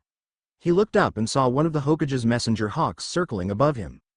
Frowning, Naruto stood up, brushing the loose soil that clung to his hakama before releasing a piercing whistle to inform the circling hawk to come to him. Instead of raising his hand, the bird simply landed on his right shoulder and nudged him on the cheek with its head. "Hello there, girl." Naruto greeted the bird. This particular hawk was his favorite and the Hokage used this one particular to send him a message. After meeting the bird so many times for the past 6 months, they became friends and would even sometimes visit him without a delivery. "The old man has a message for me?" The hawk simply held out one of its legs where a scroll was tied to it. Carefully undoing the knot, he retrieved the scroll and opened it to read the Hokage's message. "Oni, come to my office ASAP. There's a mission that requires your expertise. Make sure you arrive in full ensemble since your partners will be here for debriefing. Sandame Hokage." "Huh. I guess this is a serious mission then if I have to come in with my mask on." "Oh well, might as well get this over and done with," remarked Naruto with a shrug before tossing the scroll in the air and destroying it with a low-powered Byakurai. Looking at the hawk that was preening its feathers while being perched on his shoulder, he spoke. "You want to come with me to see the old man, girl?" The bird simply nodded before going back to its chore, which made Naruto chuckle. He raised his left hand and unsealed the items to complete his costume. He placed the scarf around his neck, Kenshin on his hip, and the demon mask on his face. Without saying a word, Naruto disappeared using Shunpo with his feathery passenger in tow. Naruto appeared in the Hokage office without a sound, startling the various people inside except for the Hokage who was expecting him. His feathery friend simply flew out the open window upon arrival. "You called for me, Hokage-sama?" said Naruto in a modified voice thanks to his demon mask. He resorted to addressing his surrogate grandfather with formality considering the other people in the room with them. "Thank you for coming in such short notice, Oni. But we have a situation that requires your skills," the Hokage informed with a frown on his face. Naruto noticed the old man's visage and immediately assumed that this was going to be a serious mission. "No problem, Hokage-sama. I am here to serve after all," Naruto remarked while eyeing the Junins and Anbu in the room, who some of them were looking at him in surprise, not expecting him to be part of the Konoha shinobi force. "I would assume that these people will be coming with?" The aged leader nodded before addressing everyone in the room. "I have received a request from the leader of Tetsu no Kuni, Iron Country, requesting for assistance concerning a civil war in their territory. Mifune, the leader of Tetsu no Kuni, sent me a message which I received just this morning that he required aid in quelling down an uprising comprised of renegade samurais and some missing nins who are aiming to topple his leadership." He wouldn't have requested Konaha's help since this is an internal matter, but the existence of missing nins required him to request for reinforcement. Your mission is to immediately make your way to Tetsu no Kuni, meet with Mifune, and follow his every command concerning the destruction of the rebellion. Sarutobi pulled out a scroll from his drawer and handed it to Naruto before continuing. Oni will be the one in charge of this mission since he is my right-hand man. Follow his orders to the letter. Any questions? Asked the Hokage as if daring the ensemble shinobis, except for Naruto, to comment. When none came, Sarutobi turned to Naruto. Oni, you will be in charge of this mission and I leave them in your capable hands. Naruto bowed and pocketed the scroll inside his kimono. As you command, Hokage-sama. He turned to the rest of the group that would be under him, noting their looks of awe and fear, the latter of which was mainly due to his mask. We will meet at the North Gate in 1 hour. Pack for a month-long mission. Full gear consisting of basic shinobi equipment, medical gears, and other items that you want to bring that would aid you in battle. We will treat this mission as priority S. Expect a heated battle during travel and upon arrival to our destination. Any questions? None? Good. Dismissed? After getting a shout of agreement from the shinobis, they each left either via the door or via Shunshin, leaving the Hokage and Naruto alone in the office. Are you sure this is a good idea, Hokage-sama? Revealing my existence as a Konoha shinobi to the world might have severe repercussions in the future. Naruto informed the old man. I'm sure, Oni. I have received reports from my spies outside Konoha that a lot of people have seen you in the company of Konoha nins, so they are starting to link you to the village. In fact, some of the shinobi and civilian councils are asking me questions regarding your existence. We know that the time will come that your allegiance to the village would come to light. I just didn't expect it to be so soon. I see. So does this means that I don't have to worry about hiding my allegiance anymore, though I would still have to hide my identity? Asked Naruto, agreeing with the Hokage's logic. Sarutobi nodded before pulling out an item from his drawer and tossing it to his surrogate grandson, who caught it with a deft hand. Naruto saw that it was a Konoha Hite 8, causing him to grin behind his demon mask. Not waiting for any prompt, he immediately took off his sash and tied his new accessory in its place before placing Kenshin back on his hip. Thankfully, the cloth where the metal plate was attached to was white, so it fit well with his outfit. It seemed that the Hokage figured out where he planned to wear his new accessory, which causing him to grin. Well, if that is all, Hokage-sama, I'll be preparing for the mission. After getting a nod from the Hokage, he used Shunshin to exit the office to his hut in the forest to prepare for the coming battle. It was an hour later that Naruto appeared in his full Oni outfit with the addition of the Konoha Hite 8 as his sash at the North Gate. The team composed of some Junins was present and he was happy that there were a few of them that he recognized. Naruto saw Akido and Yahiko talking to some of the Junins. Asuma, the Hokage's son, was also there along with his love interest, Yuhi Kurenai. The others he didn't recognize. Good, you're all here. Before we leave, I expect all of you to introduce yourself and tell me your skill set so I can properly delegate certain tasks for the mission in case certain situations come up. I will begin with my own introduction. You may call me Oni, and as you can see, this is my debut as a Konoha shinobi, though my real identity will remain a secret unless the Hokage orders me to do otherwise. I specialize in Kenjutsu and Taijutsu, as well as some jutsus that are unique to me. Most of my skill sets borders on assassination and demolition, though I also specialize in stealth and infiltration. I am also a skilled medic, though my repertoire of techniques in that field is a bit limited. I will be your leader in this mission and my orders are absolute bar the Hokage. Naruto introduced himself, causing some of the Junins to look at him in respect and awe. It seemed that his reputation had spread far and wide. He pointed to the smoking Asuma to go next. This earned Naruto an annoyed look from the Junin, which made the blonde grin behind his mask. My name is Sarutobi Asuma, Junin. I specialize in close-range combat using my trench knives. I specialize in Fuden jutsus that I also use along with my weapon of choice. Asuma informed the group, causing Naruto to nod before pointing at Kurenai. Yuhi Kurenai, Junin. I specialize in long-range combat through the use of genjutsu. I am a newly appointed Junin and an accomplished support-based shinobi. I use Kaiden jutsus, though I seldom use them since I don't have that much chakra, which is the reason why I specialize in illusions. No offensive techniques except for taijutsu and some weapons. The introduction went off without a hitch and Naruto couldn't help but smile at having a diverse group with him on this mission. It seemed that the Hokage chose well to make sure that they make it out of this alive. Good. I am happy that I have a well-rounded group with me. We are going to be following a diamond pattern strategy as we travel to Tetsu no Kuni. According to the mission scroll, We are expected to be there in 3 days, so we will be traveling at full speed. We will camp at night and I will assign your respective shifts for lookout duty. We will follow this pattern until we arrive at our destination. Our 2 trackers, Inuzuka and Hyuga, will take point. Aburame and the medics will be at the center. Asuma and Kurenai, you take their left. Akido and Yahiko, you take their right. I alone will bring up the rear. I will take care of any bandits as we travel since I don't want any of you to be damaged in this mission and would allow you to conserve your energy. Any questions? The Inuzuka Junin raised his hand, causing Naruto to nod at him. Oni-sama, are you really Oni the Hitokiri Batuse? The Inuzuka Junin asked shakily as if asking such questions would earn him a painful death. Yes, I am that person. Any other questions that is relevant to this mission? He asked with a hint of annoyance in his voice since it would seem he had some fanboys in this group. He didn't really hate them, per se, they were just annoying. Asuma raised his hand before asking his question. Are you sure you can take care of the bandits alone?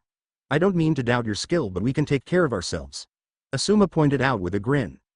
Not bothering to answer him, Naruto decided to show off a bit to cement his position in the team. He simply disappeared and reappeared behind the group with Asuma's cigarette in his hand. I hope this would serve as enough of a demonstration of my capabilities? Said Naruto, which caused everyone to turn and see him holding Asuma's cigarette in his hand. The owner of said cigarette just leveled him a glare.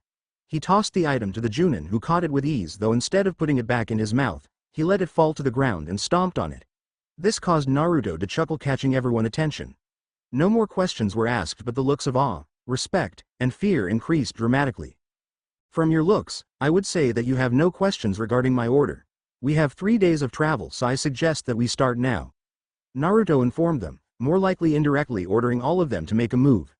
Everyone got into position before heading out. Their journey to Tetsu no Kuni took 3 days as indicated on the mission scroll. They weren't slowed down by any bandits since the timely warning from the Inuzuka and Hyuga Junins in front of the group allowed Naruto to simply vanish from his position and disposed of the threat without bothering to slow down. His godlike speed and quick sword work earned him the respect of the team and cemented his position as the leader.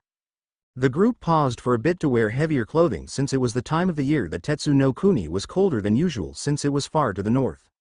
The group was giving their masked leader odd looks since he didn't bother to change his somewhat light clothing. Naruto wasn't bothered by the cold since Kurama was heating his body with some of his potent chakra, keeping him nice and toasty for the cold weather to harm him.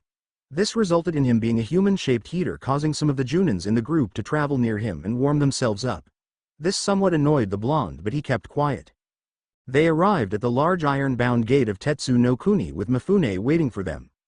Welcome, Konaha Shinobi. Thank you for agreeing to my request. Mifune greeted the group, though the old samurai was giving Naruto some odd looks. Thank you for the greeting, Mifune-sama. My name is Oni and I am in charge of this group. Naruto informed him with a bow, followed by the rest of his team. Mifune gave him a long look before a smile made its way to his face. A powerful figure for someone quite so young, Oni Dono, remarked Mifune, causing the samurai and shinobis within hearing range to look at the two with surprised looks. For the samurai and shinobis, it would seem that the powerful samurai leader was greeting an equal. Naruto immediately took to it since it would be disrespectful to disregard such formality. From the looks of it, Mifune immediately knew of his skill with the blade, or maybe it was due to his status as an A-rank fighter. Powerful, I am not, Mifune Dono, though I am humble enough to say that I am quite skilled and leave it at that. Naruto said respectfully. A grin was forming on his face, though none of them could see it thanks to his mask. Indeed, Oni Dono. But please, welcome to Tetsu no Kuni and follow me so I can guide you to my tower and discuss the terms of your mission, said Mifune before beckoning for everyone to follow him. Mifune led them to the largest tower in the village, which marked the dwelling of the leader. They entered the building and made their way to a large meeting room. He beckoned for everyone to sit, which he later followed when everyone was made comfortable. I'm sorry for the breach in protocol in not providing you with some refreshments after a long journey, but it seems that the current rebellion has reached a boiling point and it is important that we come up with a strategy to defeat them or Tetsu no Kuni would be lost. I see. I assure you that we have not taken offense, Mifune Dono, and understood that things are a bit tense right now. Please, can you provide us with some information about our enemies so we can come up with a strategy to counter and defeat them? Thanks for understanding, said Mifune with a bow before launching into his report. 2 days ago, one of my scouts reported a heightened activity in the enemy's camp which signaled that they were preparing for an all-out attack. My scouts reported that they are arming themselves with enough weapons to invade and conquer Tetsu no Kuni with ease. Their numbers are a bit alarming, but nothing that we are worried about with the amount of troops we have in the village. However, the number of missing nins seem to have grown, and that is what concerns me. Do you have an exact count, as well as their previous affiliation? Naruto asked curiously. We don't have an exact count, but from what my scouts reported, they have at least 50 missing nins with them. In regards to affiliation, none were from Konaha as far as my scout could tell, but the missing nins present are predominantly from Suna, Kiri, and Iwa. I see. In order to come up with a workable strategy, we need to determine the exact number of troops the enemy has in their arsenal. That said, I will take care of getting the exact number. What is the status of the patrol in the village? Asked Naruto, since most of his strategy lessons with the lazy Nara always involved defensive maneuvers to ensure that the populace was safe from harm. That lesson was deeply integrated into him that it was second nature. Mifune thought about it for a moment before pulling on a cord that triggered a mechanism that pushed a wooden panel revealing a floor-to-ceiling map of the village along with the surrounding countryside. As you can see, Oni Dono, this is the map of Tetsu no Kuni and anything within its boundaries. Samurai guards patrol the village in shifts to be replaced every 3 hours. This is the standard procedure during wartime. However, the only leak to this strategy is my lack of knowledge in shinobi tactics. I see. Murmured Naruto as he studied the map, his mind already determining the weakness to the village's defenses, as well as the potential entry point for shinobi spies. Where is the enemy camp located? Here, said Mifune as he pointed out a spot on the map outside the village within the boundary of Iron Country. The area where the enemy is camped lies deep within a clearing, with its entrance being the ravine that leads straight to the village. In fact, it is only one of the new navigable passes into Tetsu no Kuni and is known only by the samurais as they grew up in the area. The clearing is surrounded by numerous caves that are used by the rebellion to house their armies. It is almost impossible to track them since the caves are a maze of passageways that we weren't able to map. It was used to be a mining camp, hence the caves, but it was abandoned 2 decades ago since the veins of metal dried up. Understood. Mifune Dono. Do I have your permission to put in place some of my defensive measures to ensure the safety of the village before the battle would start? I wouldn't put it past the enemy to put spies into effect to find out the movement of our military power. You have my permission and blessing, Oni Dono, said Mifune with a thankful bow. Naruto nodded before turning to his team, who were waiting for his orders. For Naruto, it was weird for a 10-year-old to command such an experienced fighting force, though they didn't need to know that. Thanks to the modification of his voice due to his mask and his stature, it was impossible to determine his age. From what you heard between Mifune Dono and I, the Konoha team will be checking the village for shinobi spies from the enemies. Aburama and Hyuga will be working with Kurenai to find out any shinobis in the ranks. Knowing that chakra signatures are present in samurais as part of their skill set, I want you 3 to use your considerable talents to weed out shinobis in the village apart from our team. Asuma, I want you to set up traps with Aikido and Yahiko on 3 of the entrances to the village. Make sure that these traps are invisible and would only target shinobis. Since you know their tactics, it would be easy for you to modify your traps to target them. The 3 medics in the team will report to the hospital and aid in any patients that require healing. Once your tasks are completed, we will rendezvous here for debriefing. Any questions? Aikido raised his hand. What will you be doing, Oni-sama? The Junin asked. As I told Mifune Dono earlier, I will be scouting the enemy camp to get an exact count of their numbers. It would be stupid of us to engage the enemy without knowing what we are up against. Give me 3 hours to get this information and we will have a war meeting during the time we meet. Are you sure you don't need any help, Oni? Asked Asuma with a worried look on his face. I'm sure. It is best if I do this alone since they wouldn't be able to detect my presence thanks to my techniques. Any questions? None. Good. Dismissed. Naruto turned to Mifune. I will take my leave and meet with you later when my task is done. With that said, Naruto disappeared without a sound, causing everyone in the room to stare at the spot he was standing with dumbfounded looks on their faces, except for Mifune, who was grinning like a loon.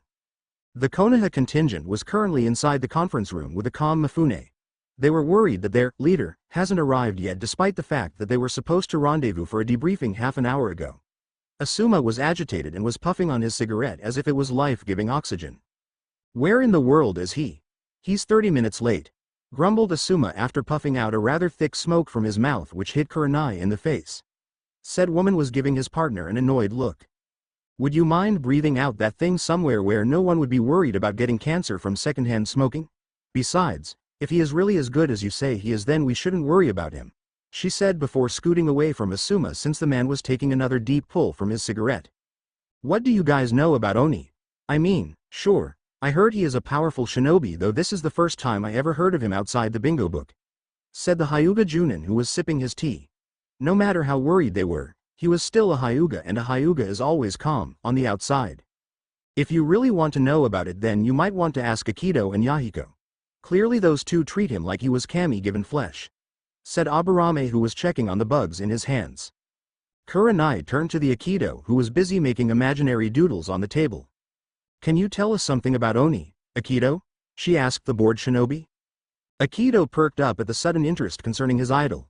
He reached behind his back pouch and pulled out a notebook with the name Oni on the cover and a drawing of the famous demon mask. This caused some of the Junins to sweat drop. Sure, it was fine to idolize someone, but to have a book about them? This takes the cake. Let me see, Oni-sama's real identity is unknown. Akido started reading his book, containing information he had concerning his idol, though he knew exactly who Oni was, but it was a secret he would take to his grave. He relatively appeared out of the blue half a year ago. He is currently an A-ranked shinobi due to his success in missions, as well as his skill in kenjutsu skills. He was dubbed as the Hitakari Batuse because of two reasons. 1. Those who was able to see his dance of death could only identity that his sword skills are legendary. 2. He is a bloodthirsty killer to targets that he considered as scum. This includes murderers, rapists, terrorists, and those who hurt the innocents. No known skill in ninjutsu, genjutsu, or taijutsu, since he mostly relies on his sword according to eyewitness reports. Yahiko pulled out a similar book and continued where Akido left off. Oni-sama is well known for his godlike speed. He would appear and disappear like a ghost and can travel to any place in a blink of an eye. According to those who joined him on missions, he is a great strategist and very social with those he works with. So far, he demonstrates 3 unique jutsus that doesn't require hand seals. 1. Is Sho, that acts like a bullet that pushes a target away or knocks them out. Byakurai is like a powerful lightning jutsu that can pierce his target. And finally, Seiki, a ball of energy, I'm not sure if it's chakra or not, that can repel any attack, whether physical or chakra-based. According to the records of mission successes, he has done 4 C rank, 18 B rank, 5 A rank, and 2 S rank missions, and he get his orders directly from the Hokage. No one has seen a hide or hair from him in the mission hall. It was reported that he could finish a 5-day mission in 1 day without repercussions. Also, I think I'll add it here in my notes, that he is a Konaha shinobi, though his exact rank is unknown. But considering how the Hokage trusts him, we can say that he is higher than a Junin. Finished Yahiko before closing his book. He looked around and saw that everyone, except for Akido and Mifune, was looking at him as if he was crazy. This made the man a bit defensive. What? Asuma gave the man a grin before adding his 2 cents. You might add this to your notes, boys. There's a rumor going around the shinobi world that he would be soon promoted to an S-rank shinobi if his mission success is to go by. If the current one we are on goes without a hitch, then he would be having 3 S-rank missions under his belt. Akido and Yahiko's eyes grew wide at the revelation. They both whipped out their respective book and starting writing the new information in. This caused Mifune to release a hearty chuckle. Oni Dono is definitely a powerful warrior if the information you have on him is anything to go by, Mifune said with a rare smile gracing his face, though there was a slight hint in his features that he knew something they didn't. Which reminds me, Mifune-sama, why do you address Oni as Oni Dono? Asked Kurenai curiously. Everyone's interest was piqued by the question and was leaning forward to hear the answer. Despite what you may think, we samurais have our own extensive spy network across the elemental nation like you shinobis to keep abreast of things in the world. According to some experienced samurais who have seen him in action, they reported that his sword skill didn't reflect any style that exists, and we know all sword styles that exist since most of them came from us or a variation of them from our collection. From what they could tell me, Oni Dono is a very skilled swordsman who utilizes godlike speed to bring down his opponents. His sword strikes are accurate and there was no wasted movement to his strokes. According to one of my spies who is second to me only in sword skills, he would be within my skill range or above if his speed is anything to go by. Thus, I refer to him with the respect his skill deserves. The old samurai leader explained with a smile. This revelation made everyone to look at him in awe. They all knew how powerful and skilled Mifune was with the sword. If such a man acknowledged Oni as a powerful swordsman, who knows what the guy was really capable of? Akido and Yahiko were busy writing on their respective books. taking in all the information on their idol. They weren't prepared, however, when familiar voice echoed around the room and froze them in their seats. "It is nice to know that my existence is getting acknowledged by the world," said Naruto before coming out of the shadow he was hiding in. In truth, Akira was hiding inside his kimono and disabled the invisibility technique. He arrived exactly on the agreed time but chose to pretend to be late to listen in on the conversation. He wasn't disappointed to what he heard from his subordinates. "Sorry for being late, Mifune Dono." "Ho ho. I don't think you were ever late, Oni Dono. After all, you arrived here just in time. I just didn't know why you chose to hide your presence, though I could see what you're aiming," Mifune said with a chuckle and giving the stunned occupants of the room a sly look. This revelation made everyone give Oni an accusing look. Said man merely chuckled before taking a seat beside the samurai leader. "He's right. I arrived here at the same time you guys did, but I decided to listen to the gossip mill if nothing else," said Naruto in an amused voice, causing the Konaha contingent to grumble in embarrassment. "So what have you found out, Oni Dono?" asked Mifune. "Your information concerning the samurai rebellion is correct, though I decided to get a more accurate count of their numbers, as well as their strength. In terms of the samurais, they have a total of 120 of them in their ranks. There are 45 shinobis present, all missing nins from Iwa, Suna, and Kiri, with their chakra signatures ranging from high genin to low junin levels. They are currently being supplied weapons by a man named Sakari Kinto." "Sakari Kinto?" Mifune said immediately with a frown on his face. "Are you sure?"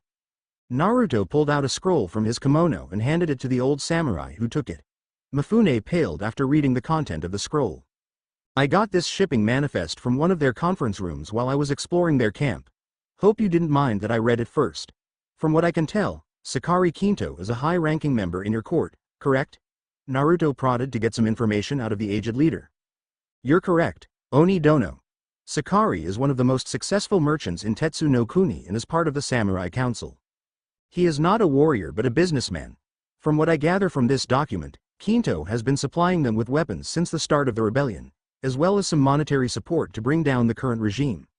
The question is why he would go to such lengths." Mifune revealed with an angry look on his face. "He is currently out of the village on a business meeting, but I think he made sure to stay away from the battle to save his own hide." Speaking of battles, the rebellion leaders decided that they would be attacking tomorrow at daybreak. "We don't have enough time to come up with a solid strategy, but considering how unprepared we are, it would be a good idea to be on the defensive. Are your samurais ready for combat?" Naruto asked the old warrior. "Ready and waiting, Oni Dono. I agree with your assessment that we would be on the defensive, so to speak. However, from your tone of voice, I would say that you have a plan." "Indeed. From what I was able to discover while they were in a war meeting, they will attack with everything they have at daybreak tomorrow. All of their forces will be coming to bring down Tetsu no Kuni and take over the nation starting from this village. What I propose is a two-prong attack. My team will move out tomorrow early and station themselves a few miles away from the rebellion camp. Once they leave, my team will bring down the cave system using their explosive notes to make sure that they don't have a base to return to. Once they are done, they will come from behind the attacking force and hit them using a hit-and-run tactic.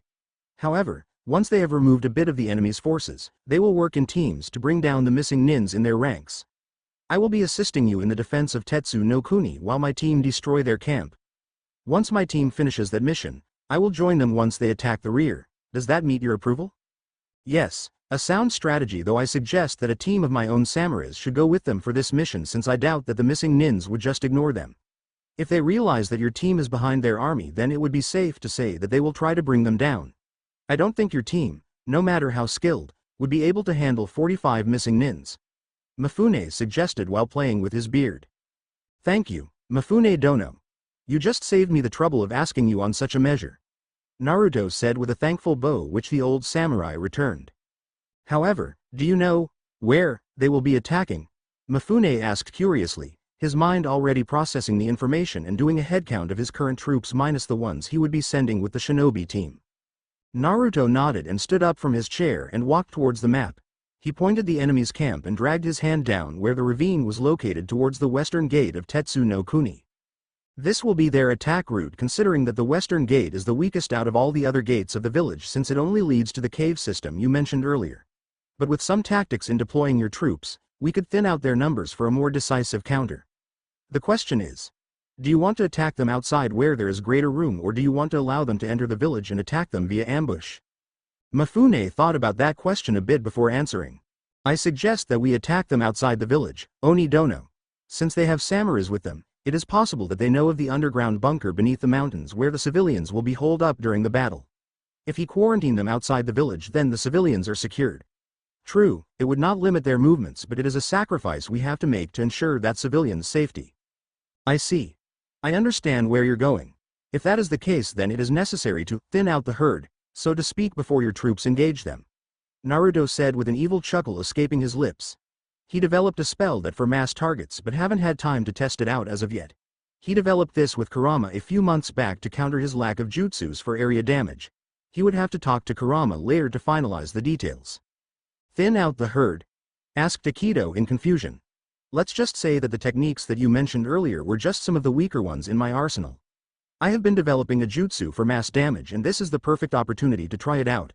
Naruto explained to the Junin. And what would this technique entail, Oni-sama? Asked one of the medic nins in the group. Let's just say that it's going to be a shocking experience, Oni said cryptically, and topped it off with an evil laugh that made everyone shiver in fear. Naruto was standing on top of the heavily fortified wall on the western section of Tetsu no Kuni, looking at the battleground with his enhanced eyesight and mapping it out for the battle ahead. One of the things that Kurama modified in his physiology was his eyes. Unlike Dujudis, his eyes were given animal-like qualities, more so to that of a fox. He could see everything even under the cover of darkness as if it was daylight. Not only that, it was given an upgrade to eliminate tunnel vision that usually happens when Shunpo or Shinsoku was used. This made him an even more effective master of the hidden Mitsurugi Ryu. Sure, it was cheating, but the shinobi world was a merciless reality and only the strong survives. Naruto was brought out of his thoughts when he sensed a presence behind him. Hello, Asuma ni. What are you doing out at this time of the night? Aren't you supposed to be resting for your mission later? Said Naruto without bothering to turn around to greet his guest. Hello, Naruto. Greeted Asuma before making his way beside the swordsman. I should ask you the same question, Ototo. I can't sleep. Answered Naruto before removing his mask since they were alone. Besides, I have to stay up to talk to Kurama and finalize the spell I would be using against the samurai armies later. Asuma wasn't surprised by the revelation. Considering who his father was, he was privy to Naruto's secret concerning his training and his tenant. In fact, he treated the boy like a younger brother and couldn't help but be proud of him. This spell you speak of, how much damage could it do? Asuma asked curiously before lighting a cigarette and taking in a light pull. You already know that most of my spells are single-target spells. I've been working on this for a while now with Kurama to hit multiple targets at the same time. I already experimented with this back in Training Ground 44 and the results are promising.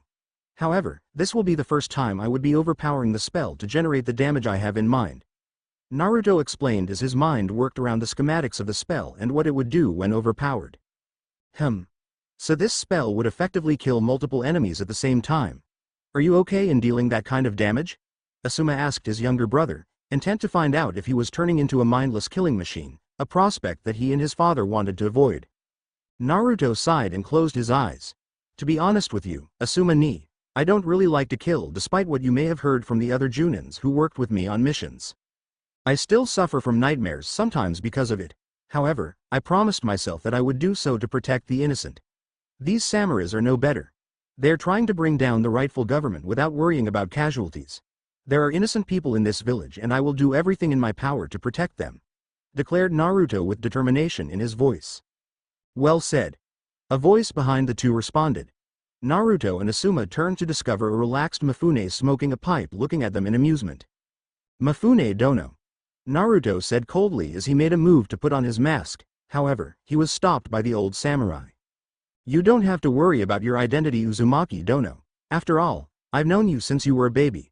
Said Mifune with a chuckle before pushing himself off the wall and walked towards the two who were eyeing him in suspicion.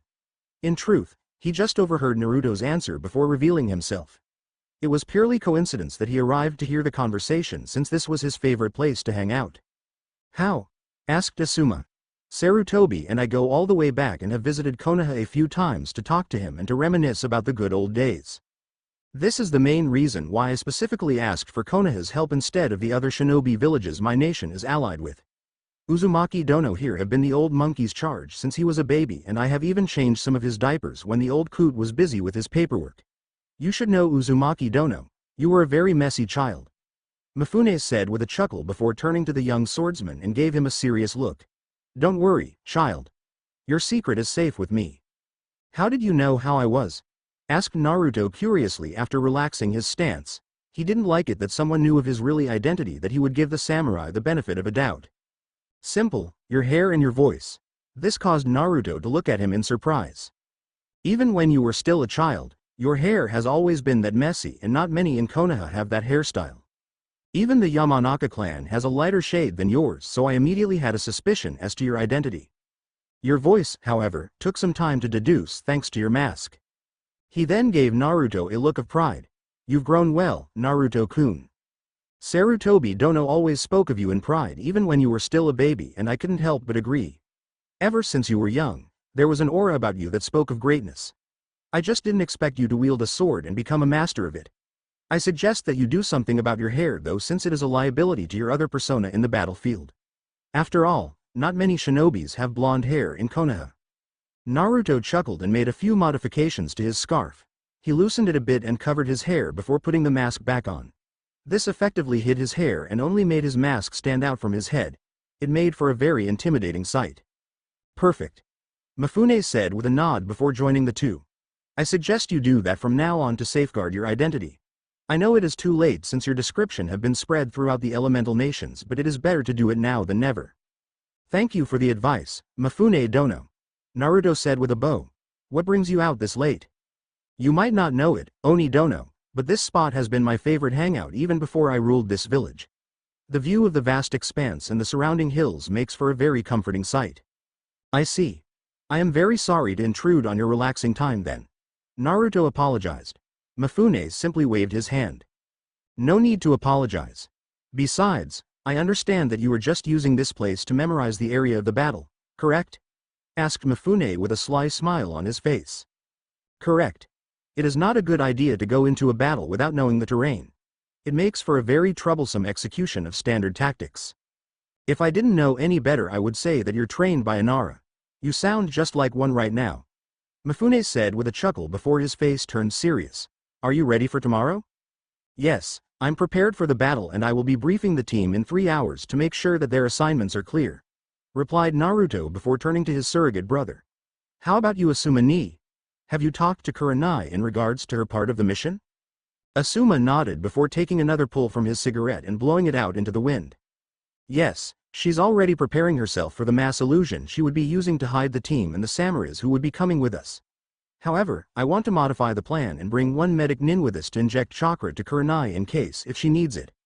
I could do it, but I don't have the necessary chakra control a medic nin has for this procedure. Agreed. Naruto said with a nod before reaching into his pocket and pulling out a ring and gave it to Asuma, who looked at it with a confused look on his face. I want you to take that with you for the mission tomorrow. What's this? Said Asuma as he studied the ring in his hand. That is like a beacon that I can detect if you channel some chakra into it. It will release a wave of Riryoku that I can easily detect. If you ever need help during your mission, just channel chakra into it and I will come and bail you out. I see. Thank you, Otato. Asuma said with a smile before slipping the ring on his finger. Despite your reputation, you're still a softie, you know. Naruto growled and was thankful for his mask since it hid the blush on his face. Shut up, Asuma ni. I just want to make sure that you're safe, that's all. After all, you're one of my precious people. I just want to make sure that you're safe. Besides, Oji-san would kill me if I let anything happen to you. Good point. Even if I'm strong enough to take care of myself, my dad is still a worrywart, said Asuma while making a face. Sarutobi has always been a family man. Mifune added his 2 cents. I bet that even if you're old and gray, well, he is already old and gray, but you know what I mean, he would still baby you as if you're still in diapers. This comment made both Naruto and Asuma groan, causing the old samurai to release a hearty laugh. Naruto and Mifune were standing on top of Giant Wall on the western edge of Tetsu no Kuni as the sun rose from the horizon. Both wore grim expressions on their faces, though Naruto's was hidden behind their mask, when they caught sight of the rebellion army in front of them. I hope you know what you're doing, Oni Dono, said Mifune nervously.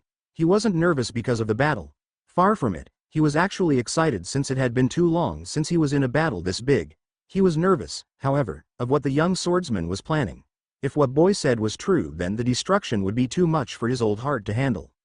Trust me, Mifune Dono, said Naruto with confidence, making the old samurai relax. He looked at the army amassed below him and decided that it was time. It's time. Naruto raised both of his hands in front of him, palm forward, pointing at his target, which was the center of the invading army. He started channeling Riryoku and Ki into his hands and using every amount of control he had in his body to focus it into a ball. The more energy he pushed into it, the bigger it became. He kept channeling both energies into the ball in equal amounts until it was as large as his body. The energy it was emitting was making both his and the old samurai's hair stand on end. When the two energies became too much for him to handle, he decided to let go, or else it would explode and taking him with it. Here we go. Anipo. Seishin Taihao, Demon Arts. Spirit Cannon, yelled Naruto as he released his hold on his first demolition type spell. He was unprepared, however, on what it was really capable of. When Naruto created the spell with Kurama's help, Seishin Taihao was just an oversized version of Sho, an impact-based technique that could easily target a large group of enemies and knock them unconscious with a stunning blast of Ki and Riryoku. However, because he overpowered the technique, Naruto was unprepared when a powerful explosion boomed across the countryside, and the shockwave that followed almost knocked them off their feet, which was a testament to its power since the blonde was relatively far from the impact point. Everyone, both the rebellion army and the samurai defenders, froze, and both parties were shocked at the damage such a technique could cause. It was all because of one man. There, in the middle of the once large army, was an oversized crater, easily 50 meters in diameter and 10 meters deep. Nothing was left of the samurais that were hit it, as if the power of the spell turned them to dust, which they literally did. Naruto stared at the damage in front of him and coughed a bit to get his shock under control. I guess it worked after all, commented Naruto in an all-too-calm voice. This caused Mifune to look at him in shock. You mean to tell me that this was the first time you used it? Mifune asked incredulously. Naruto scratched the back of his hooded head in embarrassment. Well, I tried the spell before, but this is the first time I, overpowered it, so to speak. I was expecting for it to blow up in my face, but I guess I was worried over nothing. Hee, explained Naruto in a sheepish voice while observing the oversized crater in the middle of the rebellion army. I think you should signal your samurais to start the attack now, old man. Mifune gave the masked boy a look that spoke volumes before retrieving a horn from his hip and gave it a long blow, shattering the silence with a haunting note that resulted in various shouts from the defenders as they poured out of the village gates to intercept the attacking army. Mifune dropped the horn on the floor and adjusted the sheathed katana on his hip before giving Naruto a look that spoke volumes. When all this is over and done with, you and I are going to have a long talk in experimenting, young man, was all he said before jumping down from his perch to join his soldiers below. Naruto sighed. He knew that he was screwed. I think I deserved that, didn't I? He asked to no one, not expecting an answer. Of course, his tenant was not one to pass it up. You do, and you and I are going to have a long talk after that old man gives you one in the potential accidents as a result of overpowering spells. Kurama growled in a voice that spoke volumes. Fine. Naruto huffed before disappearing from the wall to join the old samurai below. Mifune grunted as he blocked a clumsy swing from a samurai that dared to attack him one-on-one. He expertly slapped the blade away with his own before decapitating his opponent with a lazy swing. A shout from behind him caught his attention, so he immediately turned to prepare for another opponent, only to see a sword sticking out of an enemy samurai whose face was filled with shock and pain. I'm sorry to barge in on you, Mifune Dono, but I need to ask your permission to temporarily withdraw from the battle, said Naruto before kicking the enemy he just skewered to free his blade and flicked it to the side to get rid of the blood. What seems to be the problem, Oni Dono? Said Mifune before sending a swipe of his blade to the side to parry a swing from an enemy samurai before punching him square in the face. He finished him off by separating the head from the body. I just felt a pulse of energy from the ring I gave Asuma, and I think he would only use it if they are in trouble. It is only polite to ask your permission first before leaving the battle. Byakurai, said Naruto before firing a spell to a target behind the elderly samurai. Mifune simply turned to see an enemy sneaking up on him with a hole on his head. The aged leader simply shook his head for the lapse and turned to Naruto, who was waiting for his permission. You have my permission, Oni Dono. I think we can handle it from here, but it is best for you to be quick about it since we don't know when those missing nins would show up. We have fought for almost an hour now and there isn't a sign of them from here. Naruto nodded and disappeared with a spot, causing the old samurai to release a chuckle before turning around and slicing a samurai who was about to cut him. Tisk. Youngsters these days. Always in a hurry. He murmured. Those who heard him didn't know if he was talking about the masked shinobi swordsman or the enemy who he just cleaved in two. Asuma grunted in annoyance as he avoided a sand shuriken from the missing nin he was facing. It was supposed to be a simple demolition mission to destroy the camp while the missing nins were away. However, they ran into a complication when said missing nins decided to double-cross their friends to use the time to raid the camp of anything valuable and hightailing it out of there, leaving their allies to be slaughtered. He was disgusted that shinobis resorted to such tactics, but he couldn't deny the fact that these shinobis became missing nins because of the lack of honor, if there was such a thing as honor in the shinobi world, that is. He jumped back to dodge a fireball that was about to roast him and rendezvoused with the rest of his group to form a defensive line. If help didn't come soon, then it would their last stand. Damn it. How is your wound, Kuranai? Shouted Asuma as he eyed the missing nins in front of them. Not good, said Kuranai with a cough, blood running down her chin. She was careless earlier when she concentrated on her illusions. One of the nins was able to immediately dispel her technique while another hit her with a shuriken on the stomach. This was one of the reasons why she was a support instead of a frontline fighter. Her skills demanded nothing less. Are you sure he's coming? Yes, though I'm sure he's going to be delayed a bit considering that he's dealing with an army with the rest of Mifune's samurais. How's the rest handling it? Asked Asuma as he flew through a set of hand seals and shouting out his technique. Fuden. Great breakthrough. He blew out a powerful gust of wind that threw some of missing nins away from them. From the way things were going, they couldn't hold out on the defensive for long, and they didn't have the necessary firepower to be on the offensive. After all, 6 couldn't hope to survive a battle facing an army of missing nins. They might be skilled, but they weren't that skilled. He better come soon or there would be none of us to return to Konaha, said the Aburame as he recalled whatever was left of his Kakaichu partners back to his coat before pulling out a kunai and flinging at a missing nin who wasn't able to dodge the quick attack and died for it. 1 down, 39 more to go. Logically speaking, we're screwed. The leader of the missing nins, a Junin-level shinobi from Iwa, sneered at the group. Why don't you surrender? We'll make your deaths nice and painless if you do, said Iwa Nin before leering at the wounded Kuranai with lust in his eyes. Well, some of you anyway. I'm sure the Genjutsu mistress of Konaha would just love to spend some time with us and make her illusions of fun a reality. Before they could answer, a rope of white energy surrounded the Iwa Nin before flying through the air and cleaved in half, showering everyone in blood. I don't think so. There is nothing I hate more than rapists, growled Naruto in a cold voice before flicking his sword to the side to get rid of the blood. He didn't want Kenshin to be bathed in such dirty blood any more than it had to. Oni-sama, cried Akido and Yahiko in relief. This revelation caused the missing nins to stiffen and look at the newcomer in fear. Shit. It's the Hitakari Batuse. I didn't know he was from Konaha, shouted Asuna Nin in fear. I don't care where he's from. Let's get out of here, said another Suna Nin before turning around to make a run for it. However, that attempt was cut off when a blast of white lightning blew his head off from his shoulders. Everyone turned to see the masked swordsman pointing a smoking index finger at the once alive missing nin. I don't think so, my friend, Naruto said coldly before turning to Asuma who was helping Kuranai with the wound on her stomach. What happened here? The missing nins decided to betray their friends, Oni.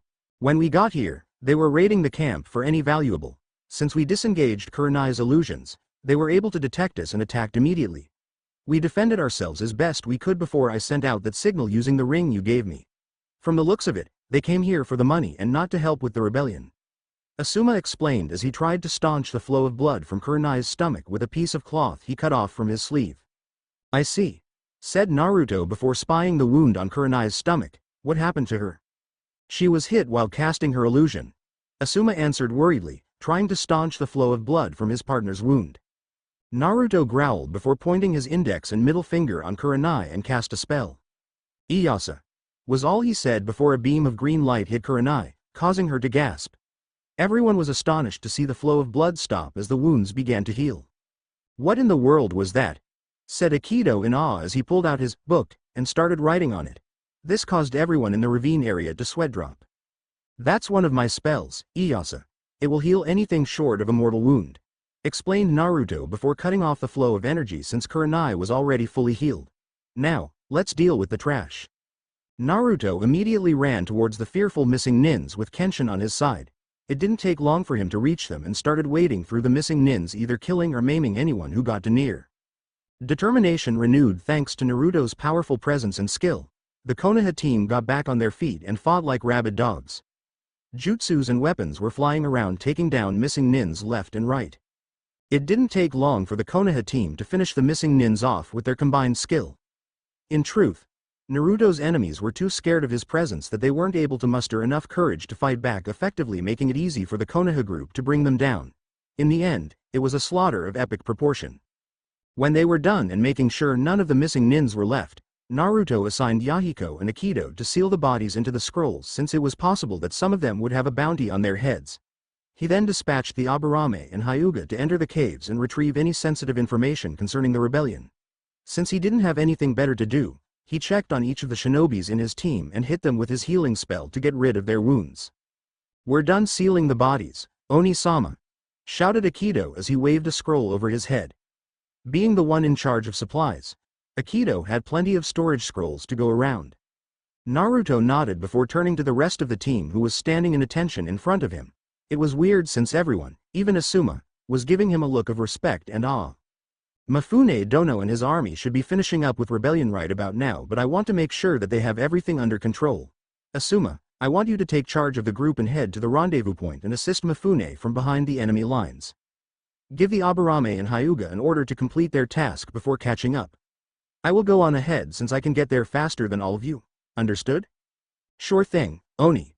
I'll handle everything here. You go ahead and we'll catch up, Asuma said with a nod before turning to the group and started barking out orders. Naruto nodded before jumping up and standing on the platform he created at the peak of his ascent and disappeared with an overcharged Shunpo, leaving the group from below to look at him in awe. Okay troops, prepare your gears and move out. We have a samurai army to back up, commanded Asuma after giving the two tracker Junins their orders. When everyone was ready, they ran out of the enemy camp towards the rendezvous point to assist the samurais in battle. Naruto appeared in the air on top of the battle just outside of Tetsu no Kuni. The blonde swordsman observed the fight below him and noted that the defenders have things well in hand. He counted around 50 more rebels before deciding to join the fight. He disappeared again using Shunpo and appeared behind Mifune to slash at a charging rebel before skewering him on the heart. Hope you don't mind the assistance, Mifune Dono, Naruto said as a form of greeting. Welcome back, Oni Dono, replied Mifune with a grunt since he was parrying a rather skilled samurai's attacks. I hope you took care of the problem. Oh, I did, said Naruto before rapid-firing 6 shows to knock back a group of attacking rebels. I'm happy to inform you that the missing nins won't be joining the fight. It would seem that they decided to double-cross the rebels, leaving them behind to steal their valuables. I was able to save my team from being slaughtered and returned the favor. They will be here in a few minutes to assist us. Good, said Mifune before executing a lightning-fast Batujutsu maneuver that cleaved his opponent in half. That was a very powerful attack, Naruto commented as he observed the powerful style the old samurai was displaying. He grunted as he was being pushed back by a rather strong opponent when he blocked a rather powerful overhand slash. He growled at the samurai in front of him and decided to finish him off. His energy was almost depleted from the overpowered Shinsei Taihao and the continuous use of Shunpo to reach his team and back. He pushed back with all his might, throwing the samurai off from his frenzy and prepared to sheathe Kenshin to launch his next attack. Hidden Mitsurugi Ryumaisen, Naruto shouted before sheathing Kenshin back into its home with so much speed and power that it created a miniature sonic boom that stunned his opponent. Growling, he used his current Batujutsu stance to end the fight. Hidden Mitsurugi Sauryuzen, Naruto growled out before pulling out Kenshin from its sheath that hit the opponent on the ribs and followed it up with the now empty sheath. His double attack shattered the opponent's ribcage and liquefying his lungs and heart, killing him instantly. Mifune, who already dispatched his opponent, watched in awe as the blonde swordsman in front of him executed 2 powerful techniques with his sword in dazzling mastery. Not only was the old samurai awed at the grace of the techniques but marveled at their devastating results. So that is your sword style, Oni Dono? Hidden Mitsurugi Ryu, is it? Queried Mifune in curiosity and excitement. It is Mifune Dono. Hidden Mitsurugi Ryu is considered an ancient style, and sorry, I can't tell you where it came from and who taught it to me, since that alone is a secret when the knowledge is passed on or if I chose to appoint a successor, replied Naruto as he sheathed Kenshin back into its home. He looked at the rear of the group to see his team attacking the leftover rebels, ensuring the battle to be won in their favor. It would seem that the battle is at an end. So it would seem. All that's left is cleanup. Mifune said with a huff as his eyes observed the mess the battle created. When the last of the rebels were struck down, the loud cheer of victory echoed around the battlefield, punctuated by a similar sound coming from the village. This made Naruto smile behind his mask. Not bad for a day's work. The Konoha team stayed in Tetsu no Kuni for 3 more days to make sure that there weren't any stranglers to make life a living hell for the aged samurai leader. While there, the Konoha team underwent a side mission to make sure that all spies of the rebels were rooted out and performed a thorough background check on all council members to ensure that none of this would happen again. They were aided by the various documents they pilfered from the rebel camp and used them to target certain figures of authority that had a hand in the battle, though indirectly.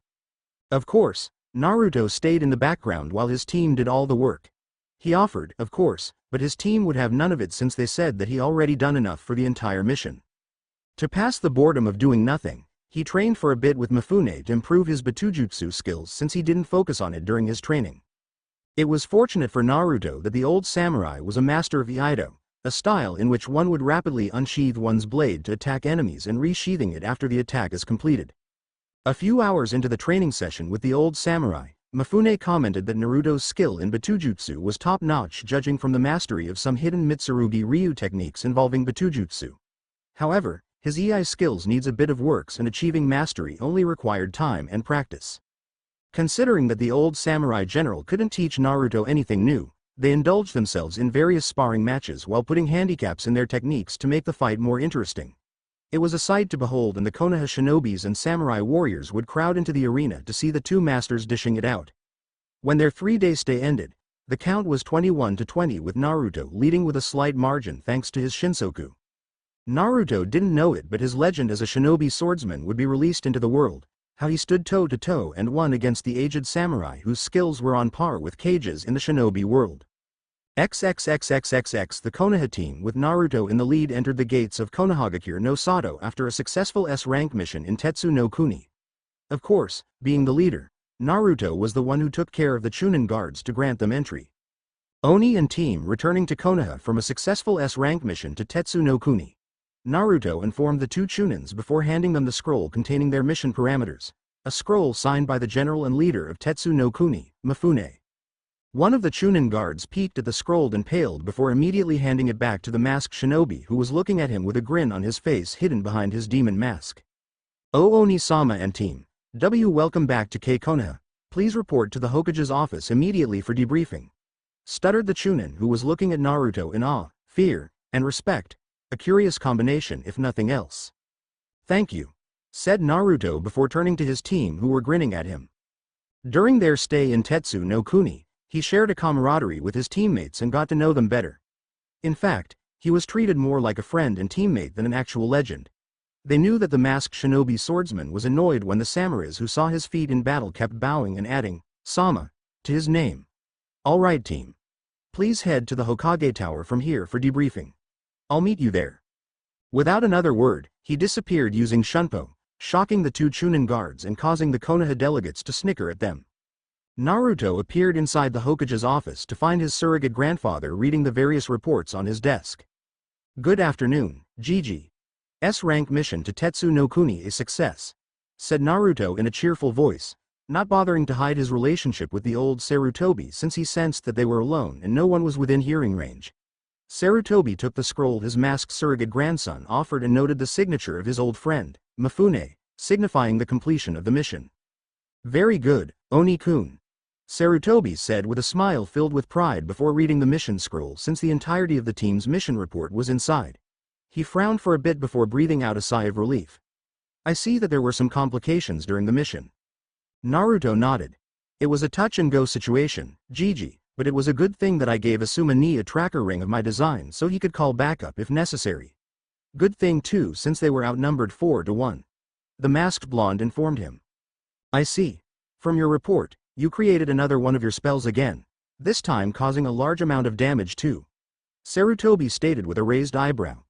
Naruto scratched the back of his head while releasing a sheepish chuckle. "Yeah. I call it Shinsei Taihao. It is an area damage spell since I lack one of those. Actually, that was the first time I used it overpowered. Let me tell you, the tongue lashing I got from old man Mifune and Kurama made my ears ring." Sarutobi nodded while giving the embarrassed swordsman a mock glare. "If I was there, I would give you the same thing, Oni-kun. You already know how dangerous it is to experiment unmastered techniques even if this one is unique to you. Anyway, congratulations on your third successful S-rank mission. Thanks, Gigi. Anyway, do you need anything else? I'll be going home now to rest a bit. The others will be coming in any minute now, said Naruto as he sensed his teammates approaching the office on foot. I'll call for you if I need you. Go and rest up. You deserve it, Sarutobi said with a smile, causing the masked boy to nod and disappear from the room in a swirl of leaves before a knock came from the door. Danzo was stumped as he read the report from one of his root spies in Tetsu no Kuni. How in the world did the boy acquire such power? According to his spy, the boy displayed a frightening mastery over a sword style that was equal to the Mifune, a powerful samurai that could go toe-to-toe with a cage-level shinobi. Not only that, the boy commands a devastating technique using an energy that wasn't chakra that disintegrated dozens of samurais on impact. It wasn't the Kyuubi, since the spy informed him that the boy didn't have the telltale red chakra, nor does the energy display a sense of malice or evil that was a side effect of the Bijuu's potent energy. Oh, Danzo knew who Oni was from the various reports his root operative kept sending him as they maintained a strict surveillance over the boy. He fought tooth and nail with the old monkey to have the boy inducted into his training program to create a weapon for Konaha and failed every time with various loopholes in the Konaha charter. He didn't know how his former teammate did it, but it seemed that the boy was already a powerful weapon.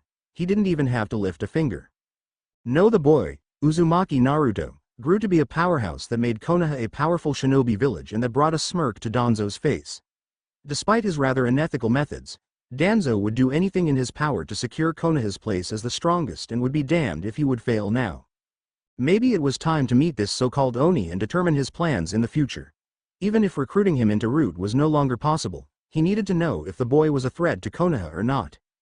Danzo stood from his chair and placed the document he was holding on the table. A council meeting was called regarding the integration of Oni into the ranks. He knew that Sarutobi already made some plans to answer all the questions aimed at him. He too would take such precautions if he was facing an inquisition. He walked towards the door and headed straight for the Hokage Tower via one of the secret tunnels from his base to a building a few blocks away. He was eager to find out if any of his questions would be answered to his satisfaction before meeting with the legendary swordsman. Sarutobi was sporting a headache. He was currently in his seat in front of the entire Konoha Council, both civilian and shinobi, to answer their inquiry concerning the revelation that Oni, the Hitakari Batuse, was a Konoha shinobi. A swordsman, yes, but a shinobi all the same. He already expected this to happen, but he didn't like the bickering that the council erupted to when he confirmed that Oni was indeed a Konoha shinobi. Let me get this straight. Hokage-sama, Oni, the mysterious Hitakari Batuse with an A-rank bounty on his head, is a Konoha shinobi?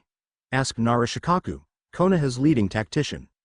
You're correct, Shikaku, answered Sarutobi with a nod of his head, though I would like to correct you on that, since it is quite possible that he would be bumped into S rank soon enough with the feats he displayed in Tetsu no Kuni. In fact, I heard from a reliable source that Mifune Dono had been very vocal with his praise of the man. This caused a lot of the shinobis in the council to look at him with incredulity. But why keep him a secret, Hokage-sama? I mean, it would have been a boon to Konoha to make sure that his identity is public, not to mention who the person behind the mask really is. Asked Kaharu, one of his advisors and former teammate. It was necessary at that time, Kaharu.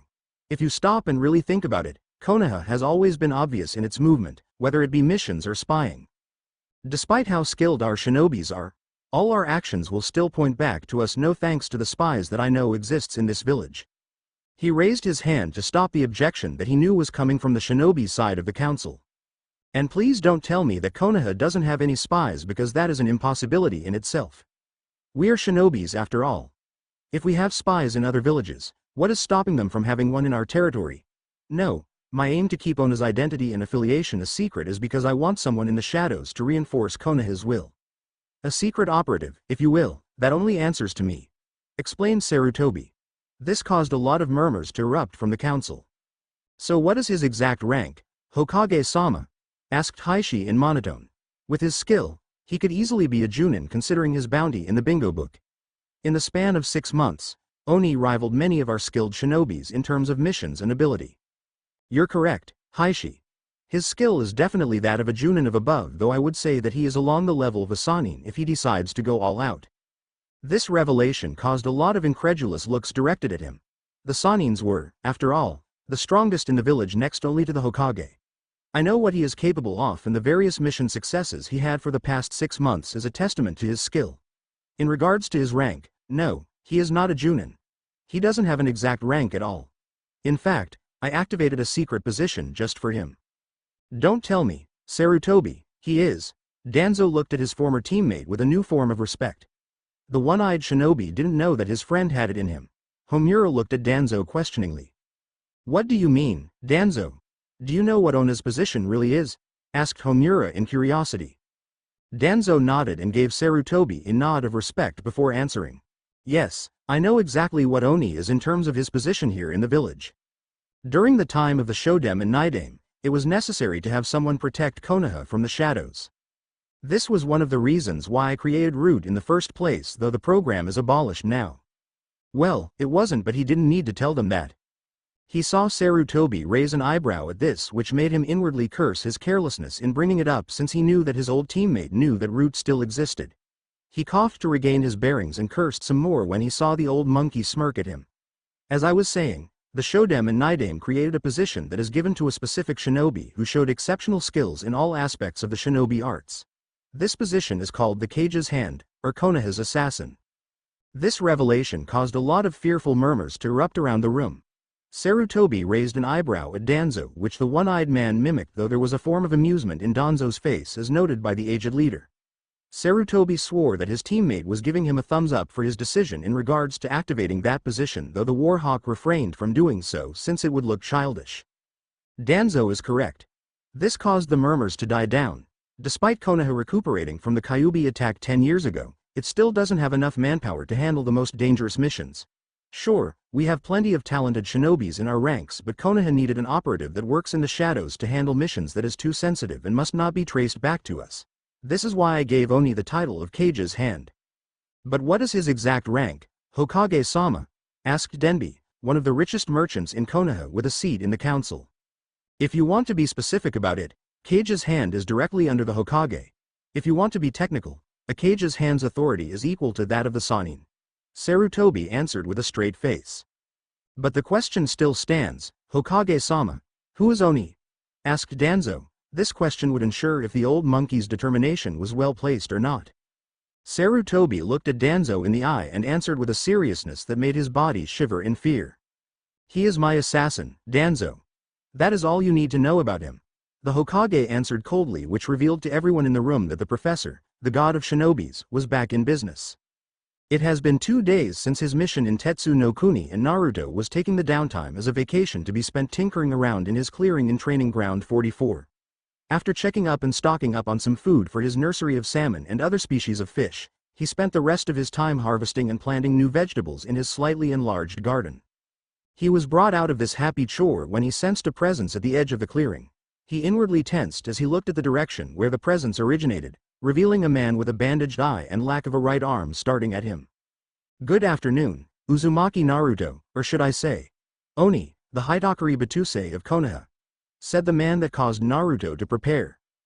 Naruto eyed the man warily as said man started walking into his clearing.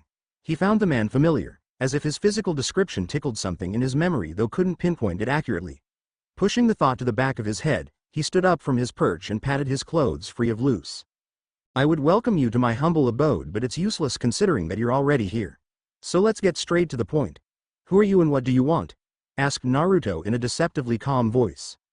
The man smirked and stopped just outside the patch of vegetables in front of him.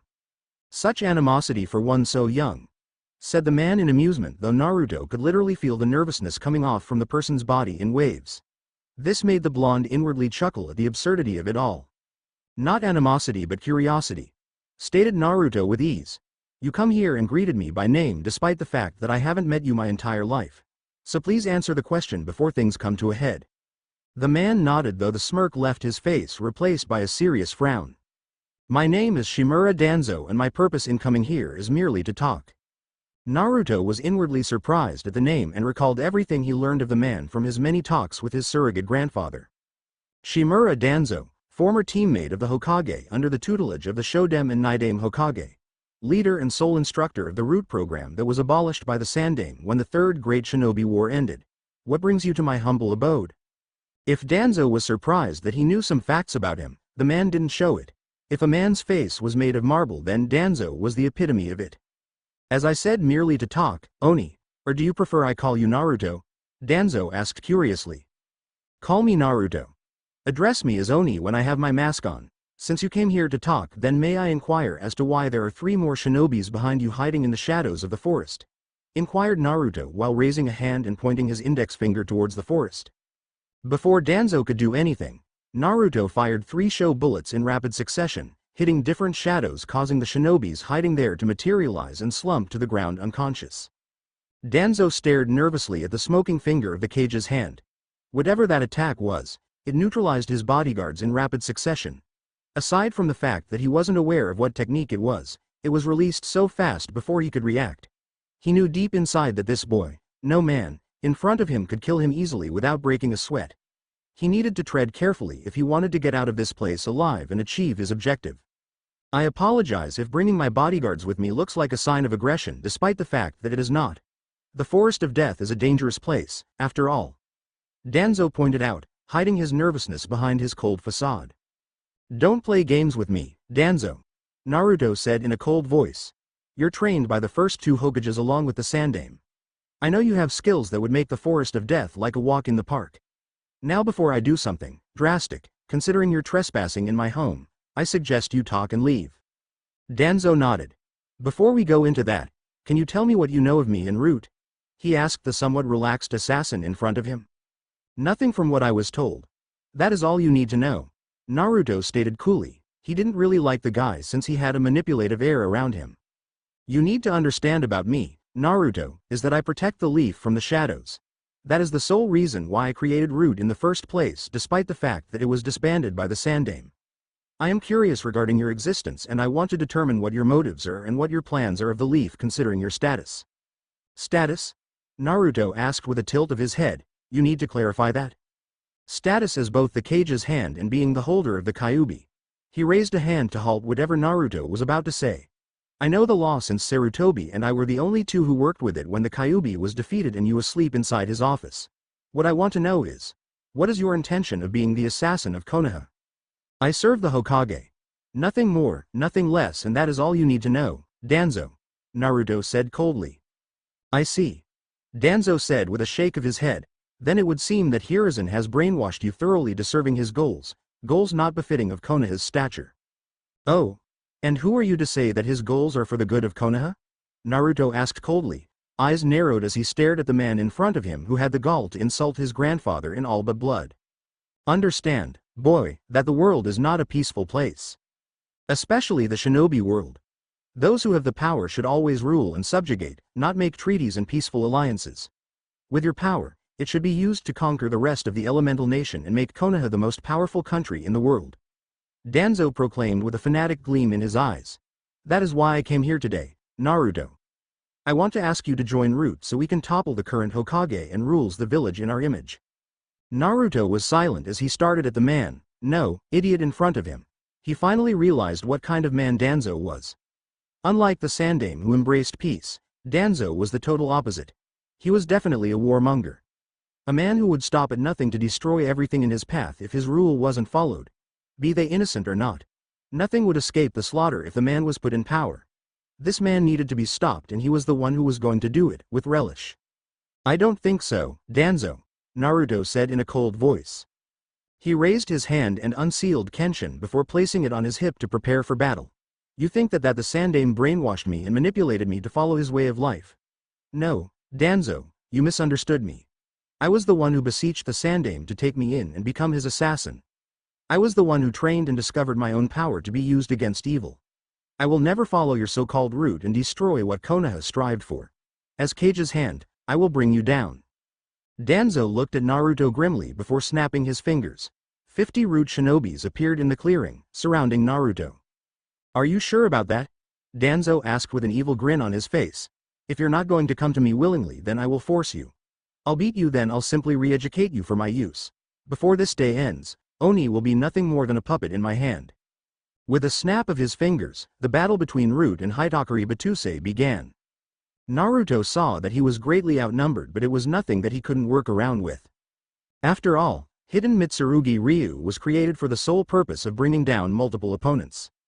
But despite his bravado, he knew that this battle wouldn't be easy. Considering that he was surrounded, Naruto jumped as high as he could and stood on a spiritual platform. He looked down and saw the root shinobis and Danzo stare at him, frozen in mid-step in face of an impossibility in front of them. If it wasn't for the situation he was in, Naruto would have laughed himself silly at the face the man was making. Not wasting any time, Naruto raised his hand, fingers spread apart and channeling a show bullet in each finger and maintaining a stream of Riryoku into them for continuous shots. Not bothering to maim, the blonde started pelting the root shinobis below him with bullets upon bullets of Riryoku to thin out the herd. Naruto saw that he was successful in taking a few of them out of the battle, but there were still more to give him a headache. With a grim face, he raised both of his hands forward and aimed. He knew that this would destroy his home, but he could easily rebuild it to its former glory. Sure, it would still look roughed up considering what he was about to do, but he would still work on it. Gathering as much ki and Riryoku into his newest technique, making sure that he channeled enough to get the job done. When he felt the telltale tingle of his technique reaching maximum power, he released his hold on it and fired. Dai Danzo. Enipo. Shinsei Taihao.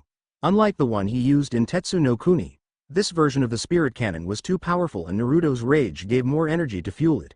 Instead of an oversized ball, a beam of pure energy erupted from the compressed ball in front of him and struck the center of the clearing that he called home.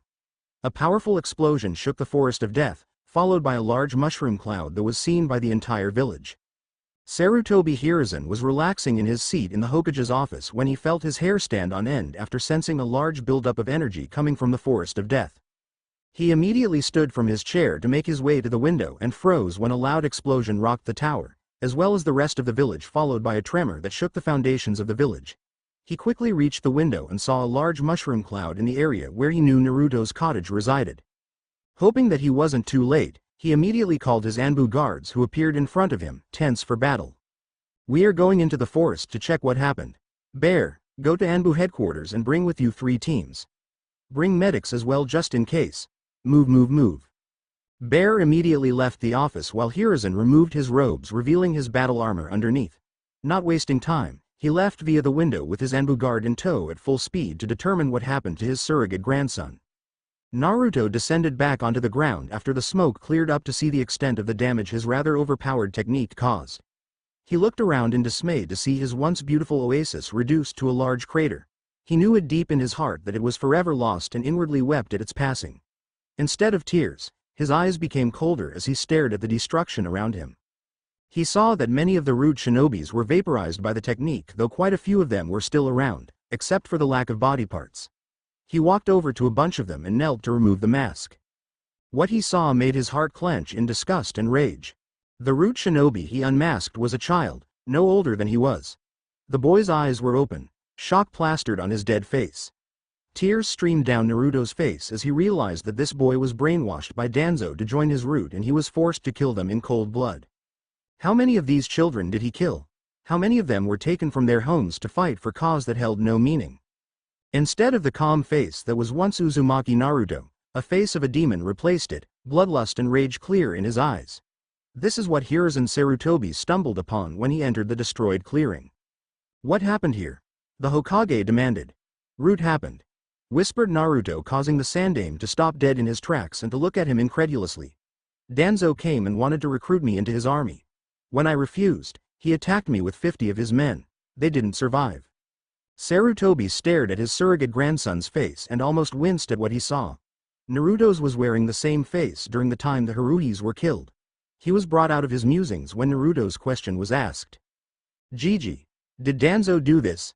Did he recruit children into his root program?" asked Naruto without a hint of emotion in his voice. "Did I just have a hand in killing children?" Sarutobi sighed. "Yes, Naruto, that is one of the reasons why I disbanded Root in the first place, though it's quite clear now that Danzo disregarded that order. It was his practice to find orphans and train them to be emotionless drones for his Root army. These children were forced to destroy every vestige of their emotions by killing their family or friends."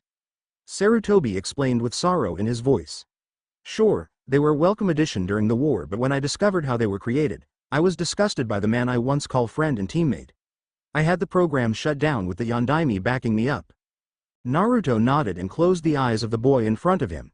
He stood up and started walking away from the clearing and into the forest of death. "Where are you going, Naruto?" Sarutobi asked, though he already knew what the boy intended to do.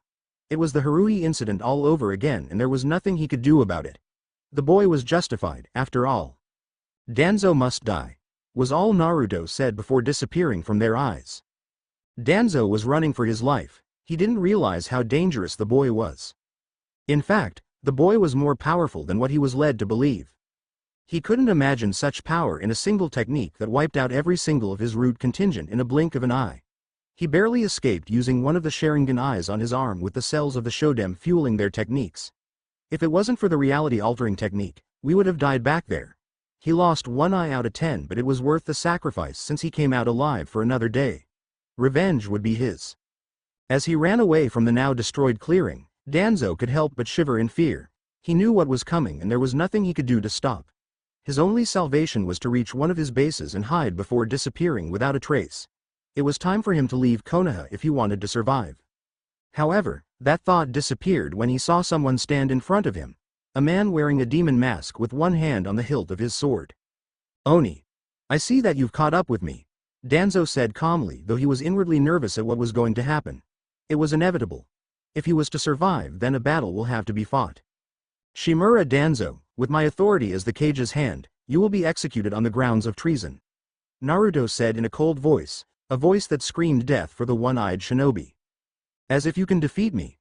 You're nothing but a young up." He didn't get to continue his tirade when he was literally sliced in half before disappearing. He materialized a few feet away with an angry look on his face. "You're going to pay for that, brat. I see that this won't be an easy fight.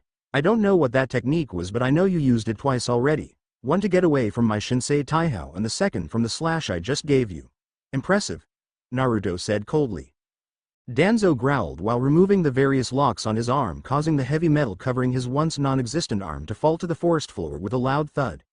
Naruto saw that Danzo's right arm looked as if it was carved from wood with 8 Sharingan eyes staring back at him, though there were 2 slits that looked like closed eyes, as well as a face on the shoulder. "You're a monster, Shimura Danzo. Not only did you do something with your arm but to graft the Uchiha's bloodline into it. You are indeed a warmonger who would do anything to gain power," whispered Naruto with rage clearly evident in his voice. Danzo scoffed. "If I'm a monster, Uzumaki Naruto, then what are you? You're rightfully named the Hitakari Batusei, the manslayer. Blood is on your hands as it stains mine, boy. You're as much of a monster as I am," said Danzo while pulling out a kunai and channeling Fuden chakra into it, causing a blade of wind to materialize and extending to a length akin to a sword. "Be careful, Naruto. The technique the man performed to survive 2 of your techniques is familiar to me. It is called Izanagi and one of the ultimate skills of the Sharingan. However, this comes at a steep price. When Izanagi is used, an eye must be sacrificed," said Kurama from Naruto's mind. "I can also feel Hashirama's bloodline flowing through him. It must be the arm where the eyes are grafted in. Be careful, not only can he use one of the Sharingan's techniques, the Shodem's blood would also allow him to use Mokuton." "I see. So this means that those 2 slits were 2 Sharingan eyes used to activate the technique. From the looks of it, Danzo has 8 more to use. This will take a while," Naruto replied while looking at the 2 slits on Danzo's arm. "Make sure that you use your technique wisely, Danzo. You can only use Izanagi 8 more times before I get to kill you for real." Danzo was shocked before releasing a loud growl. He lunged at the demon-masked swordsman with his Fuden-powered kunai at the fore. Naruto easily saw the attack and blocked it using a Riryoku enforced Kenshin. "How did you know my technique, boy?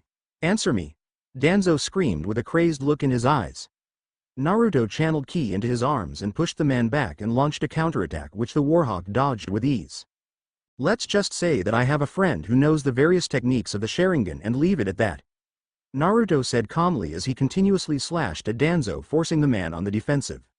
"Even if you know my technique, brat, there's nothing you can do about it," growled Danzo before jumping back while doing hand seals. He took a deep breath and released his technique while spinning. Fuden. Vacuum wave. Before the attack could materialize fully and slice him to bits with invisible blades of wind, Naruto jumped back while pointing an index finger at the man. "Byakurai," whispered Naruto as pale lightning escaped his finger and collided with the invisible wind blades from Danzo's jutsu, causing a small explosion that threw both of them away. Having expected such a reaction from two opposing forces, Naruto created a spirit platform after righting himself and launched from it. Ryusuzen. Gurami. Dragon Nest Flash. Gnawing. Danzo was caught off guard by the sudden counterattack that hit him in the head with the top of Naruto's blade exiting the back. However, instead of dying, the old shinobi simply disappeared from sight as if he wasn't there. Naruto tensed when he heard the man yell a technique from behind him. Fuden. Vacuum Great Sphere. Naruto was caught off guard when a large sphere of wind hit him from behind. Thankfully, he was able to channel a lot of his Riryoku to his back that negated some of the damage, though he didn't come out unscathed. He used Shunpo to get away from the jutsu and appeared a few feet away, the back of his kimono torn away revealing a large bruise. "You're not as good as you thought," Danzo said with a sneer, but was caught off guard when a lasso of energy surrounded him and pinned his arms to the side. He turned his head to see Naruto with an extended finger that connected him to the energy that bound him in place. "Back at you, Danzo," said Naruto, which caused old Warhawk to stare at him in disbelief. "While I ran away from your technique, I created a cage bunshin to sneak up on you from behind. Tisk tisk tisk. It seems that you're not as good as you're supposed to be." "What is this jutsu?" asked Danzo as he struggled from his bonds. He tried channeling chakra to his body to boost his physical strength, but it wasn't enough to get rid of the energy rope binding him in place. "Why do you shinobis always think of things as jutsus?" Naruto commented. "If you really want to know, I call this technique of mine Hinawa. It is a technique designed to trap an opponent by binding his arms to his side, disabling their ability to use hand seals." Danzo wasn't able to retort when the Naruto clone holding the energy rope yanked at it, causing him lose his footing and slam to the ground with a loud thud. He saw the real Naruto on top of him with his sword held over his shoulder. Ryutsusen. Zan, Dragon Hammer Flash. Disaster. From his perch over the prone form of Danzo, Naruto used a bit of Riryoku to propel him towards his opponent and stabbed him on the stomach with enough force to drive Kenshin straight through the body and the packed soil below, with only the hilt being visible. As expected, Danzo simply faded away as if he was nothing. Naruto already expected this to happen, so he released a wave of Riryoku, akin to a sonar, to find his sneaky opponent. He immediately positioned his free hand with his index finger pointed somewhere to his right. Byakurai. Danzo, who materialized to Naruto, right, was about to stab with a Fuden Kanai but was caught off guard when a pale lighting pierced his stomach. He looked at Naruto with an index finger pointed at him from under his right elbow. "How?" "Simple. I knew that you would be using Izanagi again, so I released some of my energy to detect your presence. I was able to pinpoint your presence when you materialized and took decisive action. Give up, Danzo, you're no match for me," Naruto said calmly while standing up and freeing his sword from the earth's grip. He saw Danzo fade again and couldn't help but tease the old man. "5 down, 5 to go."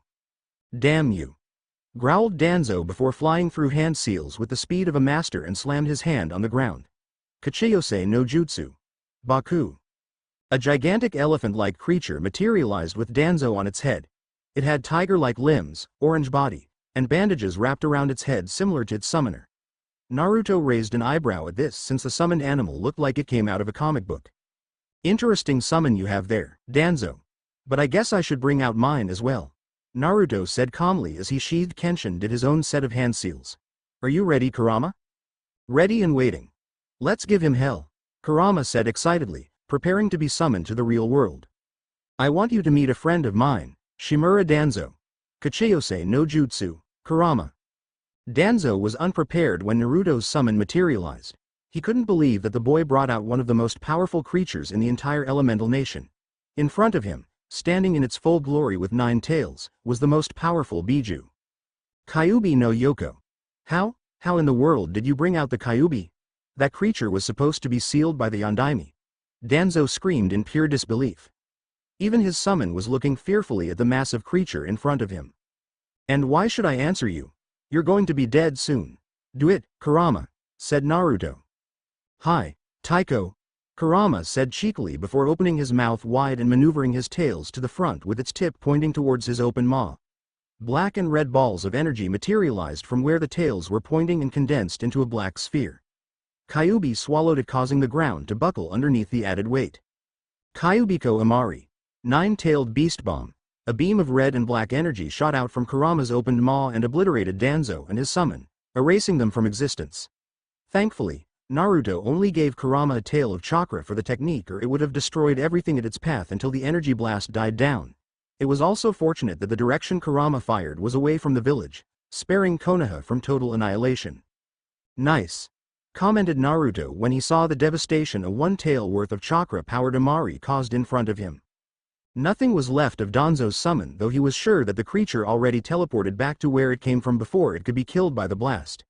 Danzo, however, was nowhere to be found, but Naruto was sure that the old Warhawk was somewhere nearby, though he was sure that the man was down to 4 more Izanagis if he used one.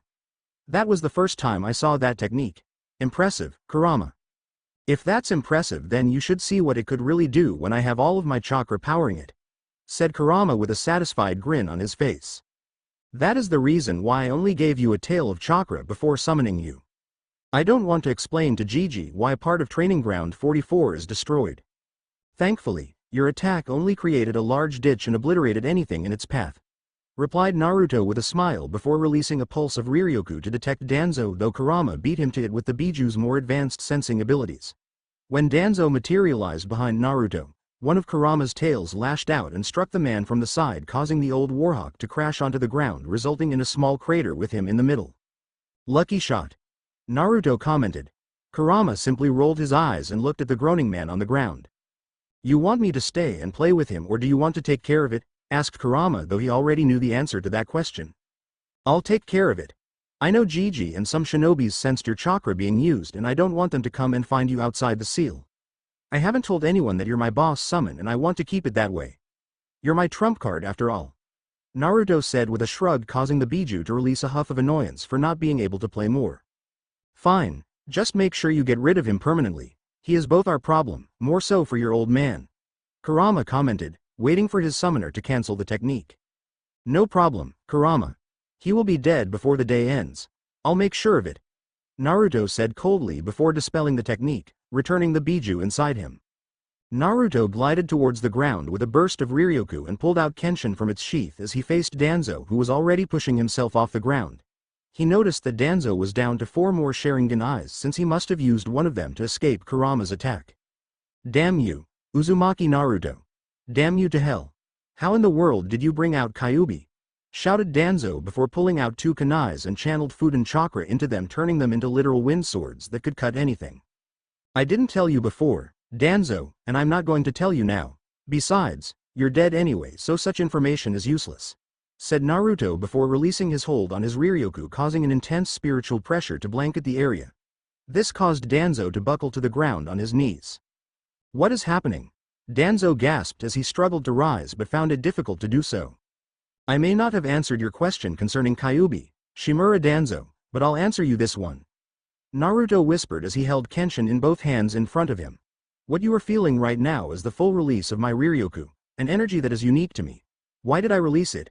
Simple.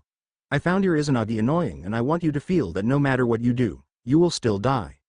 What are you talking about, brat? Said Danzo while glaring angrily at him. Riryoku is not the only thing that is unique to me. My sword is also unique. You will be the first and the last to see its real form, whispered Naruto before closing his eyes and whispered the words of release, amplifying the blanket of Riryoku around them. When Naruto whispered the words to release the power of his sword, he was engulfed in a tower of blue energy that reached to the skies. Danzo struggled to rise to escape but couldn't do so since the power the blonde displayed kept him pinned to the ground. He tried channeling chakra to his body to boost his strength, but it didn't work, except to make it easier for him to breathe and nothing else. After a few seconds, the tower of blue energy began to disperse to reveal a sight that made the old Warhawk gasp in fear. In front of him was a different Uzumaki Naruto. Instead of a kimono and hakama, he now wore black shirt and pants, with a silver belt holding the latter in place.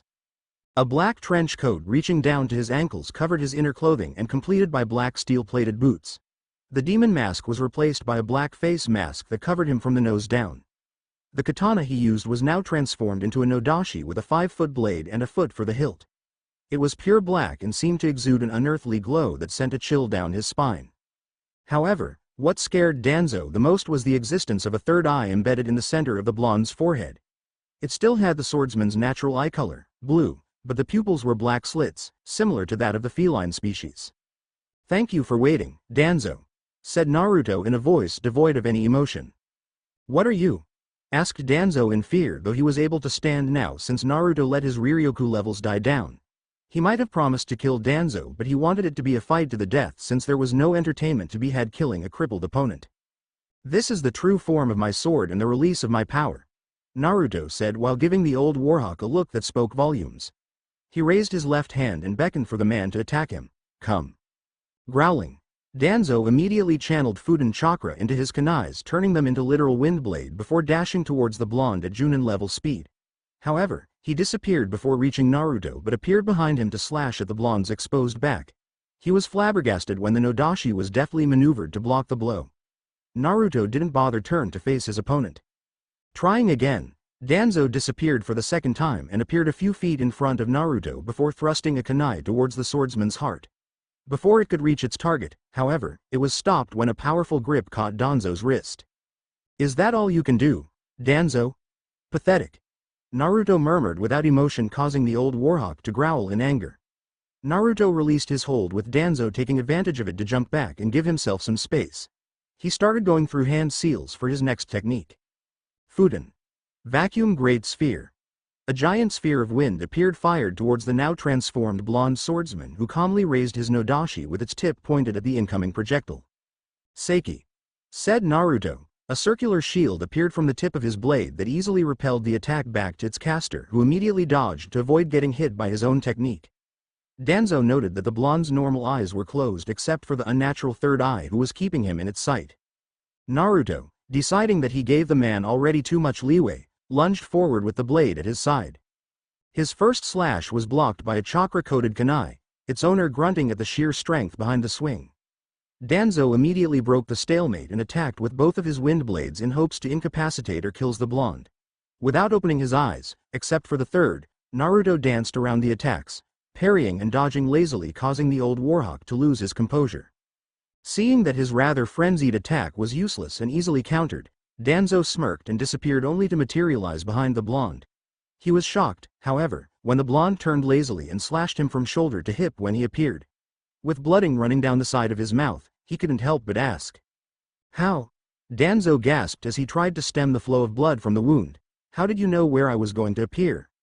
Naruto simply looked at the man with his natural eyes, face devoid of any emotion, though Danzo was sure that there was a hint of boredom there that infuriated him. "When I released my sword's true form, I gained a few abilities that came with it. Aside from the obviously cosmetic changes, my released form gave me a dujutsu, eye technique, of sorts." Naruto pointed at the third eye on his forehead with a finger. "The Jagan, the third eye of the devil, gives me the ability to see 5 seconds into the future. When its gaze lands on its target, in this case you, all of your movements and strategies are for me to see and counter. Not even your famed Izanagi can fool the Jagan." Danzo disappeared with Naruto doing the same. When the root leader materialized, Naruto did so under his guard and impaled him easily with his blade. Danzo disappeared again, though Naruto remained in place. Thought he blonde simply slashed to the side, catching the old warhawk and cutting off his arm. "I told you, I know what you're going to do before you're going to do it, Danzo," said Naruto in a bored voice. 8 down, 2 to go. Danzo growled in anger before disappearing. He materialized on a branch on top of the blonde and immediately went on the defensive. No blow came. He looked down at his opponent and gasped when lightning pierced his chest where his heart was supposed to be. He saw the blonde pointing the large blade at him with its tip smoking and glowing with energy. Another shot was fired, piercing him on the head before disappearing. 9 down, 1 to go, said Naruto as he lunged forward and slashed, catching the warhawk from shoulder to hip for the second time when the man materialized. 10 down and no more Izanagi for you. Growling, Danzo disappeared and materialized a few meters away from the blonde to give him some breathing room while doing hand seals and slamming his hand on the ground to execute one of his most devastating combo. He just hoped that his summon was still alive to assist him with its completion. Kachiyose no Jutsu. Baku. Baku materialized with Danzo on top of its head, though it was obvious that Kurama's attack wounded it deeply. The summon's body was littered with burns and the bandages on its head was no longer there, revealing singed fur and skin. Some parts were even showing bones. Despite its wounded state, it was still ready to follow its master, to the death if need be. "I don't know why you brought your summon out considering the state it's in," said Naruto while giving Baku a curious look. Danzo didn't bother with a response, sent out a mental command to his beast.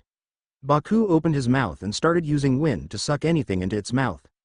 Naruto raised an eyebrow when he saw the wind-powered black hole the summon creature produced and couldn't help but admire its tenacity to assist its summoner. He immediately channeled chakra to his feet and reinforcing it with ki and Riryoku to keep him in place. He already knew what Danzo was trying to do and couldn't help but chuckle in amusement for such a useless act. "Ah, I see what you're trying to do, old man. Well, since your summon wants to eat me, then it's only fair that I accommodate it," said Naruto with a determined glint in his eyes. He gripped the newly transformed Kenshin with both hands and positioned it in front of him, perpendicular to the ground. He started gathering ki and Riryoku into the blade, causing red and blue energy to materialize around the blade, growing brighter as it was fed more energy from the blonde swordsman. He raised the blade above him and executed a downward slash while releasing his hold on the technique. Souryu Yubu, Soul Wave. A wave of red and white energy flew from the slash and cut Baku into two, effectively killing the summon before it could return to its plane. Danzo, who clearly saw and felt the power of the technique, jumped off before sharing the fate of his pet. The wave of energy crashed into a dozen trees before dissipating. Silence reigned before Baku literally fell in half, showering the forest floor with blood and entrails. But before the old shinobi could counterattack, Naruto appeared in front of him in midair and slashed his modified right arm cleanly from his shoulder. Danzo screamed in pain and loss. He landed on the ground with a thud, weakened and mortally wounded, blood gushing out of his shoulder. Even being under extreme pain, he was coherent enough to see Naruto walk towards him, blade on the side, in slow menacing steps preparing to end his life. Judging that it was time to use his last trump card, he painfully maneuvered his left arm and ripped the bandage off his covered eye to reveal an 11th Sharingan. But before he could use any technique from it, it blew up. He saw Naruto pointing an index finger with its tip smoking, evidence that something was fired from it. "As I said before, Danzo, I can see everything you do before you even do it. I know you plan to use your last Sharingan to put me under your control. Not only was it a useless act, it also spelled your doom. Any last words before meeting Yami in hell?" said Naruto in a cold voice while raising his blade in preparation to cut off the old warhawk's head. "I have nothing to say to you. Kill me and be done with it," Danzo gasped out while glaring at the boy in front of him. Despite being soundly defeated, all his hard-earned techniques useless, he wouldn't succumb to death in fear. "So be it," was all Naruto said before beheading Danzo with a single slash, throwing off the warhawk's head to land on the ground with a small thud. The lone eye on the head opened wide to show shock and fear even in death. "You want to relinquish your position and quit being a shinobi?" asked Sarutobi with regret in his voice. The battle in the forest of death between Naruto and Root was over. He found the boy standing over the dead body of his former teammate. He shivered at the look of shock and fear on Danzo's face. Even in death, the old warhawk was afraid of the blonde swordsman who soundly defeated him. He couldn't believe his former teammate would resort to such abomination, robbing the dead Uchihas of their eyes and grafting into his arm with cells from the Shodai Hokage. He shivered at the idea since it was similar to what his estranged student, Orochimaru, was working on before leaving the village, becoming an S-rank missing nin in the process. "Yes," said Naruto in a cold voice, though there was a hint of sorrow in the boy's tone that made the Hokage's heart ache. "Are you sure of your decision, Naruto-kun?" Sarutobi asked his grandson, though he already knew the answer to his question. "Yes, Gigi. I don't think I could ever live with myself if I take another life. The eyes of that boy that I easily killed were staring at me. I know I'll be plagued with nightmares because of it. I first took up the blade to protect. I first killed because I wanted revenge. I wanted to be a shinobi to make sure that whatever happened to Haruhi's wouldn't be repeated. But despite all that, I became what I wanted to destroy. I killed a child and I don't want that to happen again," said Naruto with sorrow in his voice. "I see," Sarutobi said with a nod before standing up and going to his clearly suffering grandson in all but blood and gave him a heartfelt hug. This action caused whatever control the boy had to loosen, opening up floodgates of tears and wails that was the result of killing a child. A brainwashed child, but a child nonetheless. Sarutobi cursed Danzo to the deepest pits of hell for putting his grandson through all that. It took an hour for Naruto to regain his bearings, though the aged leader could see the pain in the boy's blue eyes. He couldn't do anything for the boy except to be there for him in this time of need. "Starting today, you are hereby removed from your position as Kage's hand. You will no longer take any missions or be a part of the Konaha shinobi force. Does this mean that you're no longer aspiring to be a shinobi in the future, Naruto-kun?" asked Sarutobi, knowing that it was the boy's dream to become a shinobi. I don't know, Gigi. Maybe I will, but I'm not sure. I just don't want to kill anymore. I may decide to be a shinobi in the future. If I do, then I will start at the bottom and work my way to the top. I know it is unavoidable to kill, but if do become one in the future, then I will make sure that no death will come from my hand. I promise you that," said Naruto with determination in his voice. "If that is the case, then I welcome you back to being a civilian, Naruto-kun," said Hokage before sliding a key and a piece of paper with an address on it across the desk towards the blonde. "Since your old apartment was already destroyed and your clearing is no longer salvageable, here is a key to an apartment in the entertainment district. It was my home a long time ago and stopped using it when I started living in the Hokage mansion when I took leadership of this village. I bequeath this to you. I will transfer all your money from the Shinobi Bank to a civilian bank owned by a close friend of mine. Unlike other banks, the owner of this one knows that you're not the Kyuubi, so you wouldn't have to worry about your hard-earned money getting stolen. I hope this is to your liking." Naruto took the key and paper before giving his surrogate grandfather a smile, though his eyes were still filled with sorrow. "Thanks, Gigi. If you'll excuse me, I think I'll go home now and rest. It has been a long day and there are things I need to think about concerning the future," said Naruto before standing up and walked towards the door to leave the office. Sarutobi didn't miss the fact that the blonde used the door and not use any of his techniques to exit the room. It would seem that his grandson was forsaking the life of a shinobi, much to his sorrow, though he was sure that the boy's skills would be called upon in the future. He didn't know that the Biju inside Naruto was also thinking of the same thing. "Naruto, despite your vow to no longer kill and become a shinobi, circumstances are against you. Mark my words, deep in the future, you will have to take up the sword again.